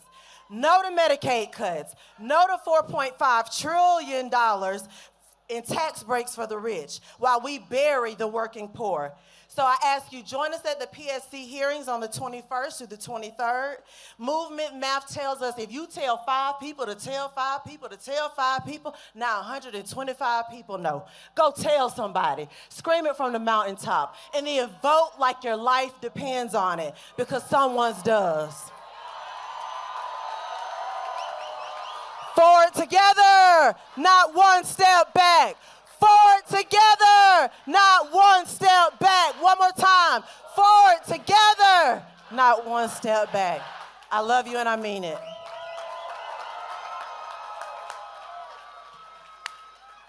Not one step back.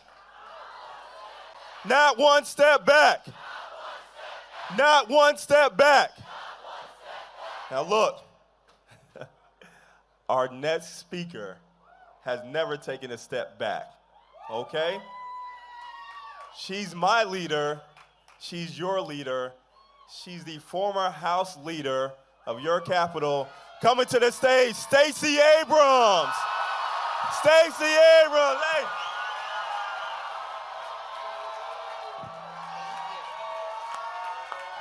No kings! No kings! No kings! It is an honor to be here with you today. My question is, who's left in Atlanta if they're not here? But to the folks who are gathering in Athens and in Savannah, who are gathering in Kansas and in Ohio, who are gathering in Mississippi and in New York, we are in this together. I was recently listening to a podcast, and the commentator, Joshua Doss, said something that stuck with me. He said, it used to be that we were all headed to the same destination, we just had different routes. We all believed in the theory of democracy and what democracy could deliver, but we had some philosophical differences about how we were going to get there. Back when we had maps and not GPS, we were plodding along an atlas trying to figure out what was the best way to get there. But where we stand today, we're no longer fighting about the route. We're fighting about the destination. You see, on one side, you've got some proto-fascists who believe that where they should be is not where the rest of us are. You see, the route they want to take and versus the route we want to take, we've always believed that the route that we should take, the route we should take to get to success is democracy. That if we are all moving together, we may move at a different pace. We may have a different reason. We may have a different way to get there, but the route we were going to take was democracy. We were going to use a pluralistic democracy, a multiracial, multi-ethnic, multi-gender, multi-identity, multi-religious. We were going to have a democracy that looked like all of us. That was our route. But on the other side, they decided that the route they wanted to take was not democracy, but authoritarianism. What they want to do is they want to tell us that only some of us are going to get to be there. That they want to take our rights and our liberties. They want to deny our identities and our opportunities. That they want to aggregate their power and steal ours. They want to take the route of autocracy. But what I'm more concerned about is the destination. You see, the destination I have in mind, the destination this nation was built on, was a nation that sees all and serves all and stands for all. That's the destination. And yet we are living in a moment where ethno-fascists are in charge of the government, when Christian nationalists are making economic policy, when we have a secret police telling us who we are. Their destination is division. Their destination is destruction. And their destination is denied. We will not go back, and we will not let them turn us around.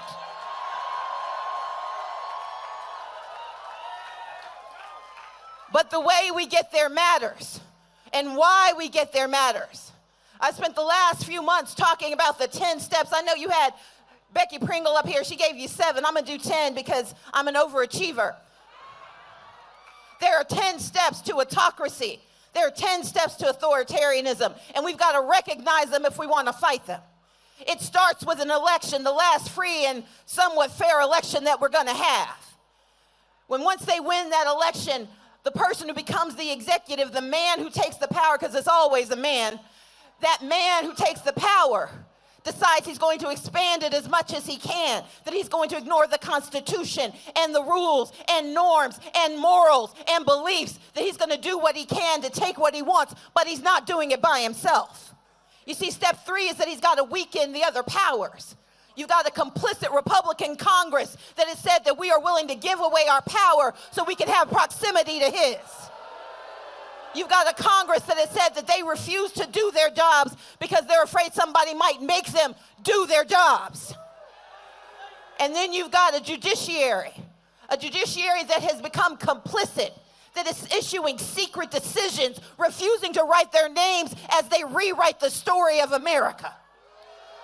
But then you get to step 4. Step 4 is once they've weakened competing powers and expanded executive powers, what they do next is they break government so it doesn't work for anybody. The government shutdown is not an accident. They don't want it to work, because you can't have a dictator if the people believe that the other folks are going to take care of them. And so what you do is you break government so Social Security doesn't get to the people they need it. You break government so that people stop believing that if we stand together and work together and invest in each other, that government can work. You break it because we want people to think that democracy can't deliver. And then you get to step 5 when you would start to install loyalists. You put a podcaster in charge of the FBI. You put a commentator in charge of the Department of Defense. You put a snake oil salesman in charge of Health and Human Services. The person you put in charge of Homeland Security only knows security when she shoots her dog. You replace people who know what to do with people who only know what power looks like. And then you get to step 6, you start to attack the media and you attack the truth. Because it's hard to unite when we don't have a shared reality. And so you see Jimmy Kimmel losing his job and Karen Atia losing her job. But you also see PBS and NPR losing their funding because they don't want us to know what we know. They can tell a lie 1,000 times and make it sound like the truth. And they take over CBS, and they take over NBC, and they take over ABC, and they take over TikTok because they don't want us to know the truth because propaganda sounds better. Then you get to step 7. And step 7 is the most dangerous step because then you got to blame someone for the government you've broken, for the people you've hurt. And so you accuse transgender people of causing inflation. You say that immigrants are a scourge on our nation.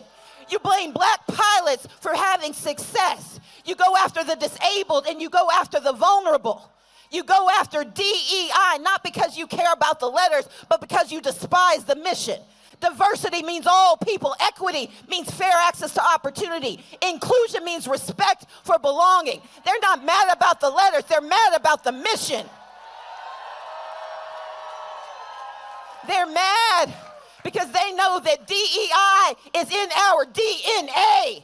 This is a nation built on DEI.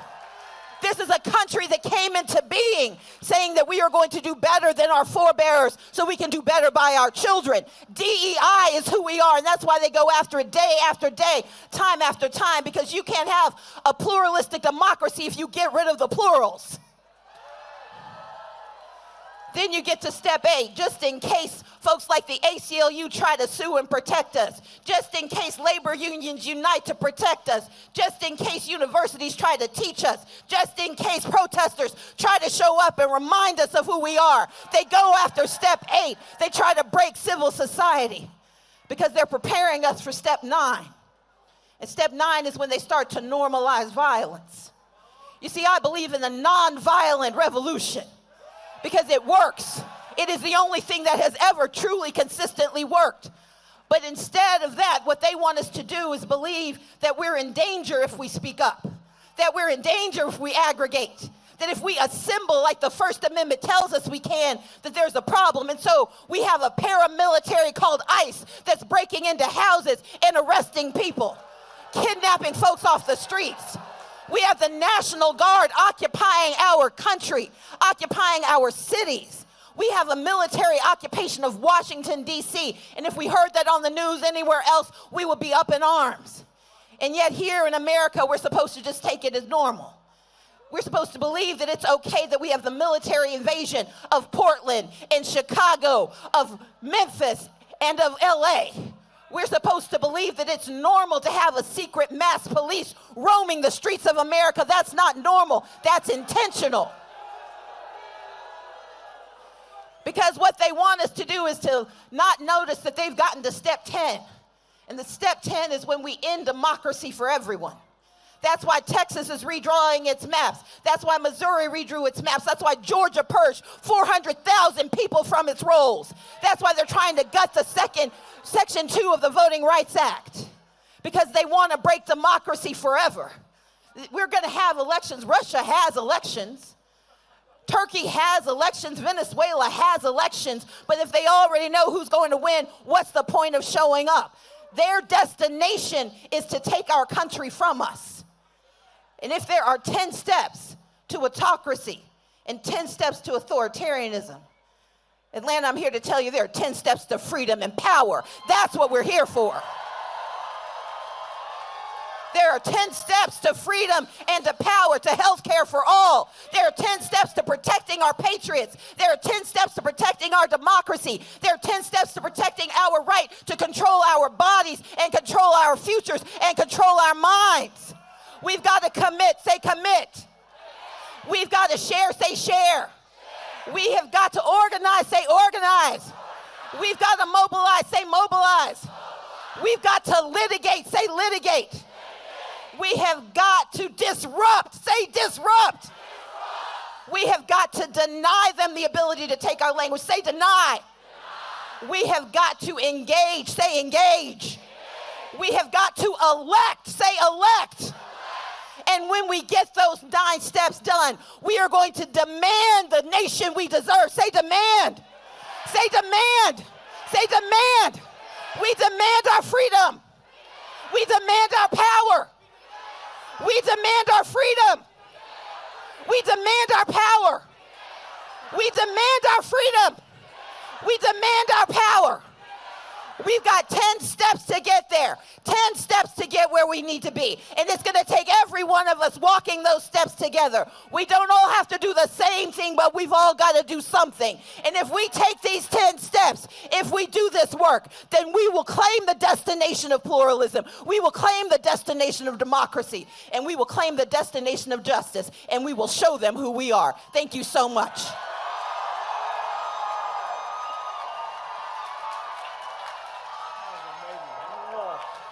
Yeah! Wow, that was amazing. That was amazing. Y'all are not shouting loud enough. That was Stacey Abrams. Stacey Abrams. Give it up. I love it. Y'all having fun? No kings. No kings. No kings. Next up, we have Mariah Parker for Playfair ATL. Give it up for Mariah.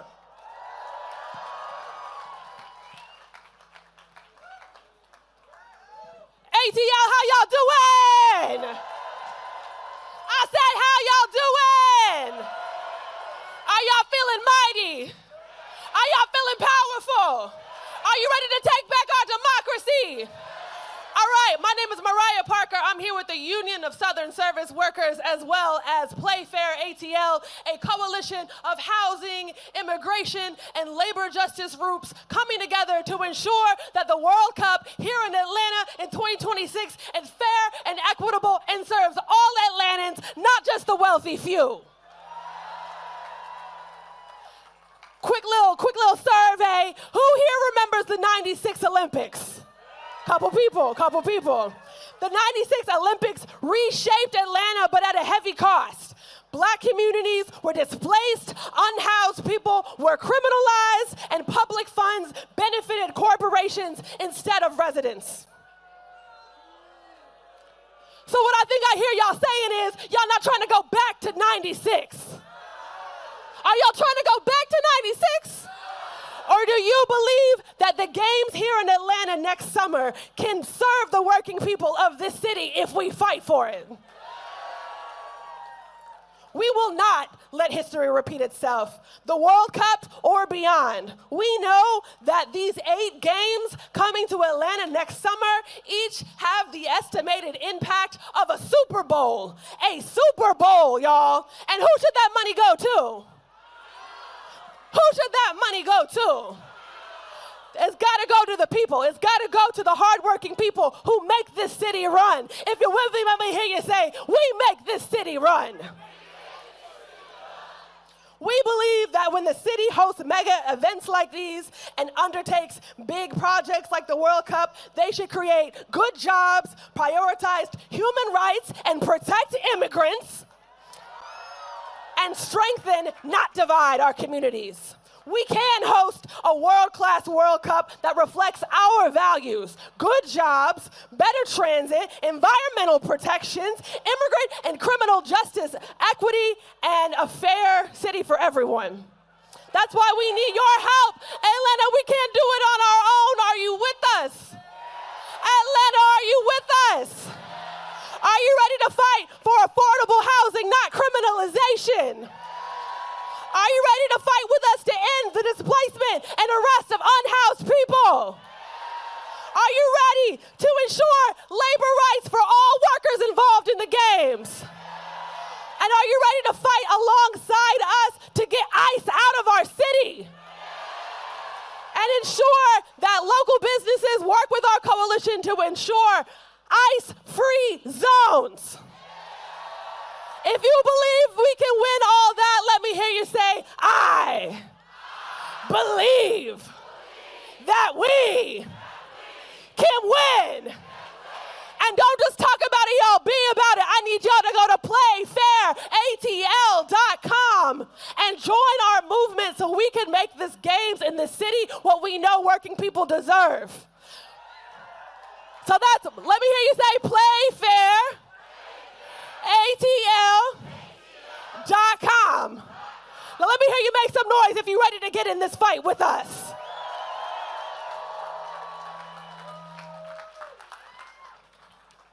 playfairatl.com.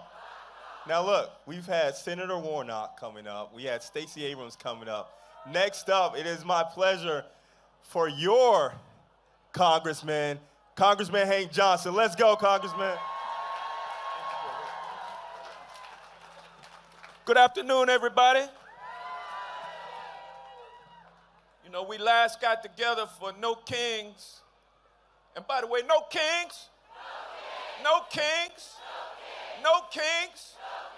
You know, we last got together about this king issue on Flag Day, June 14th, just 4 months ago.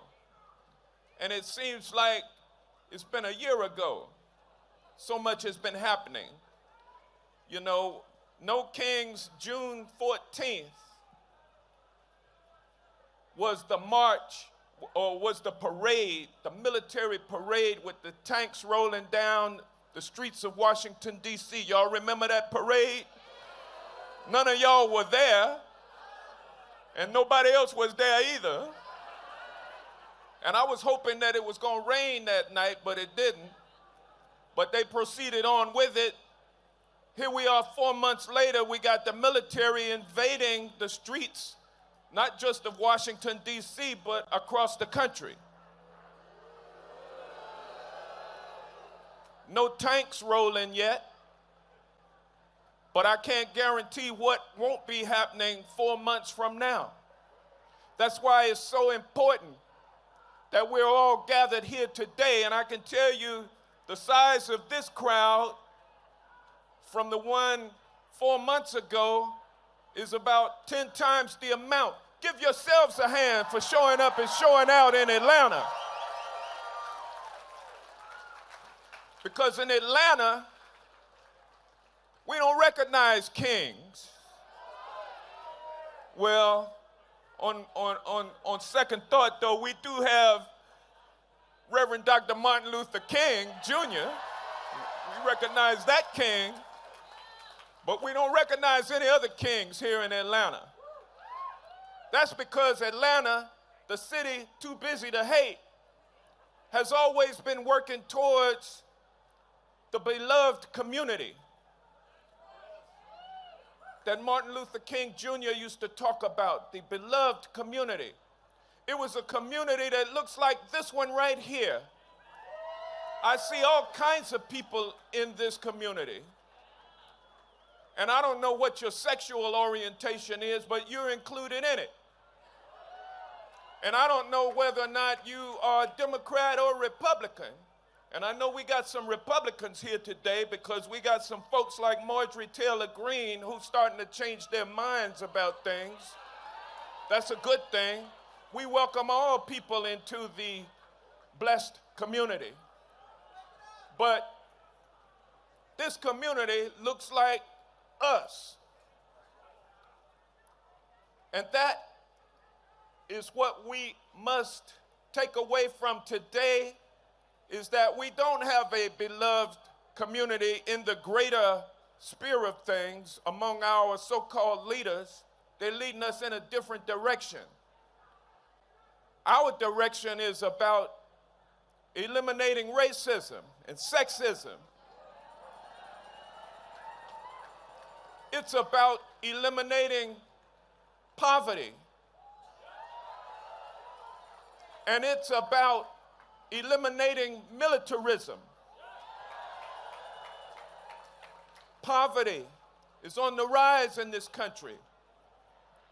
200,000 of our fellow citizens used to work for the federal government 8 months ago. And by the end of this year, the goal is 350,000 gone. Our relatives, friends, and neighbors are those people who are hurting financially. And then while they're hurting financially, others have been laid off or furloughed due to this government shutdown. So people are hurting because prices had already been going up, continue to go up. And so poverty is on the rise, racism is on the rise, and militarism is on the rise in this country. But we, the beloved community, are here to stand for the principle that it's not going to happen. We're not going to let it happen. We're not going to let our democracy be destroyed.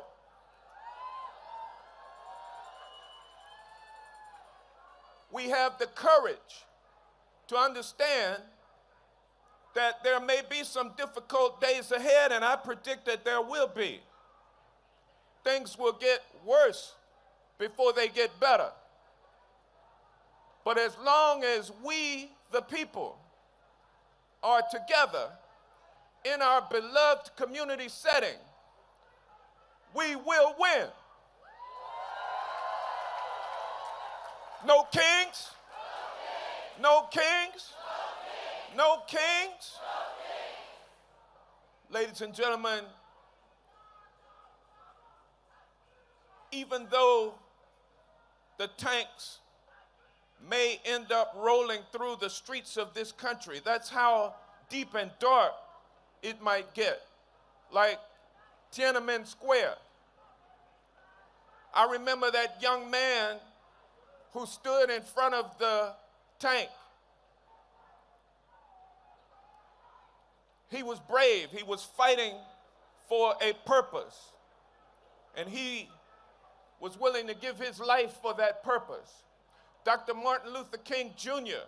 and others have fought and died not just for civil rights and not just for human rights, but for freedom, liberty, and justice for all. That is what America used to stand for, but it has never lived up to that expectation. It has never lived up to become the beloved community for everyone. That is our task, ladies and gentlemen, as we pick up the wreckage from this capitalist democracy that has not been the beloved community, where poverty, racism, and militarism is on the rise. We, the people, are the ones to create the beloved community, and we do it through love, compassion, nonviolence. Even though they predict that things are going to get out of hand at this rally today, no, they will not. We won't let it. I know that Dr. King is looking down on us now with the expectation that we will continue to march, we'll continue to sit in, we'll continue to freedom ride, we'll continue to protest,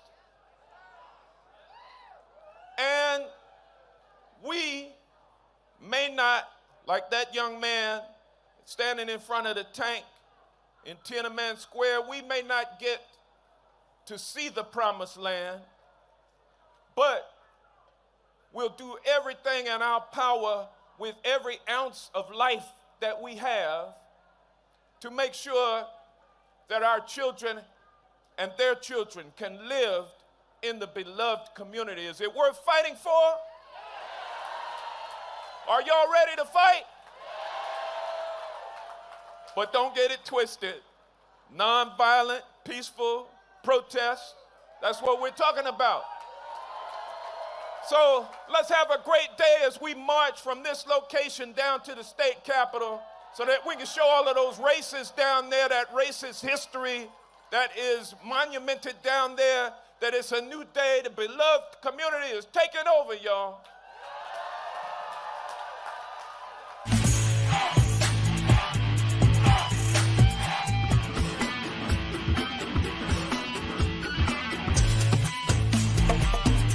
Trump has got to go, hey, hey! Ho, ho! Donald Trump has got to go, hey, hey! Ho, ho! Donald Trump has got to go, hey, hey! Ho, ho! Donald Trump has got to go,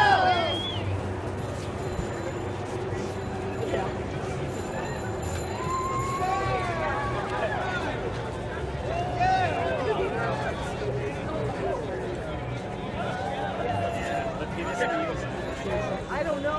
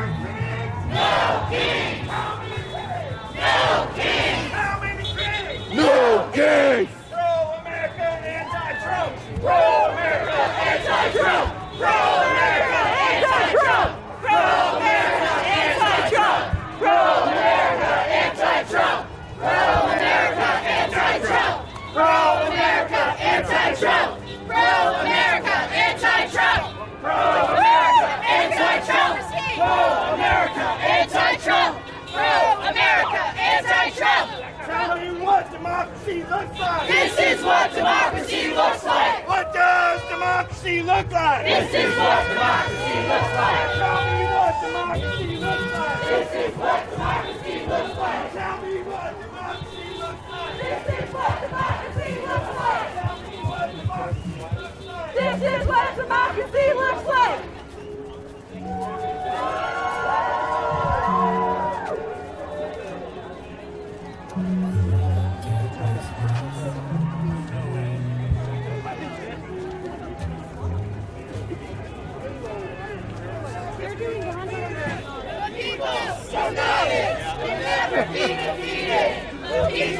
United will never be defeated. The people united will never be defeated. The people united will never be defeated. The people united will never be defeated.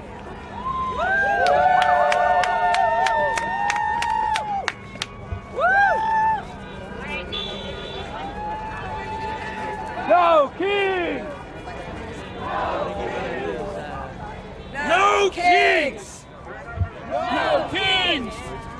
No kings! No kings! No kings! Are you by yourself? I'm with my neighbors.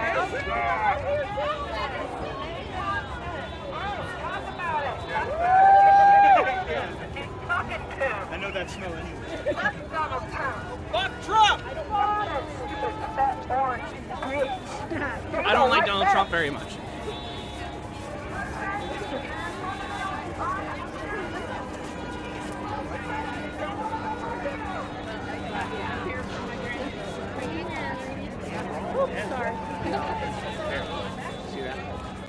That's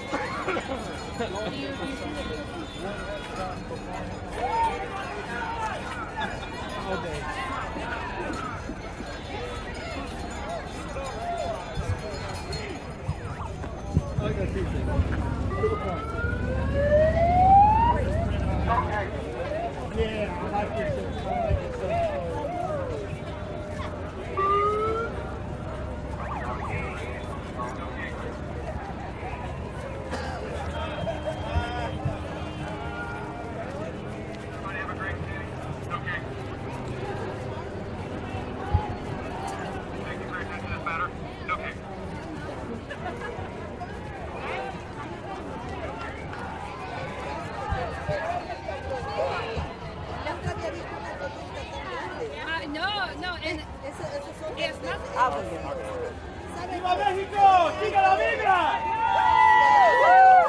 Bueno, se reportan las noticias, eso está más grande.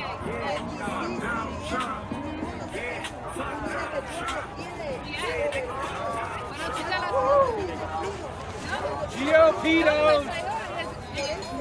En ese país también, pero no lo pueden.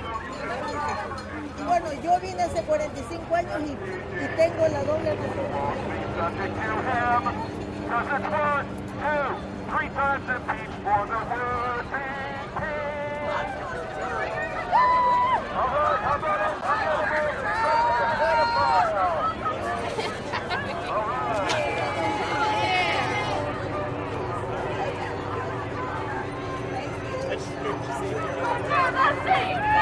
Gaza will be free! From the river to the sea!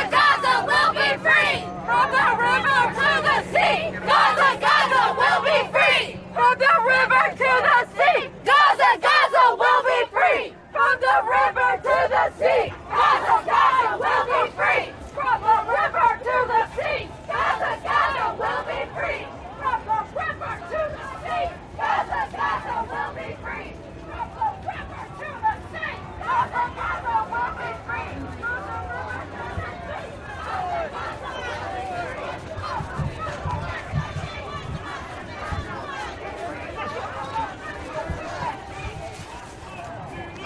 This is what democracy looks like! This is what democracy looks like! Show me what democracy looks like! This is what democracy looks like! Show me what democracy looks like! This is what democracy looks like! Show me what democracy looks like! This is what democracy looks like! Show me what democracy looks like! This is what democracy looks like! Show me what democracy looks like! This is what democracy looks like! Show me what democracy looks like! This is what democracy looks like! Show me what democracy looks like! This is what democracy looks like! Show me what democracy looks like! This is what democracy looks like! Show me what democracy looks like! This is what democracy looks like! Show me what democracy looks like! This is what democracy looks like! Show me what democracy looks like! This is what democracy looks like! Show me what democracy looks like! This is what democracy looks like! Show me what democracy looks like! This is what democracy looks like! This is what democracy looks like! Show me what democracy looks like! This is what democracy looks like! Show me what democracy looks like! This is what democracy looks like! Show me what democracy looks like! Hey, hey! Ho, ho! Donald Trump has got to go! Hey, hey! Ho, ho! Donald Trump has got to go! Hey, hey! Ho, ho! Donald Trump has got to go. Hey, hey! Ho, ho! Donald Trump has got to go. Hey, hey! Ho, ho! Donald Trump has got to go. Hey, hey! Ho, ho! Donald Trump has got to go. Hey, hey! Ho, ho! Donald Trump has got to go. Hey, hey! Ho, ho! go! Hey, hey! Ho, ho! Donald Trump has got to go!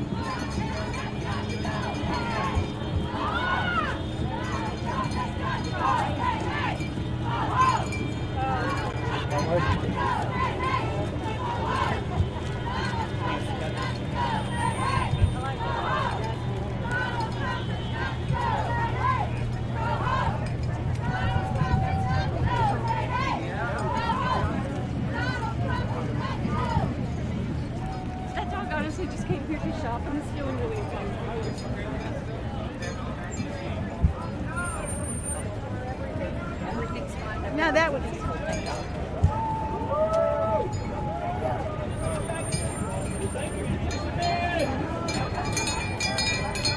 no traffic now.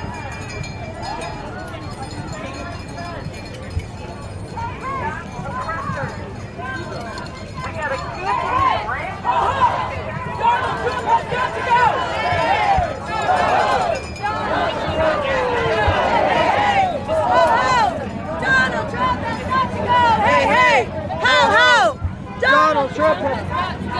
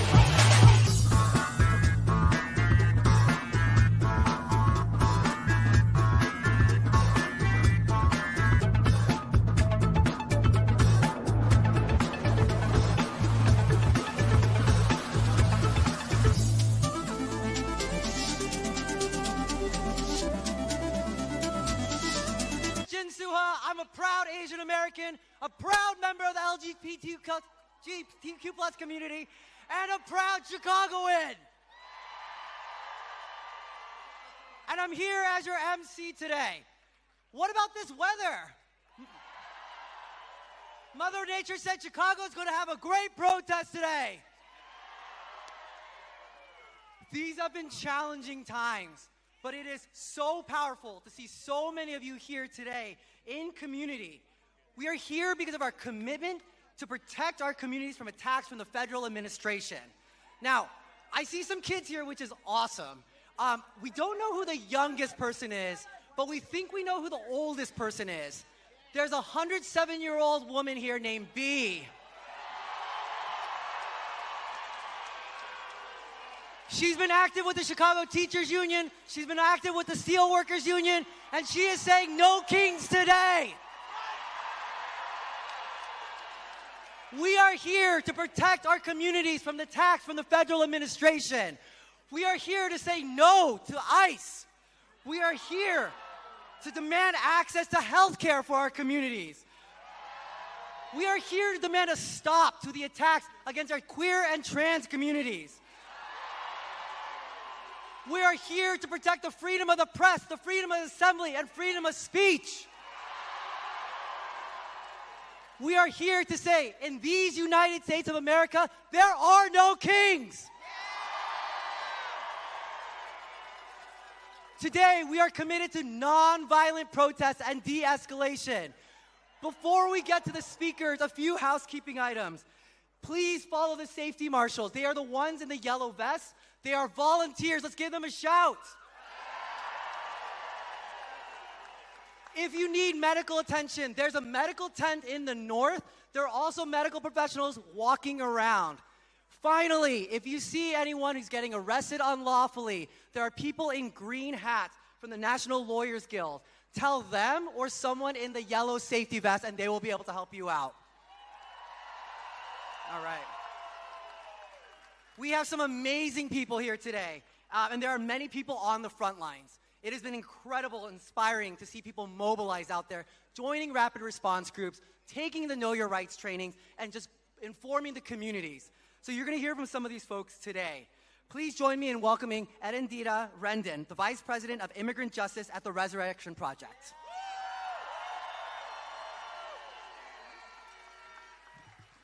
Buenas tardes.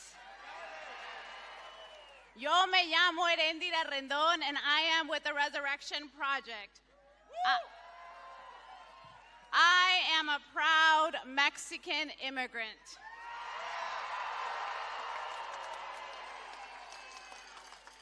Que viva Oaxaca.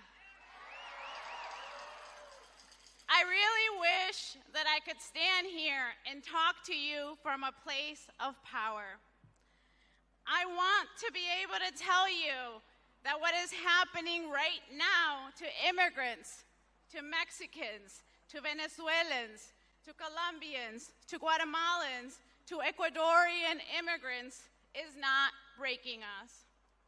But I cannot lie to you. This has been the most horrific month of our lives.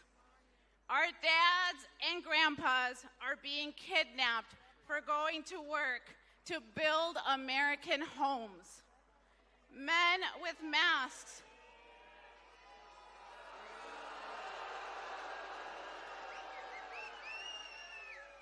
Men with masks are breaking our windows and dragging them with machine guns pointed in their faces. Our moms are being kidnapped when they go to the grocery store, when they are dropping their kids off at school, when they are selling tamales to make a living. These moms are pleading with the masked men to let them go home to their kids. Rapid responders and everyday citizens are being intimidated, beaten, tear gas, simply for recording, for honking their horns, for blowing a whistle.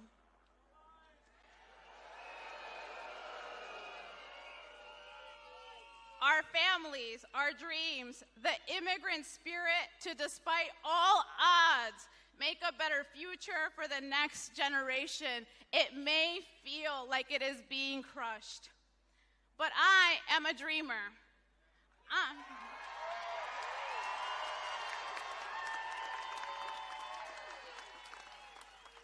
I know what it's like to come home when you are 5 years old and your dad is not there.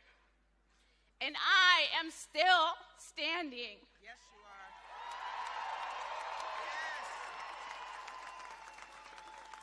And I am prouder than ever to be an immigrant. And I commit to continue to fight, but I need your help. Here's how you can help. Join a rapid response network. Visit, shop, eat in our towns, in our neighborhoods. Cicero, Hermosa, Belmont Cragen, Little Village, back of the yards.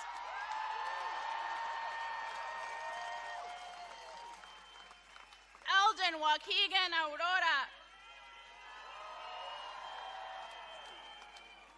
donate to our organizations, donate to the Resurrection Project, donate to ICIRR, donate to OCAD. Buy your whistle and take it everywhere you go.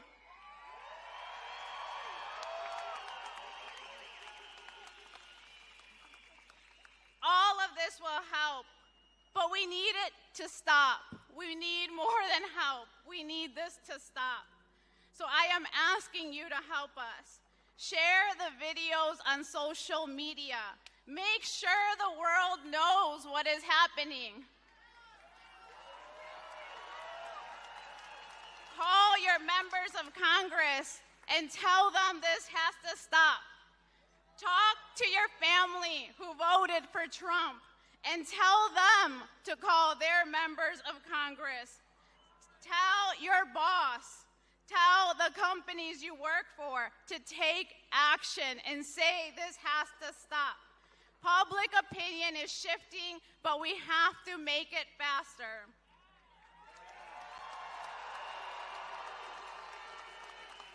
So now, I have a favor to ask. Our people are at home right now, and they are in a lot of pain. So I'm wondering if you will repeat after me and send a message to them. Let's get started. So, dear immigrant, dear construction worker, dear tamalera, dear car wash worker, dear immigrant mom, dad, grandma, grandpa, dear immigrant friend, dear little brown kids, you are loved by your city. Chicago loves you. We are so sorry this is happening to you. But you have our promise that we will make it stop.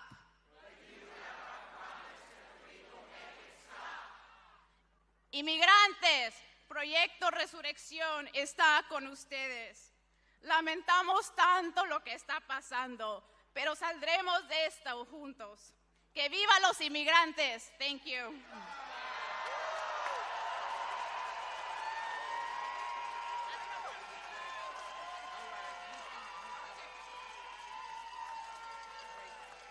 Thank you, Erendira. Our next speaker has been working to protect all Chicagoans. He has signed executive orders to resist these attacks and these unlawful attacks from the federal government. Please join me in welcoming the mayor of the great city of Chicago, Mayor Brandon Johnson.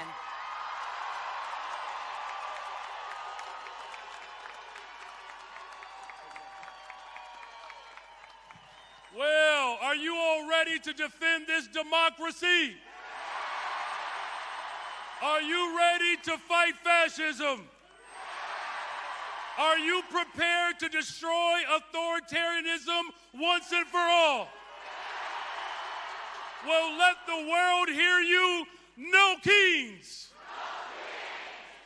Now listen, there are those in this country that have decided, after the behest of this president, to declare war on Chicago and American cities across this country. They have clearly decided that they want a rematch of the Civil War. But we are here to stand firm, to stand committed, that we will not bend, we will not bow, we will not cower, we will not submit to the authoritarianism that is coming down.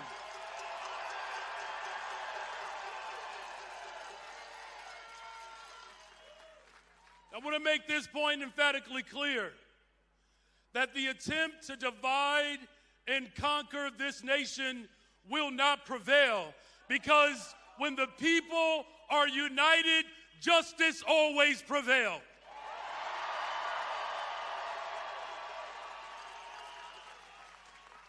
Donald Trump is using ICE as his private militarized occupying force.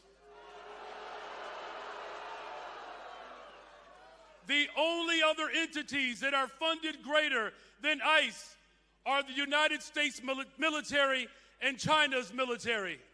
But we are saying emphatically clear, we do not want troops in our city. We will not allow our cities to be occupied.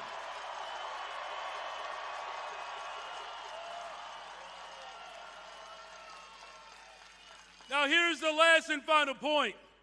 We have to be absolutely clear of not just what we're fighting for, but what we are looking to tear down.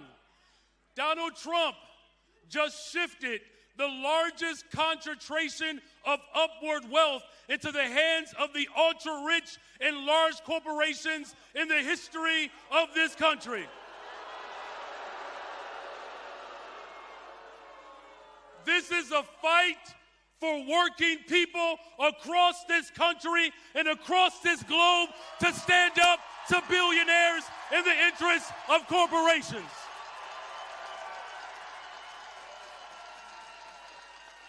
Now, there are some billionaires and corporate leaders that want us to have sympathy for them, and they have just received the greatest tax cuts at the expense of health care and housing and education and transportation and good-paying jobs.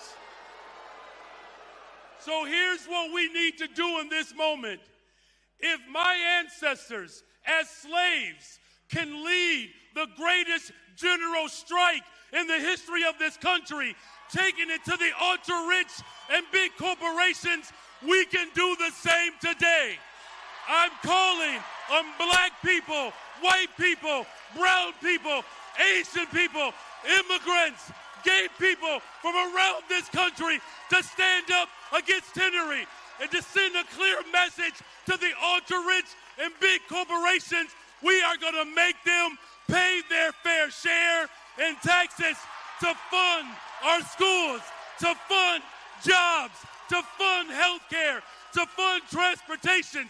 Democracy will live on because of this generation. Are you ready to take it to the courts and to the streets? Cities around the world, we are declaring that we will defend our democracy. We will defend our humanity. We will tear down tyranny, and we will do it together. God bless you all. God bless the greatest city in the world, the city of Chicago.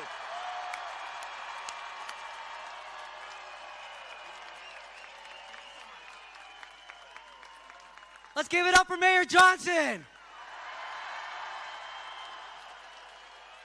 In addition to City Hall, we need fighters in Congress.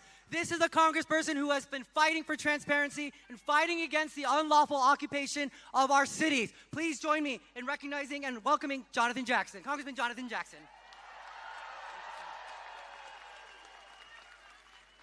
We're here today because we've had enough of watching federal agents zip-tie women, zip-tie children, zip-tie hardworking Americans. We have seen far too many unmarked vehicles rolling around the streets of American cities, arresting people who are actually American citizens with no identification and no due process.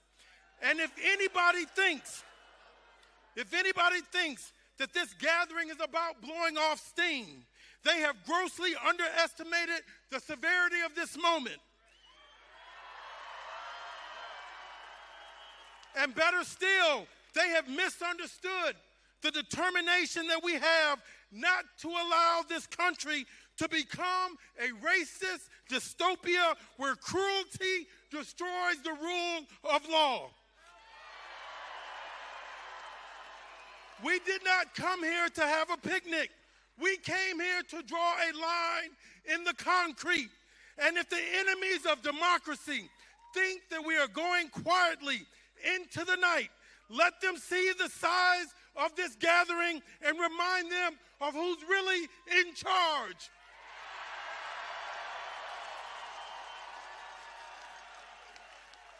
The last time I checked, this country exists by the people, for the people, and of the people. In fact, the last time I checked, the rights of individuals in America are not derived from the generosity of the state, but that comes rather from the hand of God. So let us hear today, because we come here, we refuse to hand this country over to a bunch of wannabe tyrants who are as mediocre as they are uninformed.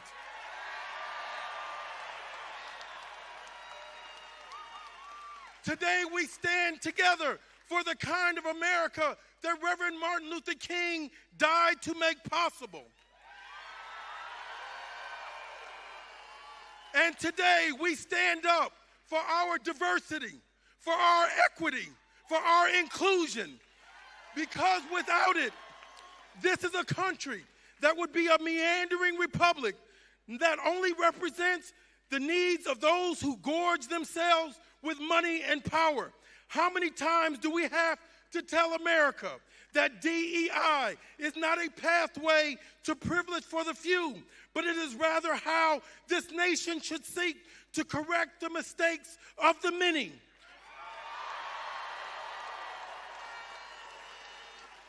So if anybody thinks that Donald J. Trump can take the words and the alphabet of DEI out of my mouth, they've got another thing coming. I will not shut up about it. This is a beautiful crowd. This is a composite nation. And I won't be quiet, because diversity is the only treatment that has ever been successful in the fight against the cancer of racism. Walking away from diversity, I've said it before, is like turning your back on chemotherapy before the tumor has gone away. Nobody with any sense tries to get up and leave the operating table while their chest is still open and the doctor is still doing the surgery. And just this week, we saw how much America still needs the operating table. Ladies and gentlemen, I was at the Supreme Court on Wednesday to listen to the oral arguments of the Section 2 voting rights in Louisiana versus Callis. They are trying to turn back the hands of time. These conservative justices are poised to erase 160 years of progress. It is almost as if these people are not tethered to reality. Didn't they see what happened in Texas just a few months ago, and how the Texas legislature erroneously erased the legislative districts simply because there were majority black and brown districts? There was no compelling interest to redraw those districts other than that folks that wanted to gerrymander so they could hold on to power. This is exactly what black folks and African Americans fought for and against 160 years ago. But let me tell you about diversity. When I was in the Supreme Court on Wednesday, there have been 116 justices in American history. There have only been 6 women who says we've had too much diversity. Ladies and gentlemen, we're going to protect the Voting Rights Act with every phone and every fiber in our body.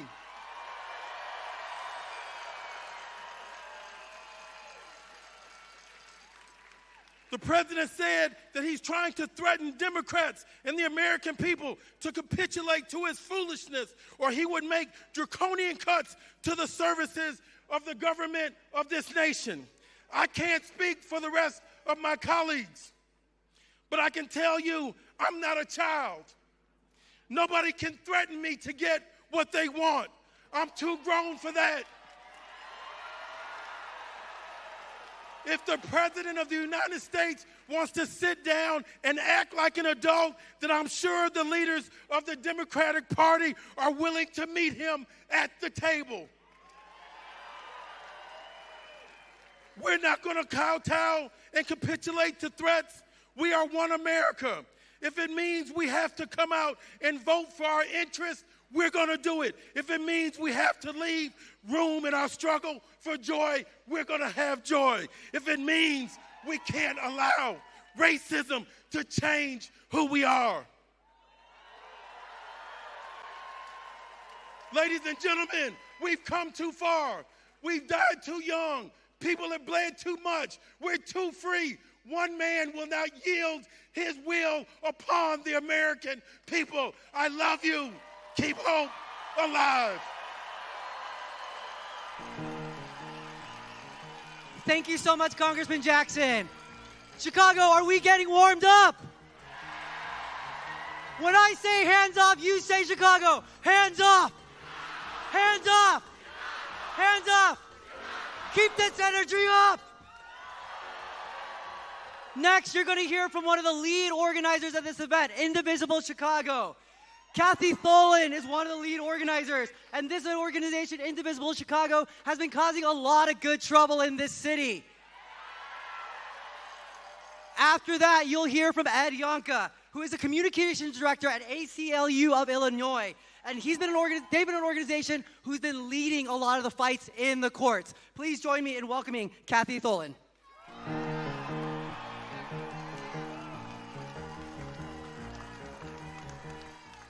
Good afternoon. I'm here to take 1 minute for a shout out for the volunteers and activists of Chicago.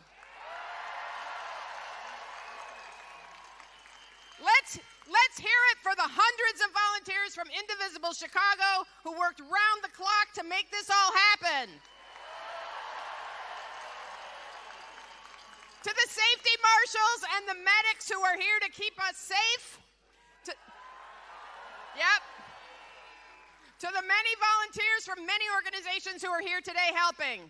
We want to especially recognize our partners with Hands Off Chicago, the ACLU, and the more than 70 organizations co-sponsoring this event.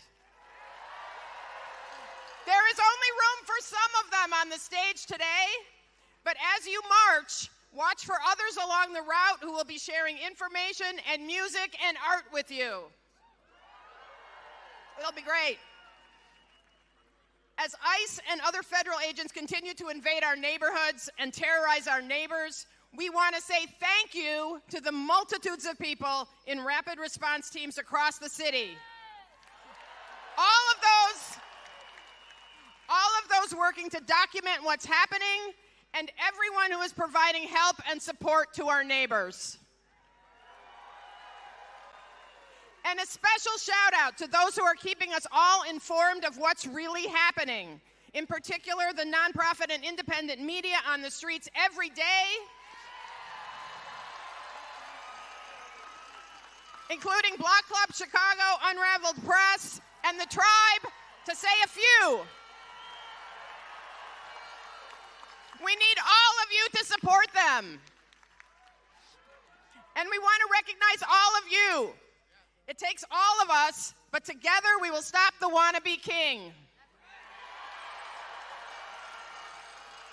Please look for the Take Action QR codes along the march to tell you the important actions you can take tomorrow. Because when we organize, we win.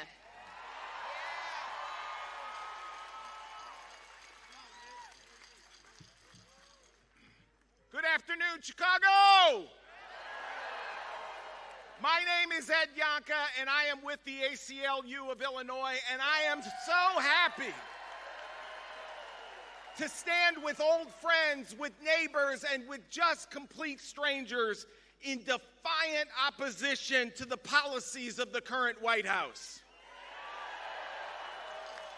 You know, there's been a lot of talk from the White House and the president's sycophants over the past few days about these rallies. They have said that we and you hate America. They say that we and you hate American values. These are sad little people. Because they will never understand that we are here because we love America and because we stand for American values.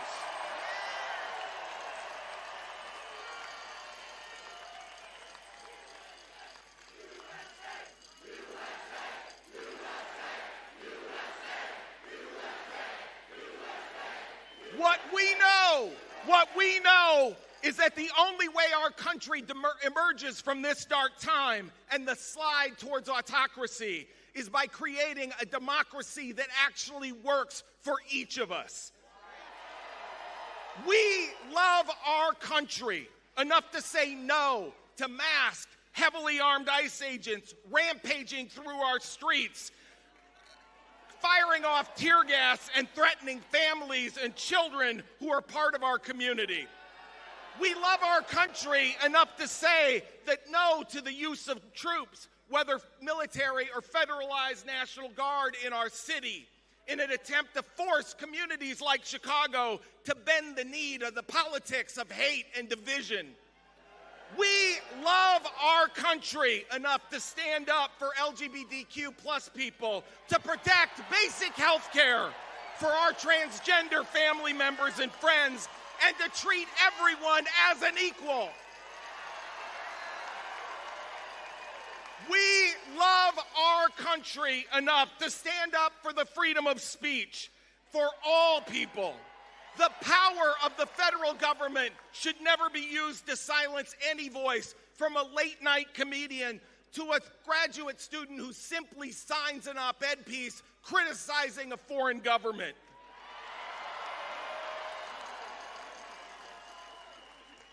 We love our country enough to insist that everyone follow the Constitution, including the president.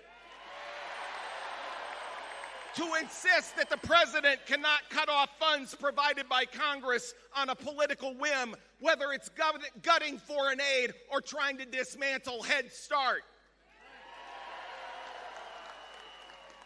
They say that dissent is the highest form of patriotism. My goodness, am I seeing a lot of patriotism today. When we stand together, we make clear this is what democracy looks like.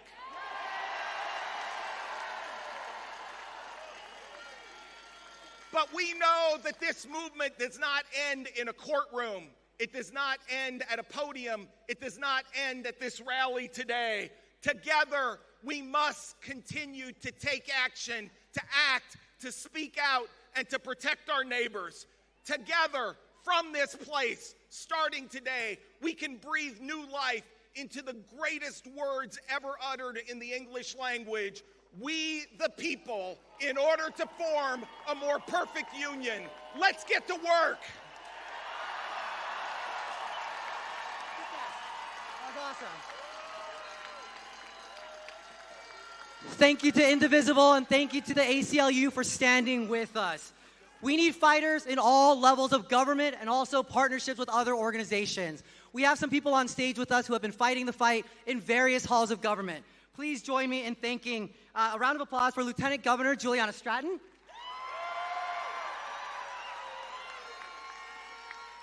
In addition to Congressman Jonathan Jackson, we also have Senator Dick Durbin up here as well.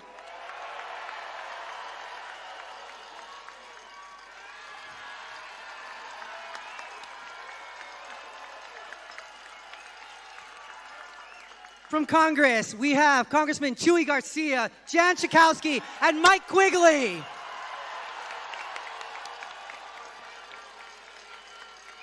Additionally, we have Cook County President Preck Winkle right here behind me as well.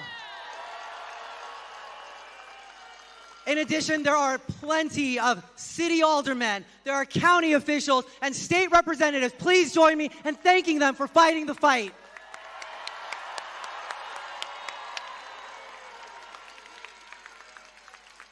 Next, I have the honor of introducing Juliet de Jesus Alejandra. She's the executive director at Palenque LSNA. It's another organization doing the work on the ground. She's going to join us up here and recite a poem.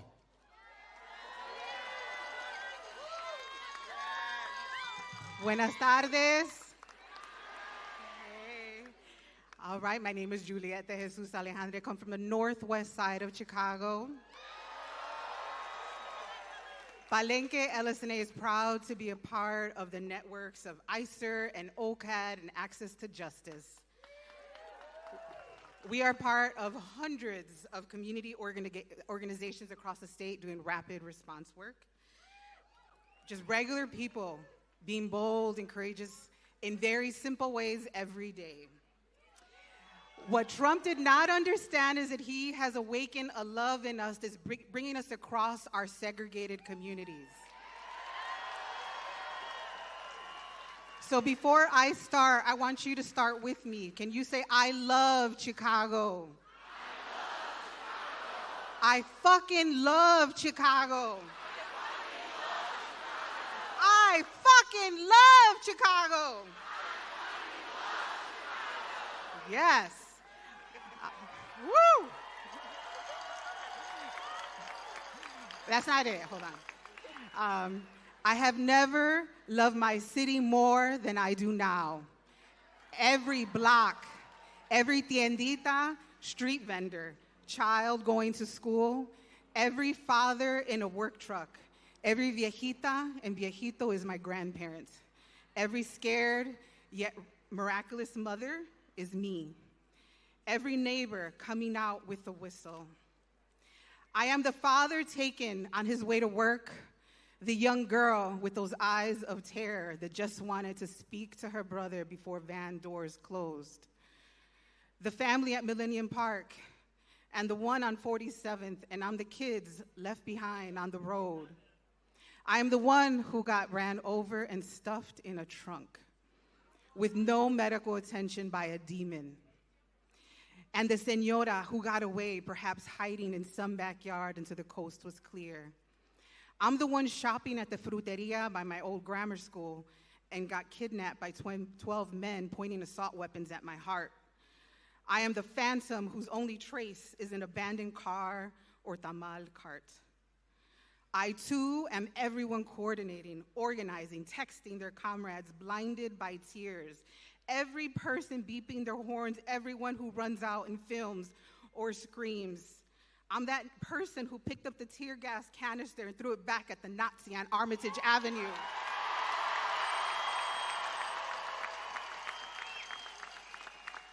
And I'm that guy on Fullerton who yelled, "Block their asses in." I'm that food delivery guy on the bike that got away that Sunday.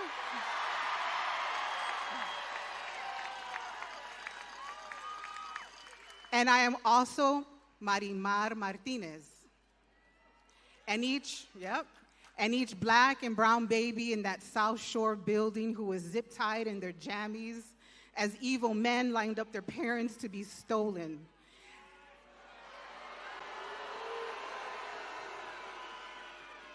And the black woman who yelled, "Te quiero, Pepe," as the military men disappeared her friend or lover at pre-dawn.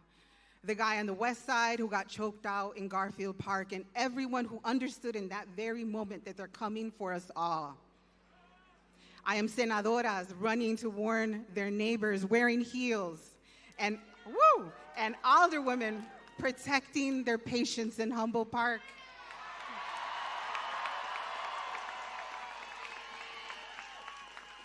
The women in my community who call each other to tell each other that the path to the laundromat or their baby's school is clear for now. The folks taking groceries and medicine, and forever the rapid responders, the rapid responders, the rapid responders. I'm in awe of you every moment of every day. For everyone finding you ways to be brave and teeny tiny ways that add up. Medic, we need a medic right in front. Yep. Excuse me, we need a medic up in the front near the black tent, near the tent. There's someone with an orange hat who is waving. We need a medic up front. Thank you so much for your help, folks.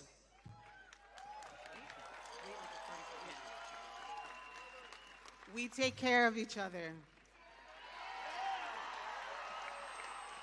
Okay. Thumbs up over there? Are they being attended? Okay. Almost done. We need more like that. Yeah? Join us. Take up a corner. Blow a whistle or yell. Check on your neighbors. Show up after school to make sure the babies are okay. I love Chicago in my bones now. Te amo un chingo, like my Mexican comadres say. Let's walk one another home. I love us so fucking much. Thank you.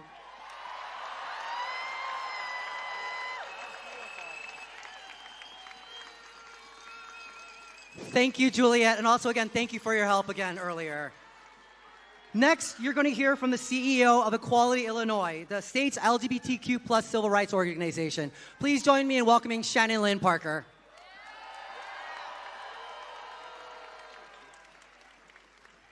All right, hey y'all.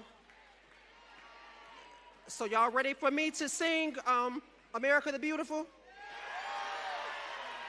Well, keep waiting because I'm not here singing today.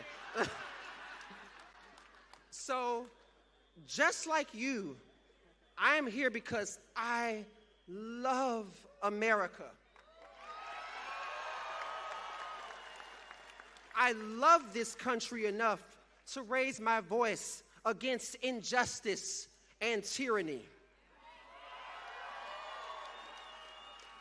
But here's the thing. We are at the point where no one is coming to save us. Our path forward will not be neat.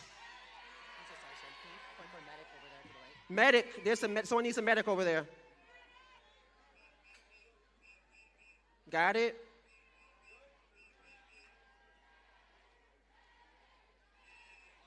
All right. Y'all ready? They taken care of? Not yet. That's okay. You're welcome. All right. So like I just was saying, as you see right now in real time, our path forward will not be neat or tidy. And it is no longer protected by the guardrails of the Constitution. Because to this administration, that document has become an inconvenience, an obstacle to their growing hunger for absolute control.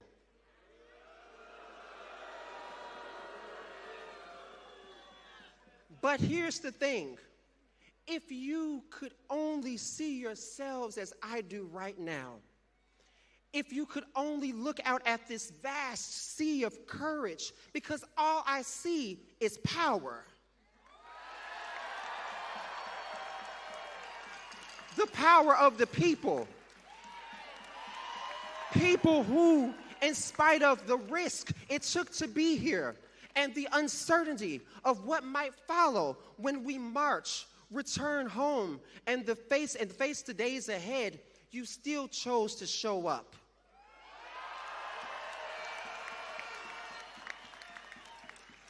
These are frightening times, but I'm going to tell you something. I am not afraid. And if you are, that's all right, because fear is human. But be more afraid of what happens if we allow this march towards authoritarianism to continue unchecked. Be more afraid for your children, children who may grow up numb to oppression, conditioned to believe that shrinking freedom is normal, because to them it will simply be another day. Be more afraid of what happens not 6 months from now, but in 6 weeks as this administration nears 1 full year of rule by intimidation and deceit.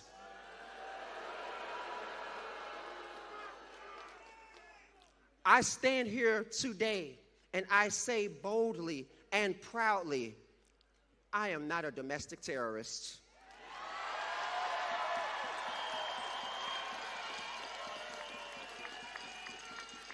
But what I am is an amazing, proud black trans woman.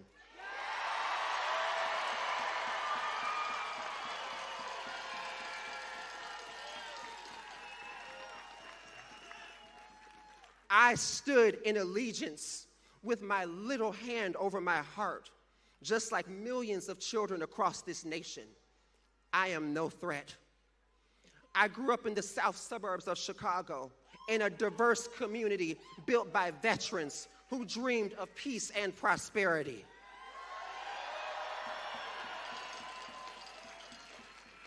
I am the progeny of a woman born only 88 years after slavery, that unforgivable crime that this nation still tries to bury. Raised in Philadelphia, Mississippi, the hotbed of civil rights movement, where 3 young men, James Chaney, Andrew Goodman, and Michael Schwerner, were murdered for trying to register black citizens to vote. The very Voting Rights Act that they and so many others died for, were lynched for, and is now being dismantled under the name of redistricting.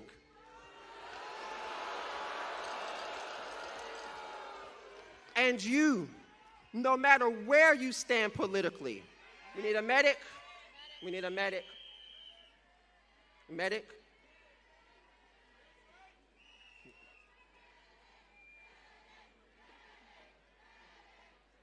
Got it? Cool. All right. And you, no matter where you stand politically, know this to be true. This country has no kings.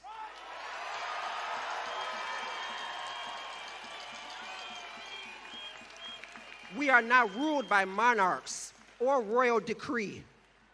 Because when those in power weaponize the shutdown of government, not to negotiate, but to smoke out the most vulnerable, like one would drive someone from their own home to reveal who they truly are, they will not save your farms. They will not save your pensions. They will not save your medical care. Their goal is to starve the very people who make this nation work. But we are the people. And those closest to pain should be closest to power.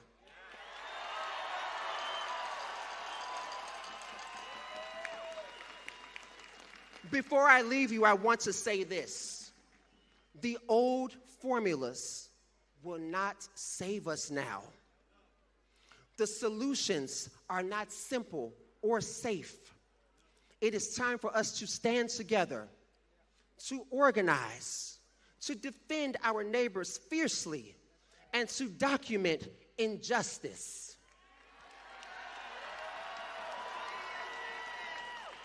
Peaceful disruption. Make your voices heard, louder than the noise that seeks to silence you.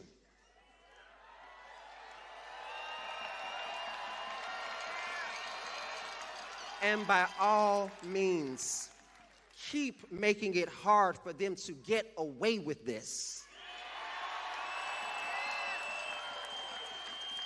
Let them know we see you. We will not turn a blind eye. We will not capitulate. We will continue to speak. And we will continue to vote. And we will continue to rise. Thank you all.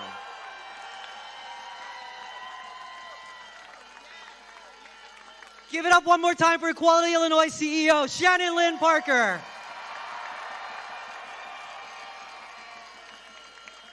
Next, we have one of our champions in the labor movement. Join a union today. Please get up for our friend in labor, Bob Ryder, the president of the Chicago Federation of Labor.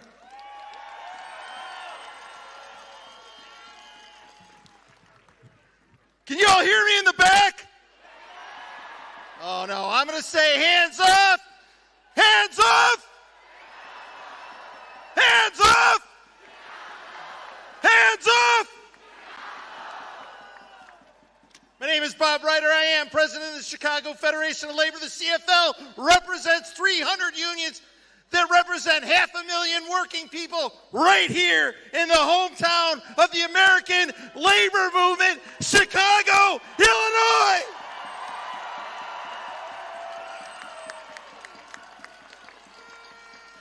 And I'm here to deliver a message to Donald J. Trump. You ready, Donnie boy? Get your tiny little hands off of Chicago!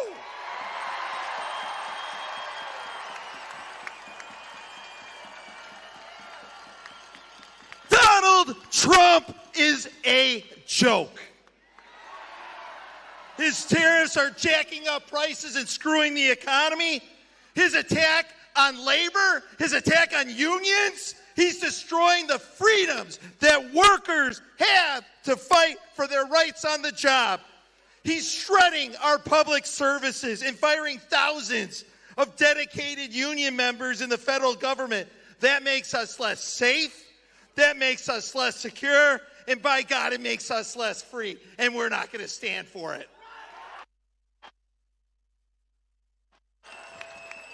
And this insane government shutdown, Trump and his merry band of MAGA morons in the U.S. House of Representatives, they don't want to help people get health care. It's that simple. This guy holds the lowest approval rating in modern history. Way to go, Donnie boy. Donald Trump thinks he's a king. Donald Trump is a goof. And he doesn't want us here calling him out. And his sock puppet, Mike Johnson, is out there running his mouth. And I got to tell you what, Mike Johnson, you know what you need to do? Release the Epstein files.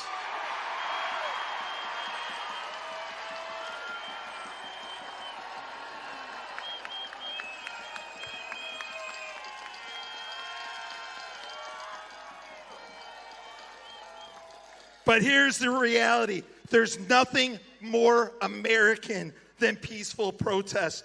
There's nothing more American than fighting for your rights. And there's nothing more American than fucking Chicago.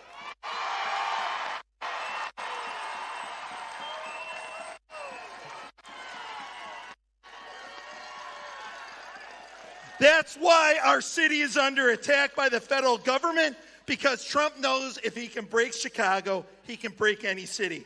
Well, here's some news for you, Donnie boy. You'll never break Chicago's spirit, ever.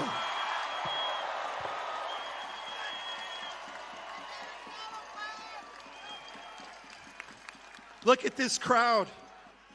It screams solidarity.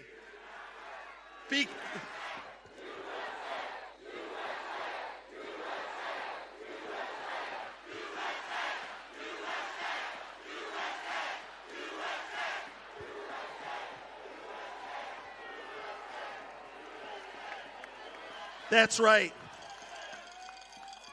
This is our country. That's our flag. You see that? That's our flag.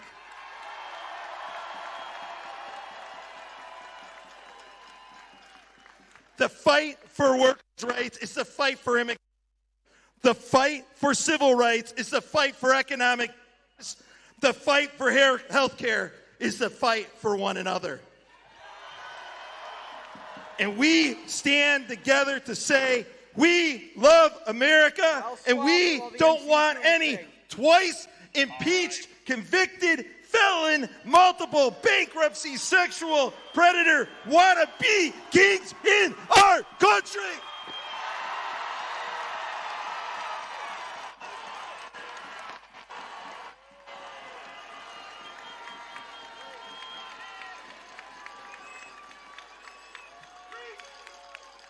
So Donald Trump, I want to make sure that you hear this loud and clear. Stay the fuck out of my city.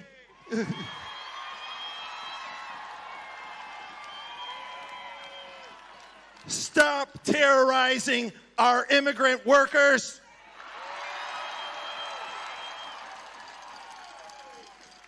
And stop abusing our government.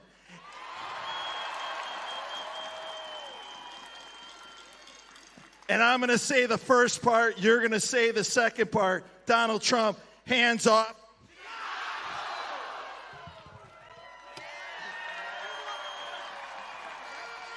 Give it up for Bob Ryder, everyone.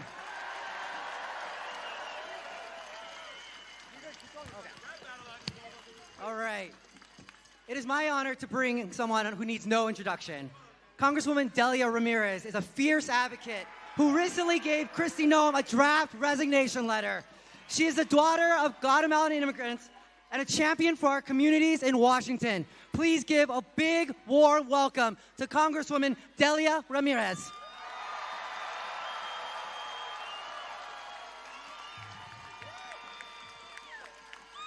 Buenos días, Chicago! Buenas tardes. So listen, I come from organizing, so we start with a chant. When I say people, you say? When I say people, you say power. People! People! When I say people, you say power. People! That's exactly right. May that powerful voice be heard from here to Washington, D.C. and every corner of this country. We need a medic somewhere, I think. Medic. Are we good? Do we need a medic to the right? Oh, they're cheering for me. Okay. Listen, community comes first. Well, let me say this.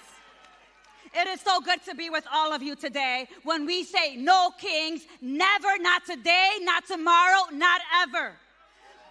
And at a time when the Supreme Court has declared that my mere existence is a threat and target, let me tell you, I will unapologetically affirm that I am the proud daughter of Guatemalan immigrants.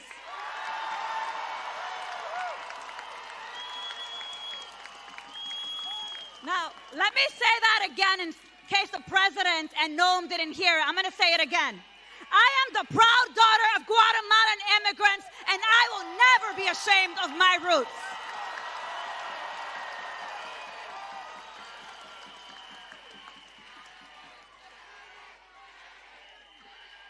Not Trump.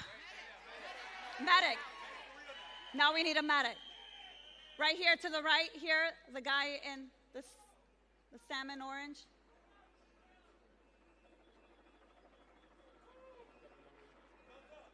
We're good? We're good? So folks, look, they're trying to do everything they can to break our spirit. But you and I have shown up here. Some of you have been here for a couple hours, haven't you? Some of you may have not drank enough water, so drink some more water right now.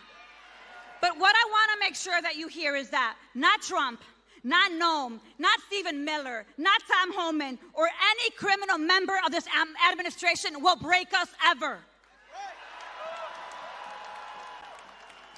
You see, I am a daughter of immigrants who, like so many of our neighbors, sacrificed everything to give their children a chance at a dignified life. I stand on their shoulders, and they didn't make me or raise me to be afraid of tyrants. And you're not afraid of tyrants either, are you? So yes, I will unapologetically defend our immigrant community, the families who have enriched our American culture, the workers who keep our economy going, the children who are our nation's future and might make the next president of the United States. The immigrants who have become public enemy number one in Donald Trump's cruel, xenophobic, racist agenda are here to say hell no to wannabe kings. And if I'm being honest with you, immigrants who, as far as I'm concerned, are more American than the fascist traitor pedophile sitting in the White House right now.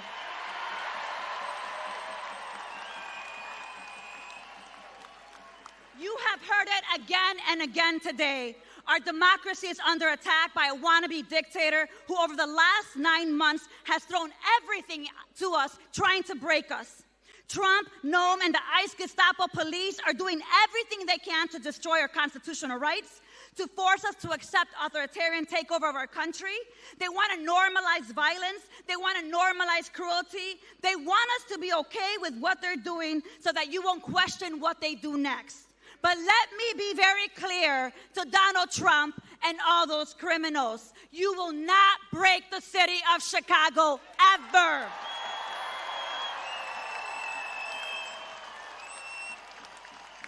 Ever. They want us to bend the knee, but I want you to look around and I want you to say to your neighbor to your left, no king. And I want you to look to your neighbor to the right and you say, I fight for justice for all.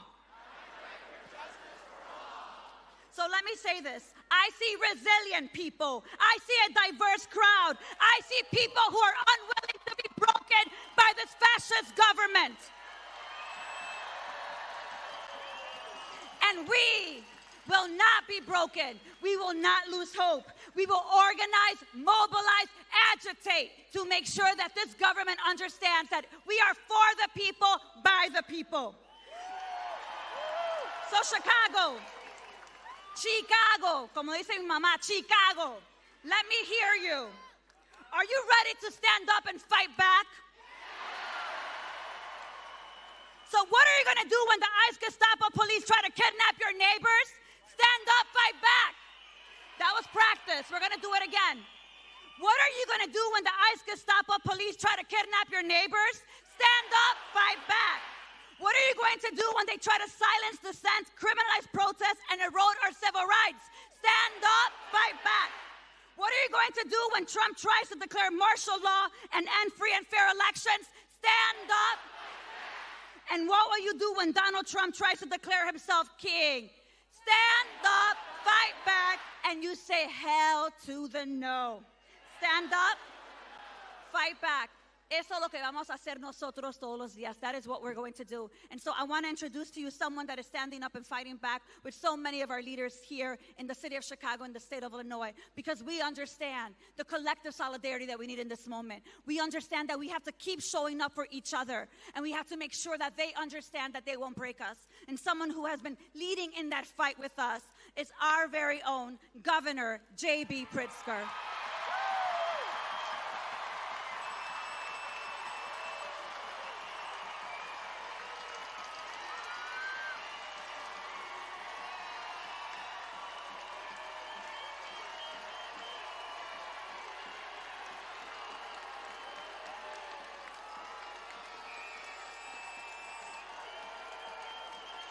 Hello, Chicago!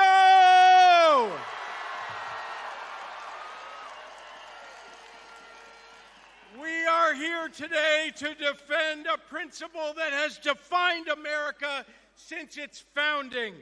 The belief that tyranny in any form must be resisted by the people of conscience. Especially here in Chicago, we will never surrender. Throughout history, we've learned that tyranny doesn't arrive with dramatic proclamations. Most times it comes quietly, wrapped in the language of law and order, with fingers pointed at someone who doesn't look like you, promising safety while demanding that we sacrifice our neighbors. Today, we're here to say with one voice that there is an existential threat to our constitutional republic. This is not a political choice. This is a moral imperative.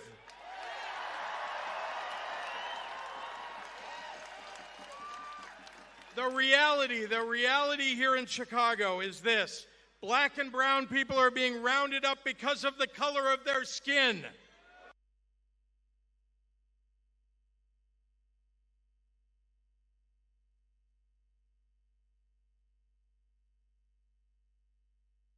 Zip-tied.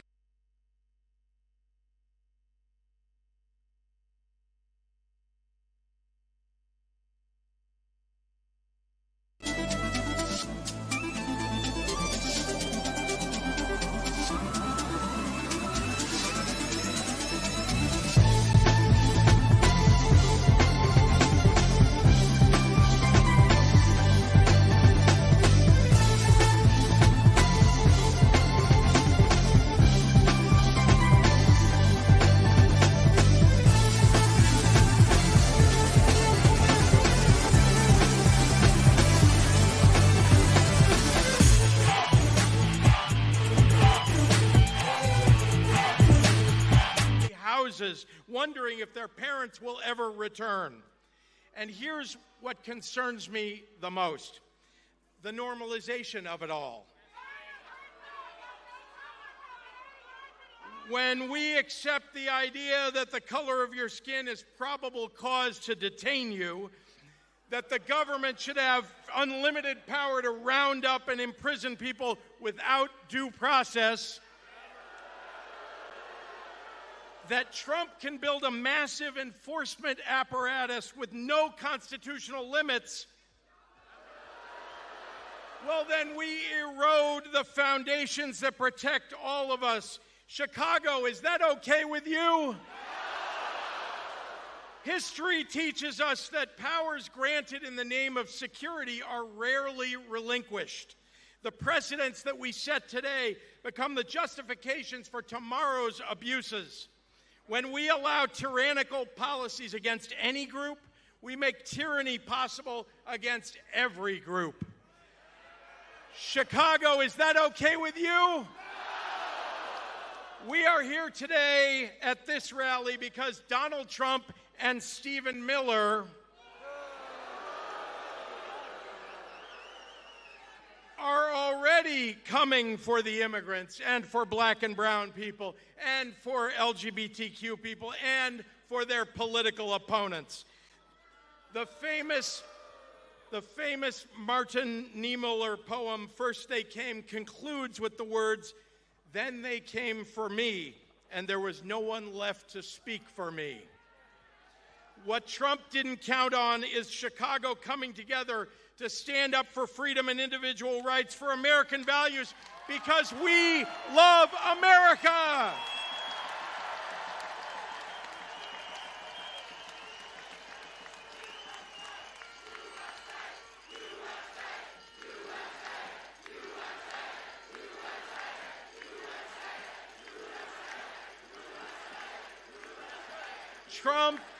Trump and Stephen Miller tried to stop us from rallying today by calling us names. Do we care if they call us names? And they're threatening still to bring military troops into Chicago, claiming there's an insurrection here. Is this an insurrection? It's because peaceful democratic resistance is always scary to authoritarians.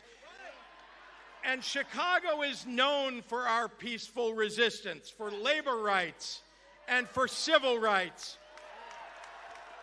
Going all the way back to the 1850 Fugitive Slave Act, requiring cities like ours to capture and return black people fleeing slavery, the city council said no. The people of Chicago said no. Communities of everyday Americans banded together to protect those who had fled slavery, hoping to find freedom in Chicago, because we in Chicago are not afraid to stand up for fundamental American values. Now, the vast majority of Chicagoans are here because our ancestors fought to escape from tyranny. And another great portion of Chicagoans were brought to this country in shackles and had to fight for their literal freedom. Resistance and survival are in our American blood. Today, we are resisting more than just Donald Trump's attacks on democracy, and he knows it. Trump is panicking about the growing public backlash to his broader agenda. His tariff taxes are costing average American families between $2,400 and $4,800 per year. Illinois soybean farmers are losing billions and going bankrupt because of Trump's trade war. And so are small businesses. And he defunded programs to reduce crime and is canceling food assistance and medical care for the middle class and working class and our most vulnerable. People are here today standing up for our constitutional rights and our economic freedom, and that is what resistance looks like. And you know, resistance starts with refusing to normalize cruelty. Resistance means choosing solidarity over fear. It means recognizing that an attack on free speech, on immigrants' rights, on due process is an attack on everyone's rights.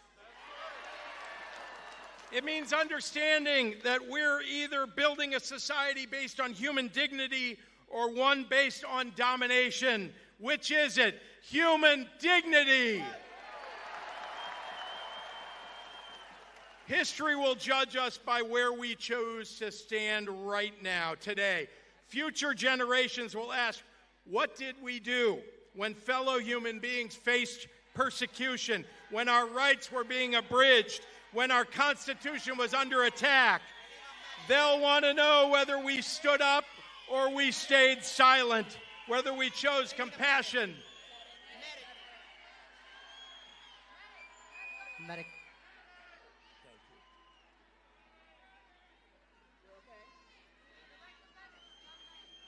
Do we get it?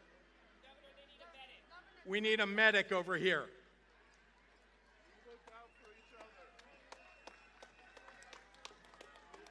Thank you for looking out for each other.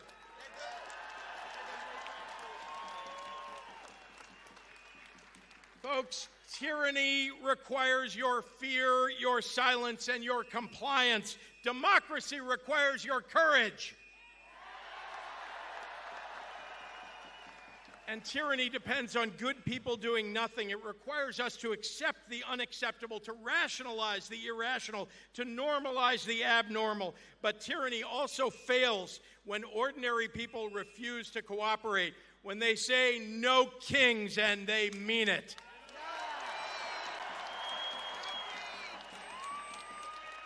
So Donald Trump, stay the hell out of Chicago.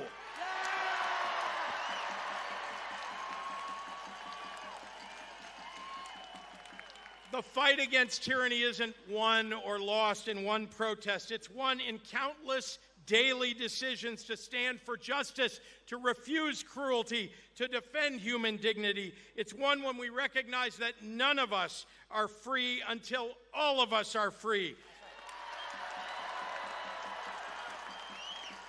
So say it with me. We love America. We love Chicago. And Donald Trump, stay the hell out of our city. Thank you very much. Let's give it up. Unbreakable commitment to protecting every patient is absolutely necessary to heal us in this moment when we are battling the fascist cancer taking over our democracy. So let's give it up for nurses.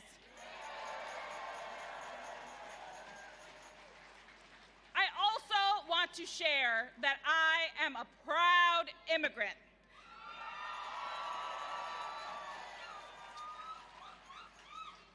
Just a little personal story. My mother and I immigrated to the Bay Area from India when I was a child, and we became U.S. citizens through her grueling work to build a better life for us, which is the experience of many immigrants. Many people aren't actually aware of the dedication, resources, and time it takes to pursue a path to legal status or citizenship. Just as many immigrants today are pursuing a path to legal status in the courts, they are being kidnapped by ICE. It took my mother and I nearly 10 years to finally reach the point for being called for an interview for citizenship. Unfortunately, that interview was scheduled exactly 2 weeks after the horrific 9/11 attacks in 2001. We were so nervous we wouldn't pass our interview and become citizens because of the racism and hate that followed the 9/11 attacks. At that time, the hate was so pervasive against people of color, my own neighbors were vandalizing our home, our car, calling us terrorists, and sending threatening messages to leave this country. We felt so scared and abandoned. Today, I am filled with so much hope and inspiration because we are not abandoning our neighbors who are the victims of this fascist administration's divisive agenda.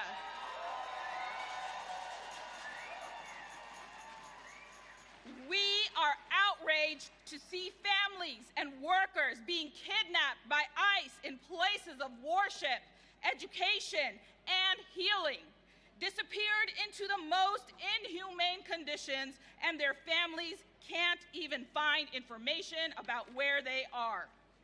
Our mass movement of working people for all backgrounds is appalled that ICE is abducting American citizens, zip-tying children, attacking journalists, and storming into our hospitals armed for war. Are we going to allow this to continue? That's right. There was no question that our union would help lead the charge today. Nurses vow to protect public health. That means standing up to a president who wants to be king, an administration of corrupt loyalists, and all of their billionaire buddies.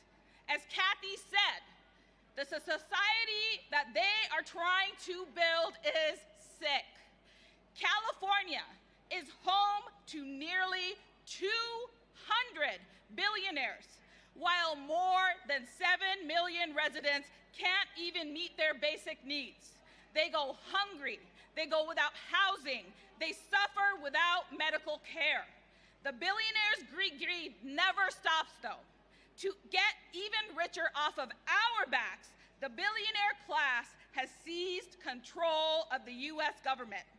While they ran through a fascist agenda, they know that their biggest threat is an organized working class.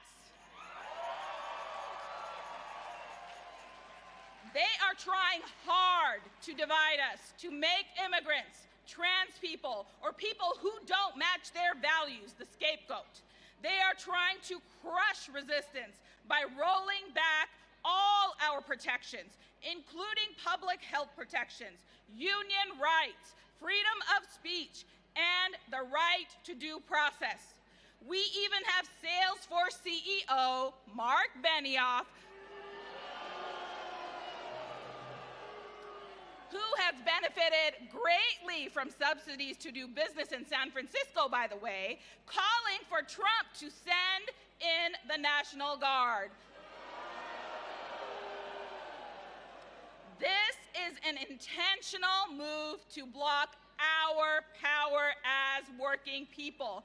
But we are all out here to show them that the resistance is strong. Are we going to let billionaires sell us out to fascists? That's right. Coming together today is not just about no kings as presidents.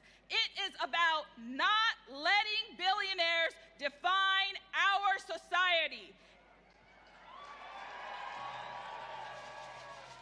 In less than a year, they have largely dismantled democracy as we knew it because we have not been disruptive enough to instill fear in them. At the end of the day, it is our work that makes the world go round, not theirs. To heal this nation, we are all going to channel the power of union nurses, which means that in an emergency, we're not going to freeze. We are going to fight. And we must be bold in our demands. While we are fighting to preserve health care, including gender-affirming and reproductive care, to protecting immigrants from ICE terrorists, protecting our democratic freedoms, we must also be clear about the kind of future that we want. We demand a world of Medicare for all, where we abolish ICE. We demand retirement security, fair wages, and safe working conditions for all people. Taking back our democracy means that we, the people, not the billionaires, set the agenda. That means creating a society and government to deliver what working people need, not corporate profit. Throughout history, there have been other democracies sliding into authoritarianism that made a U-turn. But we know that history has shown us that the turnaround is far more successful when there is an organized mass working class movement like here today. It is not easy. No one is coming to save us, but even the billionaires know their agenda is no match for our full collective power. So California, are we going to stay united and fight? Are we all going to take action to counter the right-wing power grab by voting yes on Prop 50? That's right. We are going to continue rising up by the millions to make sure that the billionaires know that when you take on one of us,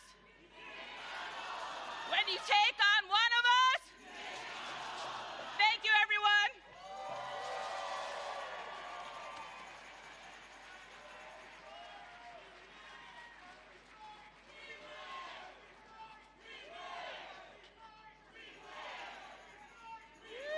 All right, thank you, Puneet, and thank you, National Nurses United, for your leadership today. We're going to do a couple more chants to get us all really excited. When I say X group of people, I'm going to say when workers are under attack, what do we do? Stand up, fight back. When nurses are under attack, what do we do? When all of us are under attack, what do we do? When healthcare is under attack, what do we do? When labor is under attack, what do we do?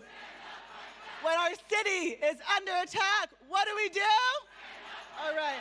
Now I have the pleasure of introducing one of my personal heroes, Lorena Gonzalez. Lorena has dedicated her career to expanding workers' rights through organizing, politics, and legislation, from transforming the San Diego region as head of the San Diego Imperial County's Labor Council to passing landmark labor laws in the State Assembly, to her historic leadership at the California Federation of Labor Unions. Lorena has relentlessly championed the cause of the working class.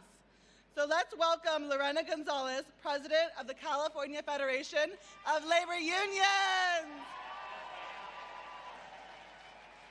So brothers and sisters and siblings, are there any union members in the crowd today?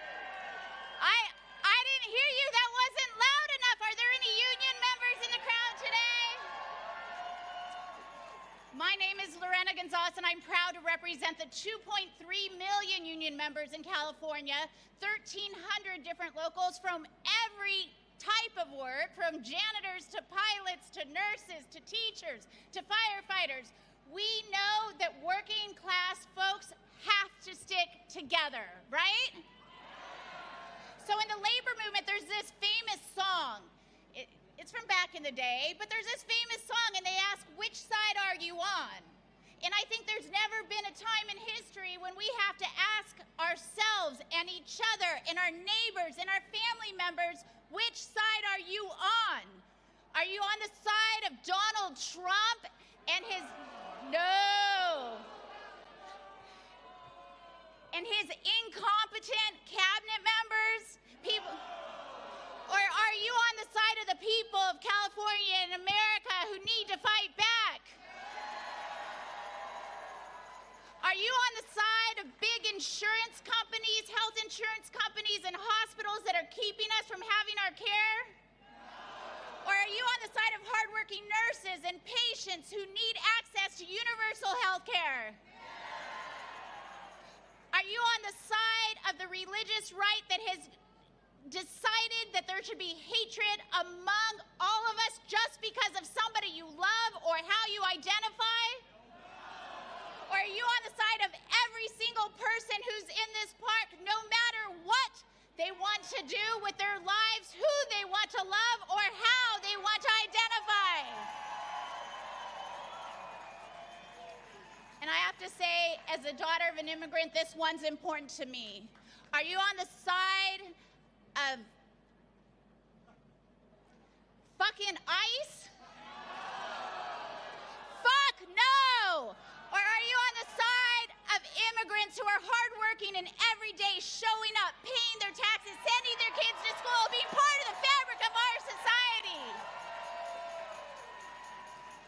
Can we get a fuck ice? Thank you. So it's a simple question. Are you on the side of the tech bros and the billionaires and the people who want to take away every ounce of hope that working people have in this country, or are you on the side of each other? So we've done a lot of rallying. I'm glad to be here today in San Francisco for this No Kings rally. It is important to come together and make sure that Washington, D.C. knows which side we're on, to make sure they know we're not going to be scared by their threats, that we're not going to hide in fear as they say they're going to come after us. That's important. It's important to continue to do that. But here in California, there's one more thing you can do. You can vote. So we have this little thing called Proposition 50 on the ballot right now. It doesn't cure every problem. I'm not going to pretend it does. I'm not going to pretend that just electing some more Democrats is really going to help the working man and woman necessarily. But I do know this. I know that this president needs some fucking guardrails, and there's one thing I can do, and that is turn in my ballot for Prop 50, vote yes, get it in early, get some guardrails around that tyrant. Do you promise me you're going to vote? All right. I'm going to end with a chant that I know you guys know. This is what's important. They want to silence us. They want to demoralize us. They want us to be afraid. I don't know who your father is. Oh, okay. If Donald Trump's your father, I'm sorry for you. Sorry. Fuck Donald Trump. All right. Lost my track of mind. Look at me. I thought I said something about his dad. I didn't know what that was. So we're going to do a little chant, because we know one thing. Despite them wanting to demoralize you, silence you, they want to scare you, they want to make you believe you don't have power, we know we have power. We know we have collective power. That's what the labor movement has all been about. That's what people power has always been about. So we have one thing to do, and that's fight back. Because when we fight, louder, when we fight, let's go win.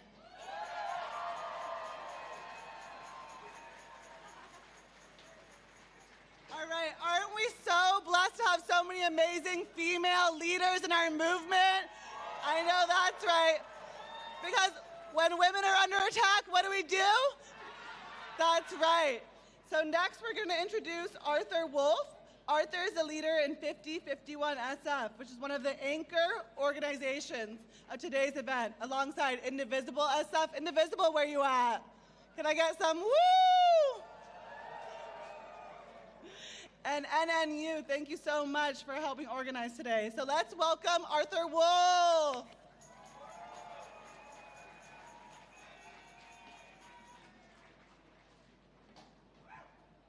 Hello, San Francisco! My people, how are we doing today? Let's take a moment to take this all in. It's an absolutely beautiful sight looking out at you. Standing here, watching all of us together, standing in solidarity with one thing in mind. We have no kings. The last 9 months have been an absolute whirlwind of bad news, oppression, and increasing attacks on our civil liberties. Some of our communities have been targeted and hurt more than others. But an attack on one of us is an attack on all of us.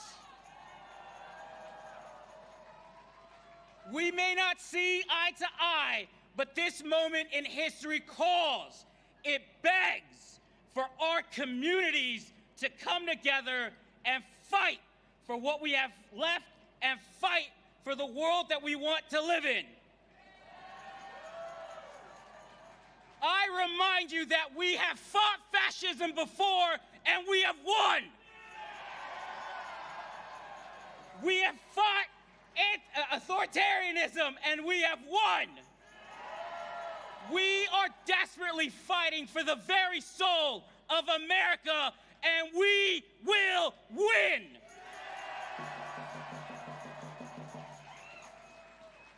History is littered with the names of these mediocre men who try to control people like you and people like me. They have all failed spectacularly. They fear us because we demand accountability. They fear-monger about us because they want to undermine our progress. They want us silent. Are you going to be silent? No. They want us submissive. Are you going to be submissive? No. Because these regimes, they thrive in an apathetic society. They rise to power when the majority stays silent and stays complacent until it is too late to stop them. We will not remain silent. We will not be submissive. We are San Francisco. We are the Bay Area. We are gonna fight back. And we are gonna win. So now you know you're thinking, Arthur, you're talking a big game. What's the plan? What can I do? How do I get involved? Congratulations, step one, you're here. Are you here? Because I can't hear you. Thank you. Seriously, thank you. Now, we need to channel our energy. We need to take this enthusiasm and we need to affect the change that we so desperately need. Targeted boycotts. We know they work. Stop giving these billionaires your money. They are turning it around and they are hurting you with it. Target, Tesla, Amazon, Facebook. Fuck them. You take the fight and you take it to their pocketbooks. That's the only thing they care about. We are taking down the billionaire class. Not for this weekend, not for a month, indefinitely.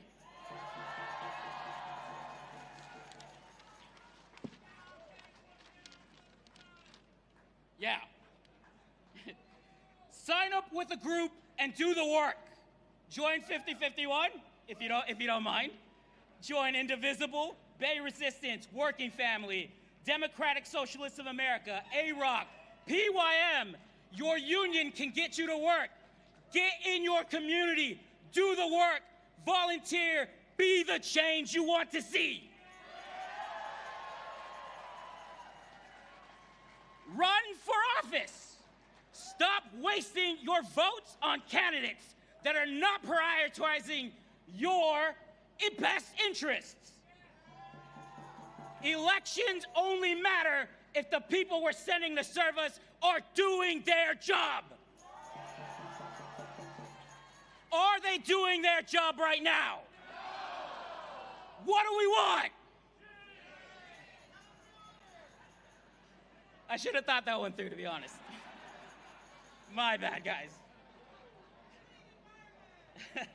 We do want a lot of things, thank you. Your vote does matter. When you do not exercise your right to vote, you are willfully giving away your ability to affect change. Today is just the start. And sadly, I don't have all the time in the world to give you an Activism 101 class. I would, but they're getting ready to pull me off as is. I'm getting side-eye from the side stage.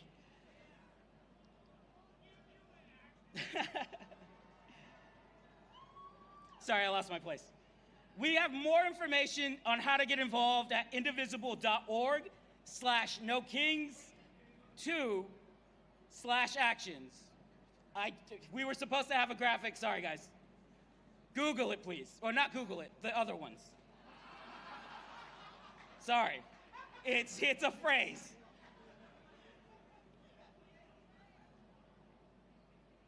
There are also people walking around. I'm not entirely sure if they're in the crowd or if they're still on the avenues, but we have people with call to action signs. They have QR codes. It will take you to the website. Please get involved. Thank you. Just remember, look around. You are not alone. Do not let anyone tell you that you cannot affect change, because we can and we will. Lastly, this week, Mr. Trump couldn't keep our city's name out his mouth. Luckily for us, we have been preparing. We know he wants to institute the National Guard on our streets. Are we gonna let him? Are we gonna let him? Honestly, I kind of want a hell no, but... So are we gonna let him? The day we know that the National Guard is coming to San Francisco, the plan is to meet at Embarcadero Plaza, 5 p.m. We are gonna take the streets! Because San Francisco, we will not remain silent. We will not be submissive. We will fight back, and we will win. It has been a great honor to speak to you today. Thank you so much for having me. Keep it going for the next person.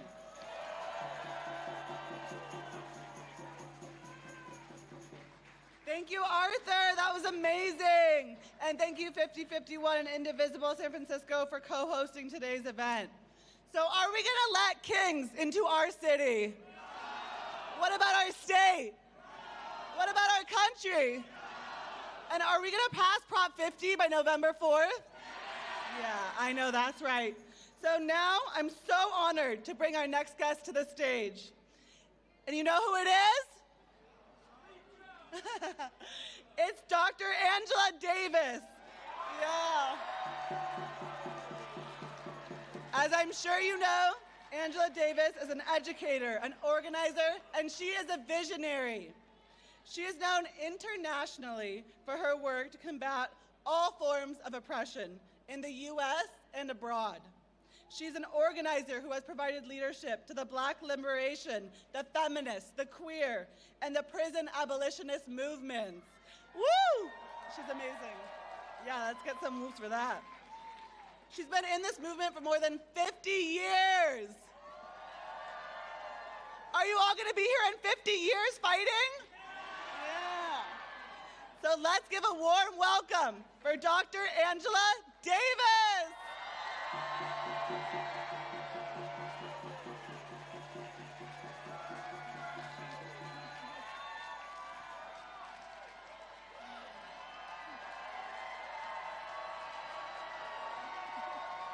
Good afternoon, San Francisco.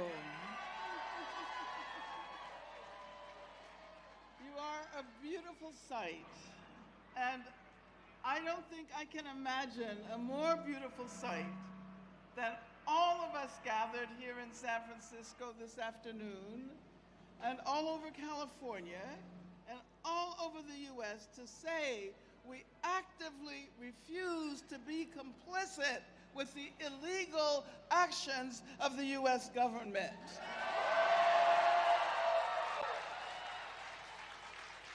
In our magnificent multiplicity, we say no,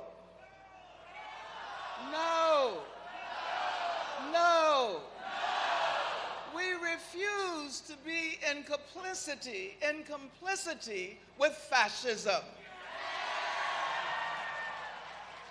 We are people of all racial backgrounds.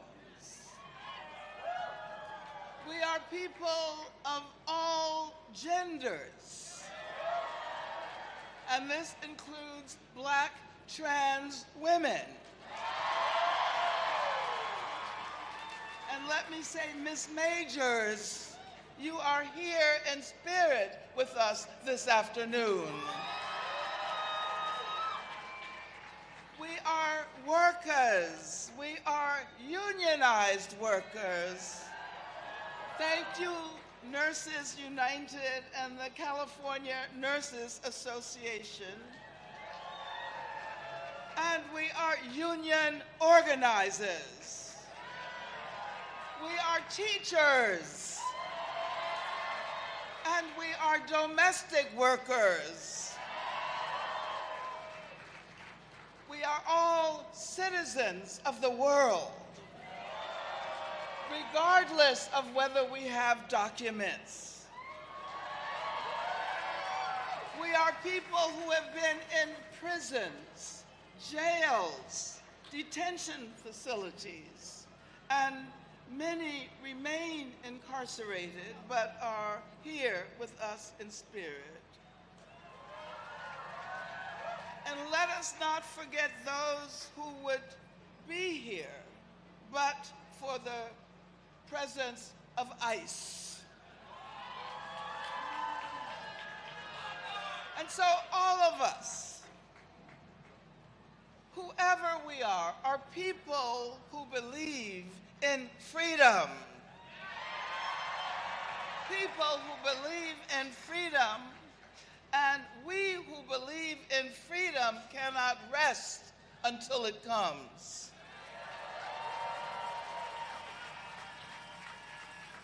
Trump, I hate even mentioning his name.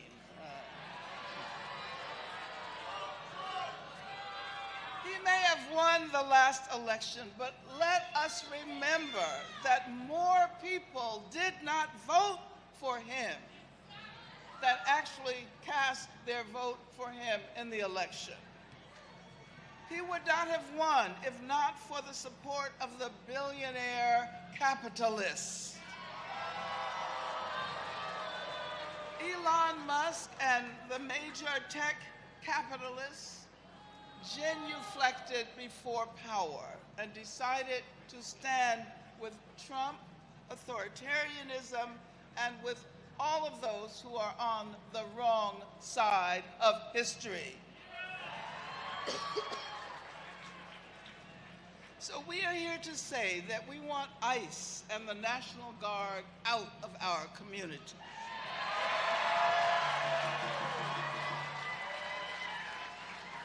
We stand in solidarity with undocumented immigrants.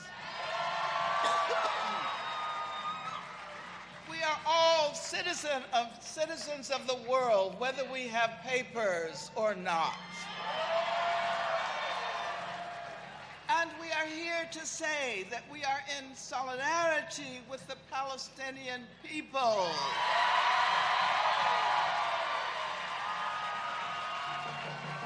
And that a ceasefire is not enough.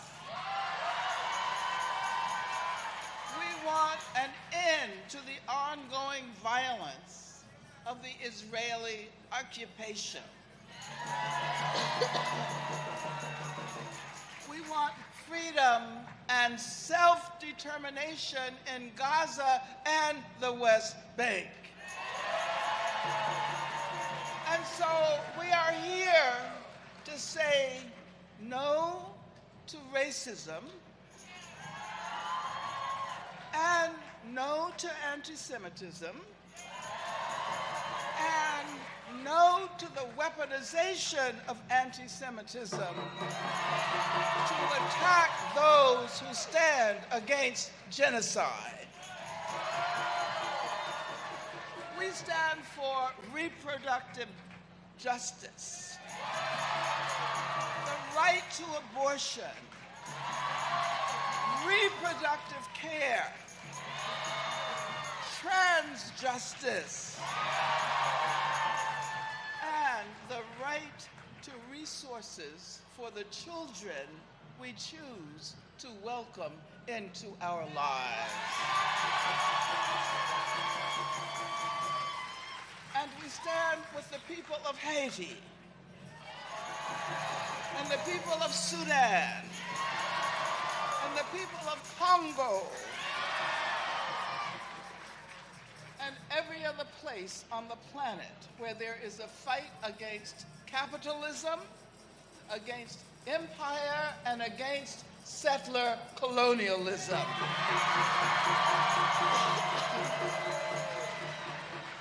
We stand with those who support science,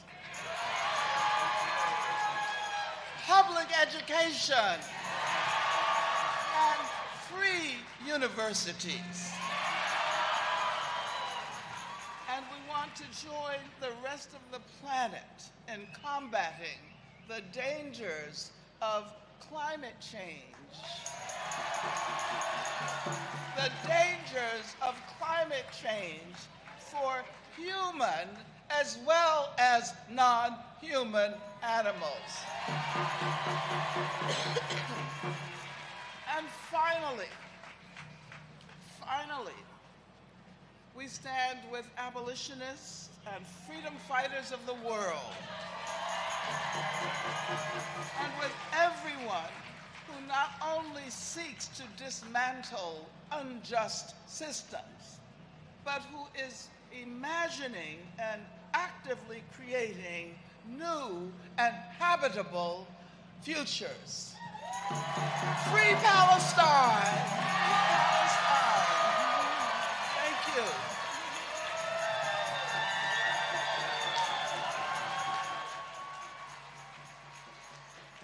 How amazing was that? Yes! Thank you, Dr. Davis.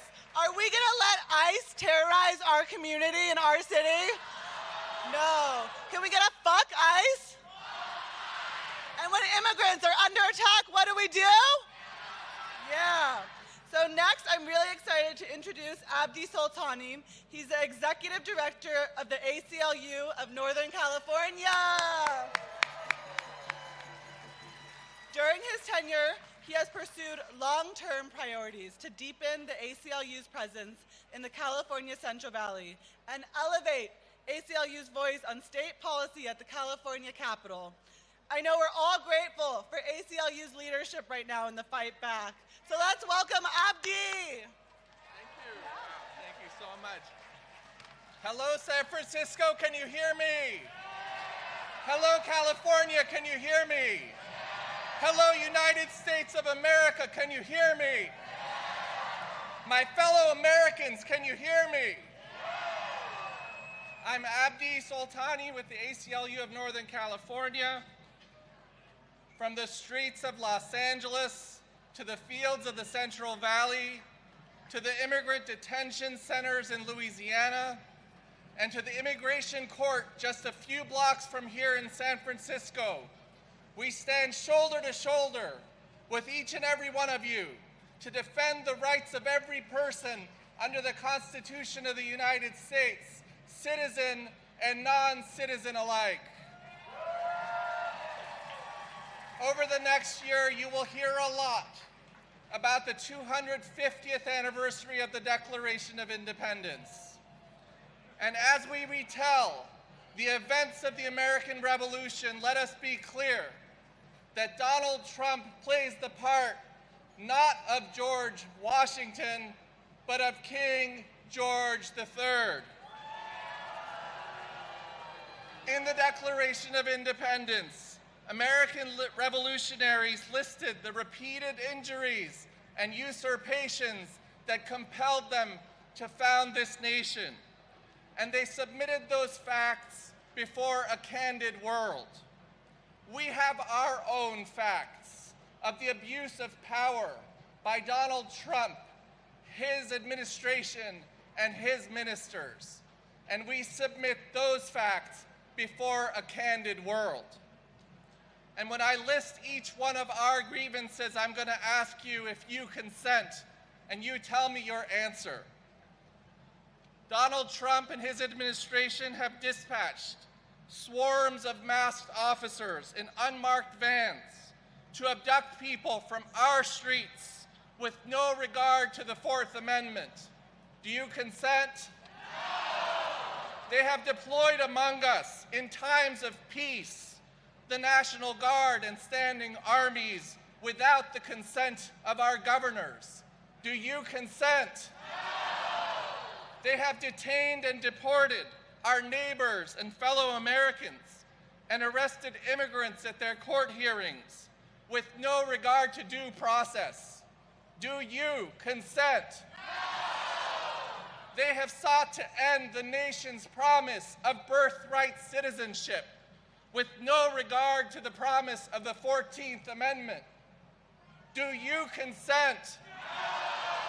They have passed new legislation to take away from our fellow Americans the health care that is so vital to our lives, our liberty, and our pursuit of happiness. Do you consent? No!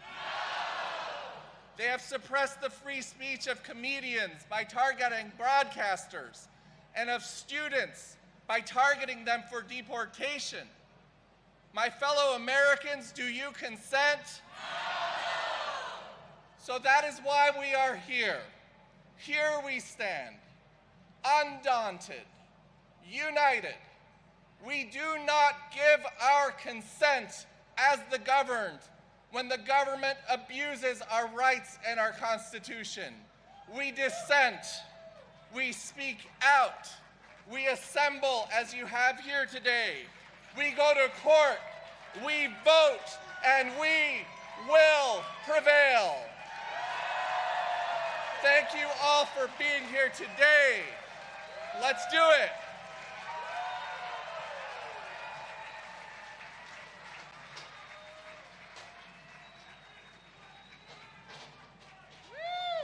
Thank you, Abdi and the ACLU, for what you do. That was incredible. Are we going to protect workers in San Francisco? Yeah.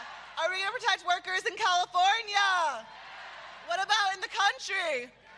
What about all over the world? Yeah. So we're so welcome knowing that to welcome our next speaker. Lara Kiswani is from Akir and Beit Iksa, Palestine, and is the executive director of the Arab Resource and Organizing Center, AROC. They serve and organize thousands of poor and working class Arabs and Muslim across San Francisco and across the Bay Area. AROC leads local, regional, and national campaigns to challenge racism, war, and genocide. Please welcome Lara.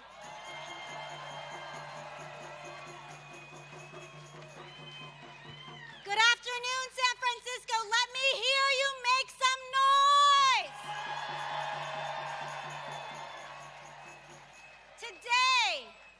Today we join millions across the United States against fascism, against the attacks on our neighbors, invasions of our communities, and the plunder of public institutions. But today, we do not rise alone. We rise with the masses of the world. The masses of the world who have for 2 years filled the streets against global fascism and genocide. When we today declare no kings here, we declare no kings anywhere. No war anywhere. When we call for a multiracial democracy here in the United States, we call for democracy everywhere. Across the world today, all eyes are on Gaza and the fragile ceasefire, on the immediate humanitarian needs of our people, my people, whether it be in the streets of Palestine or the streets of San Francisco. Make no mistake about it, our struggle continues. Trump has not and will not deliver peace, as he threatens to invade our cities across the country, including San Francisco. He also threatens war against the people of Venezuela. We say no. An end to war and violence at home and abroad will be the work and the victory of the people. While people are crushed by debt and vital services are held hostage, billionaires get free rein in this country. They get tax breaks while working people pay the bill. Our tax dollars are not funding Medicare for all. Our tax dollars are not funding housing and schools. They are propping up right-wing regimes through bailouts and weapon shipments across the world. Public resources are being siphoned into military aid as we speak that continues to be used to kill children and journalists, to torture and imprison healthcare workers, and to level entire neighborhoods in Gaza. My friends, the policies written in distant offices, they land on our classrooms and on our city budgets. The line that runs from a missile over Gaza or a bullet in the West Bank runs through our school boards, runs through our workplaces, and in our streets. Ceasefire or not, U.S. tax dollars continue to move military aid to the apartheid, racist, genocidal state of Israel, including, as we speak right now, including on flights out of U.S. airports and right here at the Oakland International Airport. So today, as we raise our voices against fascism, against war, against racism and occupation of our cities, we also take action in demanding arms embargo now. Our movement is a fight to reorganize the social and political priorities of this country. Our ideals are simple and shared by the majority of people here and around the world. We want health care, we want education, we want empowered workplaces, housing, dignity, and peace for all. Our work today and tomorrow is the unfinished business of our social and labor movements in the fight for human dignity, for self-determination and democracy, not war, not exploitation, and not occupation. The regime and its billionaire backers are trying to silence us. They are trying to kidnap our migrant siblings, target our organizations, erode our civil rights, because they know our struggles are linked. They know the power of solidarity threatens their narrow rule. Solidarity breathes life into our struggle for justice, our struggle for democracy, and our struggle for peace. When we build a movement, as we are today, where everyone understands the stakes and everybody has a role, it will spread like wildfire. It opens horizons. It opens horizons rooted in a very simple truth. Abolishing apartheid and fascism in Palestine is inseparable from the international fight for economic and political democracy. It is inseparable from the fight for education and healthcare for all, for right relations to land, for the freedom of movement of all people, for the freedom of all political prisoners, for social, gender, and climate justice shaped by working people. So today we call on you to organize where you are, defend our communities. When the feds, and if the feds show up to San Francisco, will I see you at 5 p.m. at Justin Herman Plaza? When we show up to demand stop arming Israel, will I see you in the streets? It is time to start resourcing our neighborhoods. It is time to end the raids. It is time to fund life. May a free Palestine be the roadmap for global justice. And may our struggles, our collective struggles against fascism, be a victory for all working people across the world. Repeat after me. No kings. No kings. No ICE. No ICE. Free Palestine. Free Palestine. Thank you.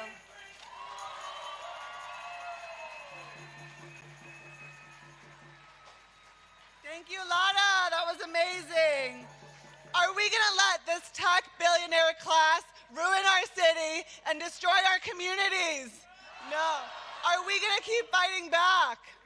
Yeah, I know that's right. We're going to protect workers. We're going to protect immigrants. We're going to protect our healthcare system. Is that right? Yes.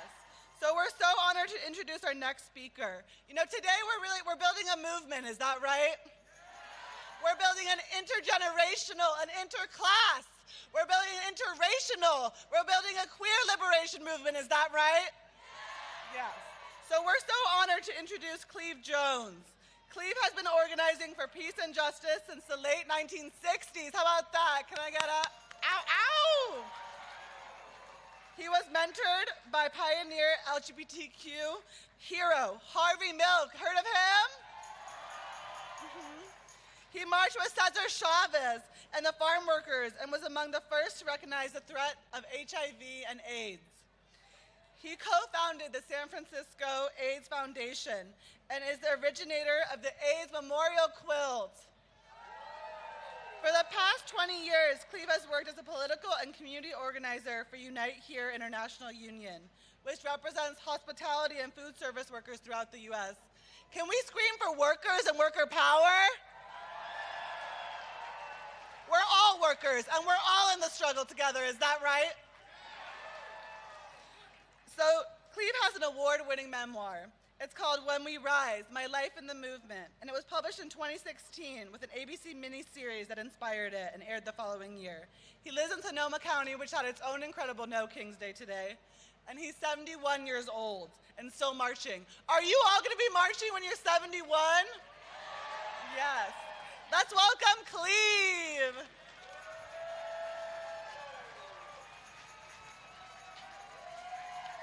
Thank you. I'm very grateful to be here, but even more grateful that you're here. And I'd like to suggest that each of you take a moment right now to look at the people next to you and in front of you and behind you and introduce yourselves and maybe shake hands. Maybe embrace, say hello,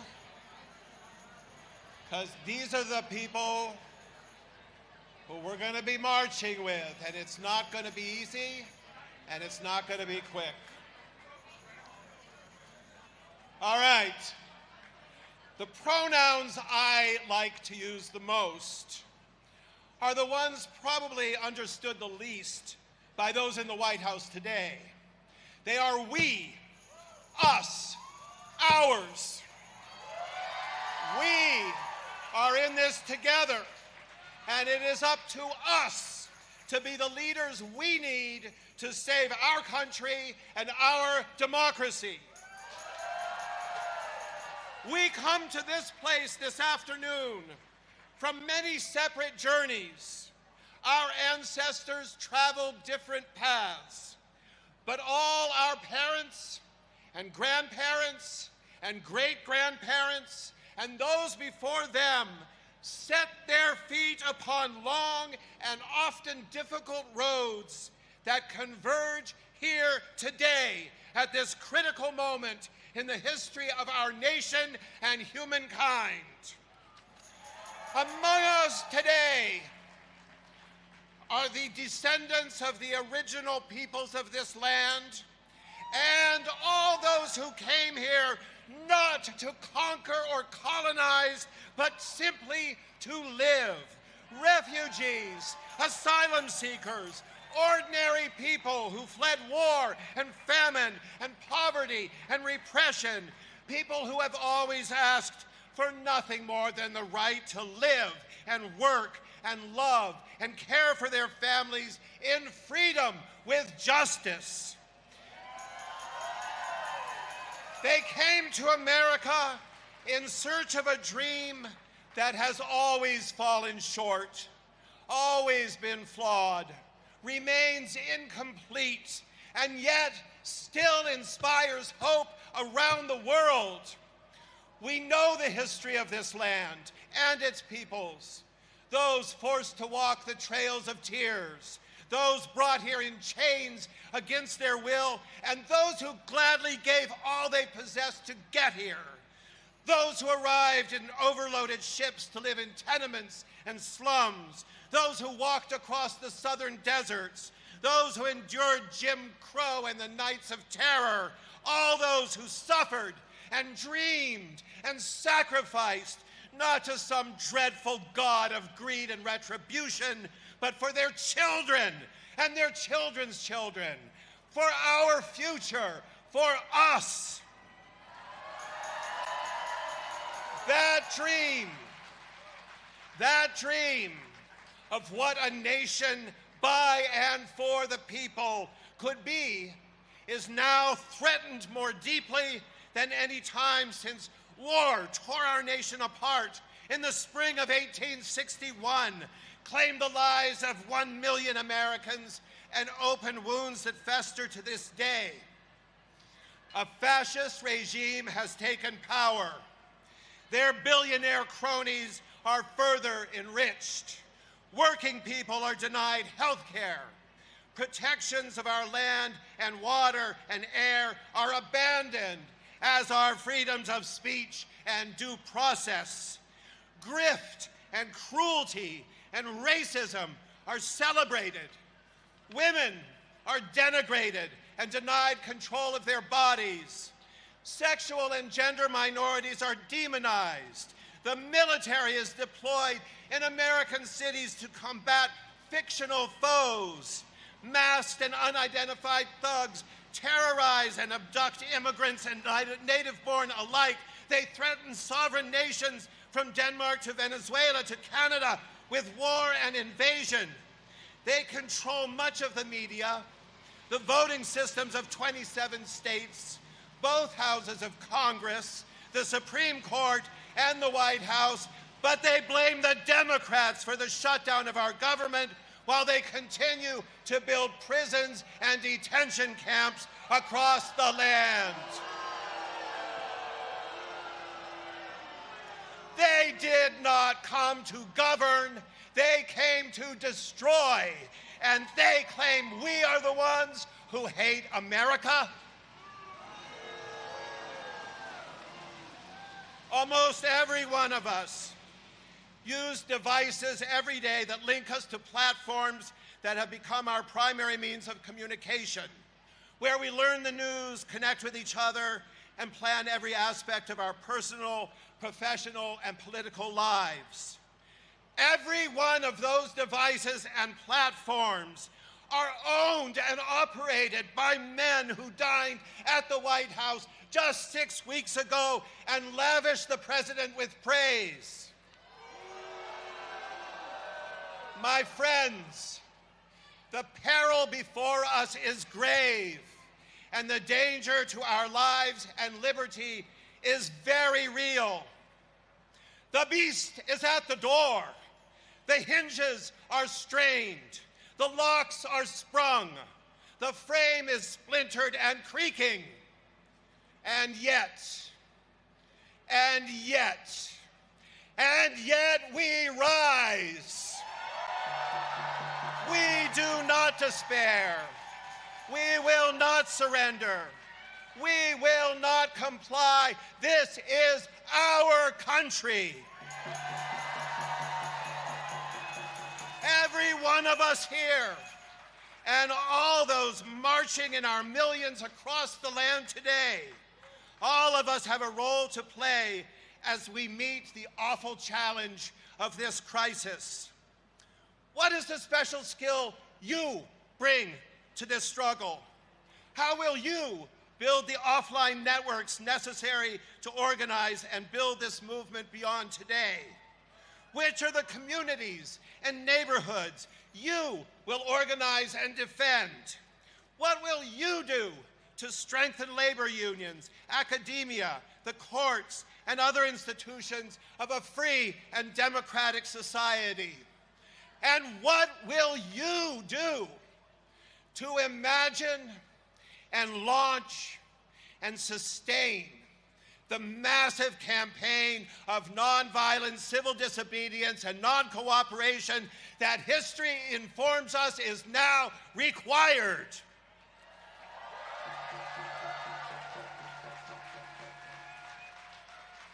Look to your hearts and find the abiding strength that dwells there.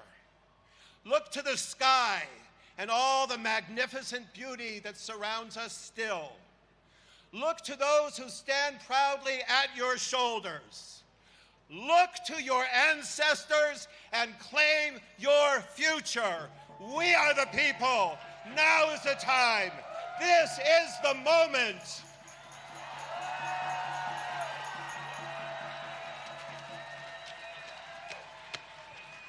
Thank you. Be strong.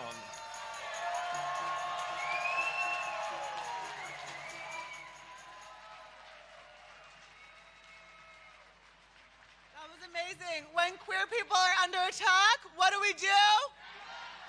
When trans people are under attack, what do we do? When all of us are under attack, what do we do?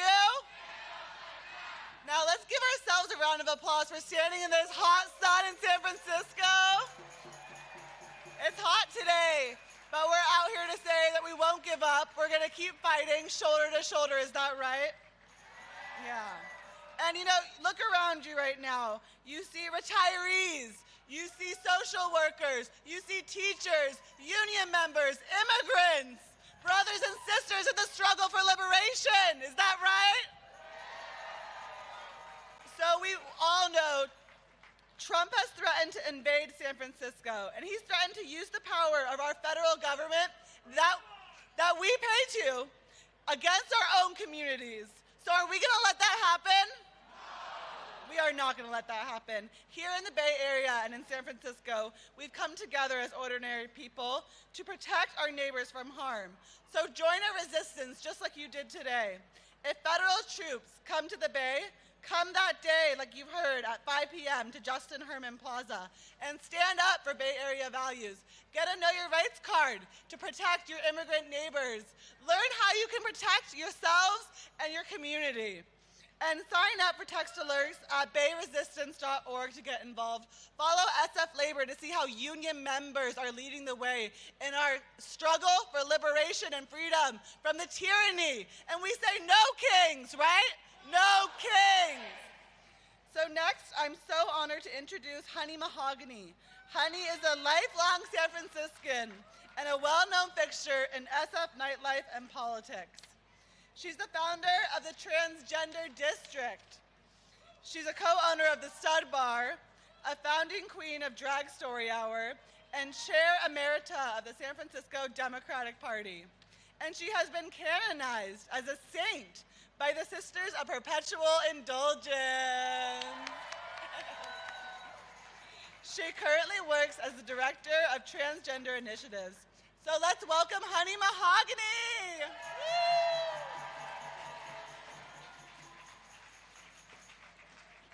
All right, good afternoon. It's so amazing to be here with my fellow Americans because I am here today as a proud American, as the child of refugees who fled to this country, seeking stability, believing in democracy, and the American dream. I am here today as a transgender person who believes in America's promise of freedom and the pursuit of happiness. I am here as a daughter of San Francisco, having grown up at a time when diversity was an American value. You see, I was taught that it is our inclusivity as a nation, our embrace of diversity, and our pursuit of progress that made this nation great. Seeing those words, those foundational values turned into slurs and weapons against us both breaks my heart and calls me to action. For too long, the oligarchs who seek to control us, who are afraid of our freedom and our collective power, have played a game of divide and conquer, hoping that we will turn on each other if they just turn up the heat.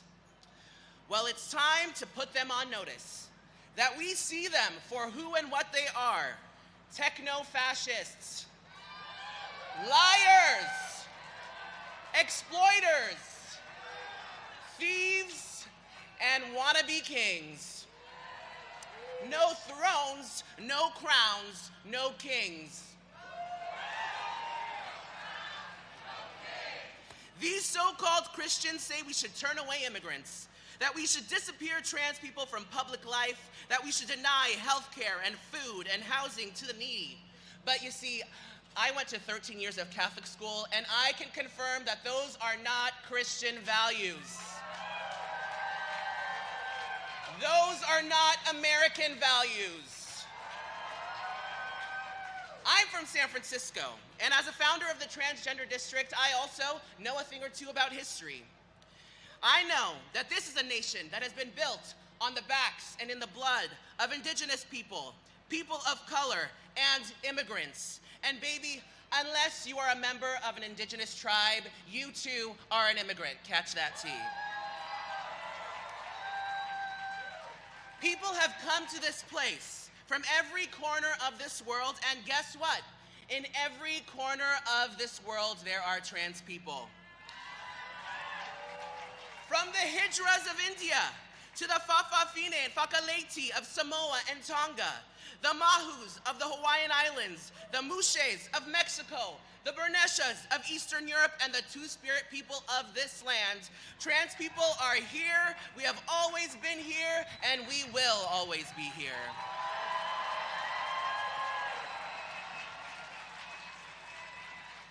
So when they say being trans is something new, when they say being trans is something new, you tell them that trans people are mentioned in our oldest texts dating back to ancient Sumeria.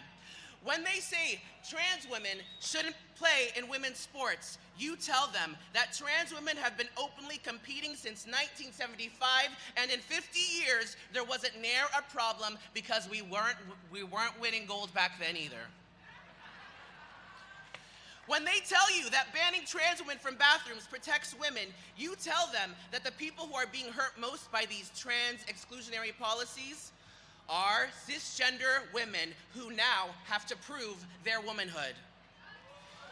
When they tell you that banning trans healthcare is about protecting children, you tell them that trans healthcare is about saving lives, and that those life-saving decisions should stay between children and their parents and their doctors.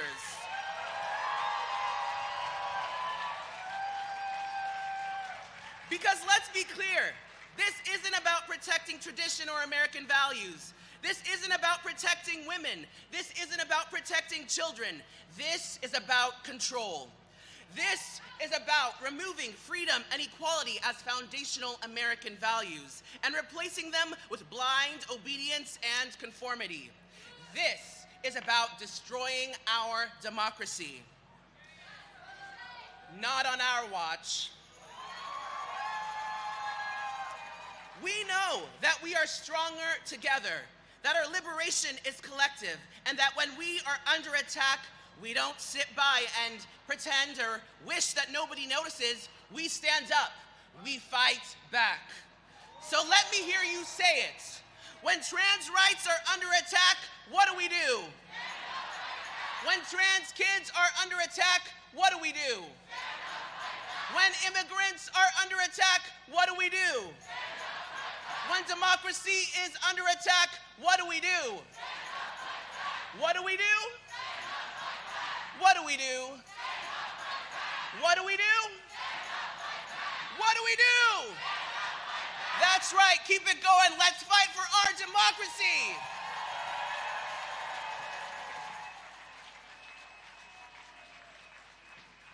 All right, who's inspired today? Yeah. Who's gonna go to bayresistance.org and get involved? Woo! Who's gonna follow SF Labor and get involved? Now, Francisco Herrera from Nuevo Sol de Laborers program couldn't be here today, but he wanted to tell you all about an amazing program they have called Adopt a Corner. You can go to ndoln.org to adopt a corner and protect your immigrant brothers, sisters, and siblings from ICE, from the terrorism that is attacking our own communities, okay? So now we're gonna say welcome to Sandy Redding, who is a registered nurse of over 40 years. She's president of CNA, who you've heard from today. Let's give it up for our nurses today. Woo! Let's give it up for our healthcare workers in general. Are we gonna protect healthcare in this country? Are we gonna protect Medicaid? Are we gonna protect Medi-Cal? Are we gonna protect seniors? Are we gonna protect all public institutions that are under threat of privatization? So now, knowing that, let's welcome Sandy. She's the president of CNA NNU Organizing Committee, and she's the vice president of National Nurses United. Let's welcome Sandy. Hello, San Francisco. I have good news. No, sir, he's still in office. I'm the last speaker, so we're almost there, right? And I heard that there was 50,000, that's probably a conservative estimate, in the march today. So, yippee! Again, my name is Sandy Redding. I'm a registered nurse. I'm an operating room nurse, still working, and president of the CNA VP of NNU. Most importantly, I'm a community member, and titles mean nothing unless you do something with them, right? So I've been canvassing in my area. I live in Bakersfield, California, and I've been knocking doors to flip those seats. Maybe I wasn't supposed to say that. Okay, what a day this has been. Can you please give it up for all of our speakers, for yourselves, for marching, and for just being here, and for those that worked for us so we could be here. I came today from Bakersfield because our union, CNA, NNOC, NNU, that's quite a mouthful, believes in leading by example. And we want our example to be action, just like the action you all took to be here today. Is this enough? No, we gotta do stuff, right? So earlier this year in Glendale, ICE brought someone they had detained in for treatment at one of our hospitals and camped out there for weeks. While they were treated, federal agents sat behind desks in the hospital lobby, threatening patient safety. And when this happens, we nurses know what it means. It means patients aren't gonna come to the hospital. They're afraid, and we wanna make sure that everybody is taken care of. I joined those nurses in Glendale to demand that we keep ICE out of our hospitals in California. And I wasn't afraid to do it. They wouldn't let me in, but they'd let the ICE agents in. So I just went on Instagram, and after that, they let me in.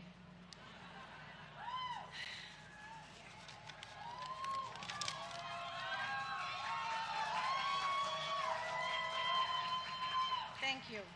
But it needed to be done. Oh, I did a press conference too, yeah. My corporation wasn't too happy about it. But that's not all. We're fighting against, right? In our communities, they're pulling funding from hospitals that already need more resources and are now in danger of being closed. Millions of people stand to lose their health insurance because President Trump is defunding healthcare. For us as nurses, that means millions more impossible conversations about medication, a procedure, a hospital stay that someone can't afford to skip, but also can't afford to pay. It means suffering and death. Does that have to be our future? No. We can fight for our neighbors, for our rights, and fight for a world where every single person gets the health care they deserve as a human right. As proud union nurses, we say it with me, no kings. No kings. And we say, union, yes. We say no to profiteering health care, and yes to universal health care. Yes to Medicare for all and CalCare. We say no to hospital shutdowns. No to fascist crackdowns. While we say yes to democracy, and yes to making our voices heard in places like this, in places everywhere. And we have to stand up for the vulnerable and not be afraid. Today's No King event may be almost over, but this fight didn't start this morning, and it doesn't end tonight. Whether you're a nurse or not, join NNU to keep fighting back at nnu.org/fundcare, or find a nurse in red and ask us.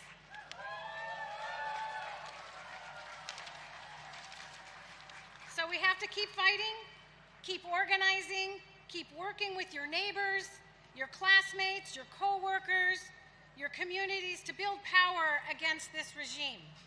Together, we can show them who's really in charge. Kind of like the operating room. Everybody knows who's in charge, right? So we got to take our country back. Because you take on one of us, you take on all of us. Say it again, you take on one of us, you take on all of us. Thank you so much.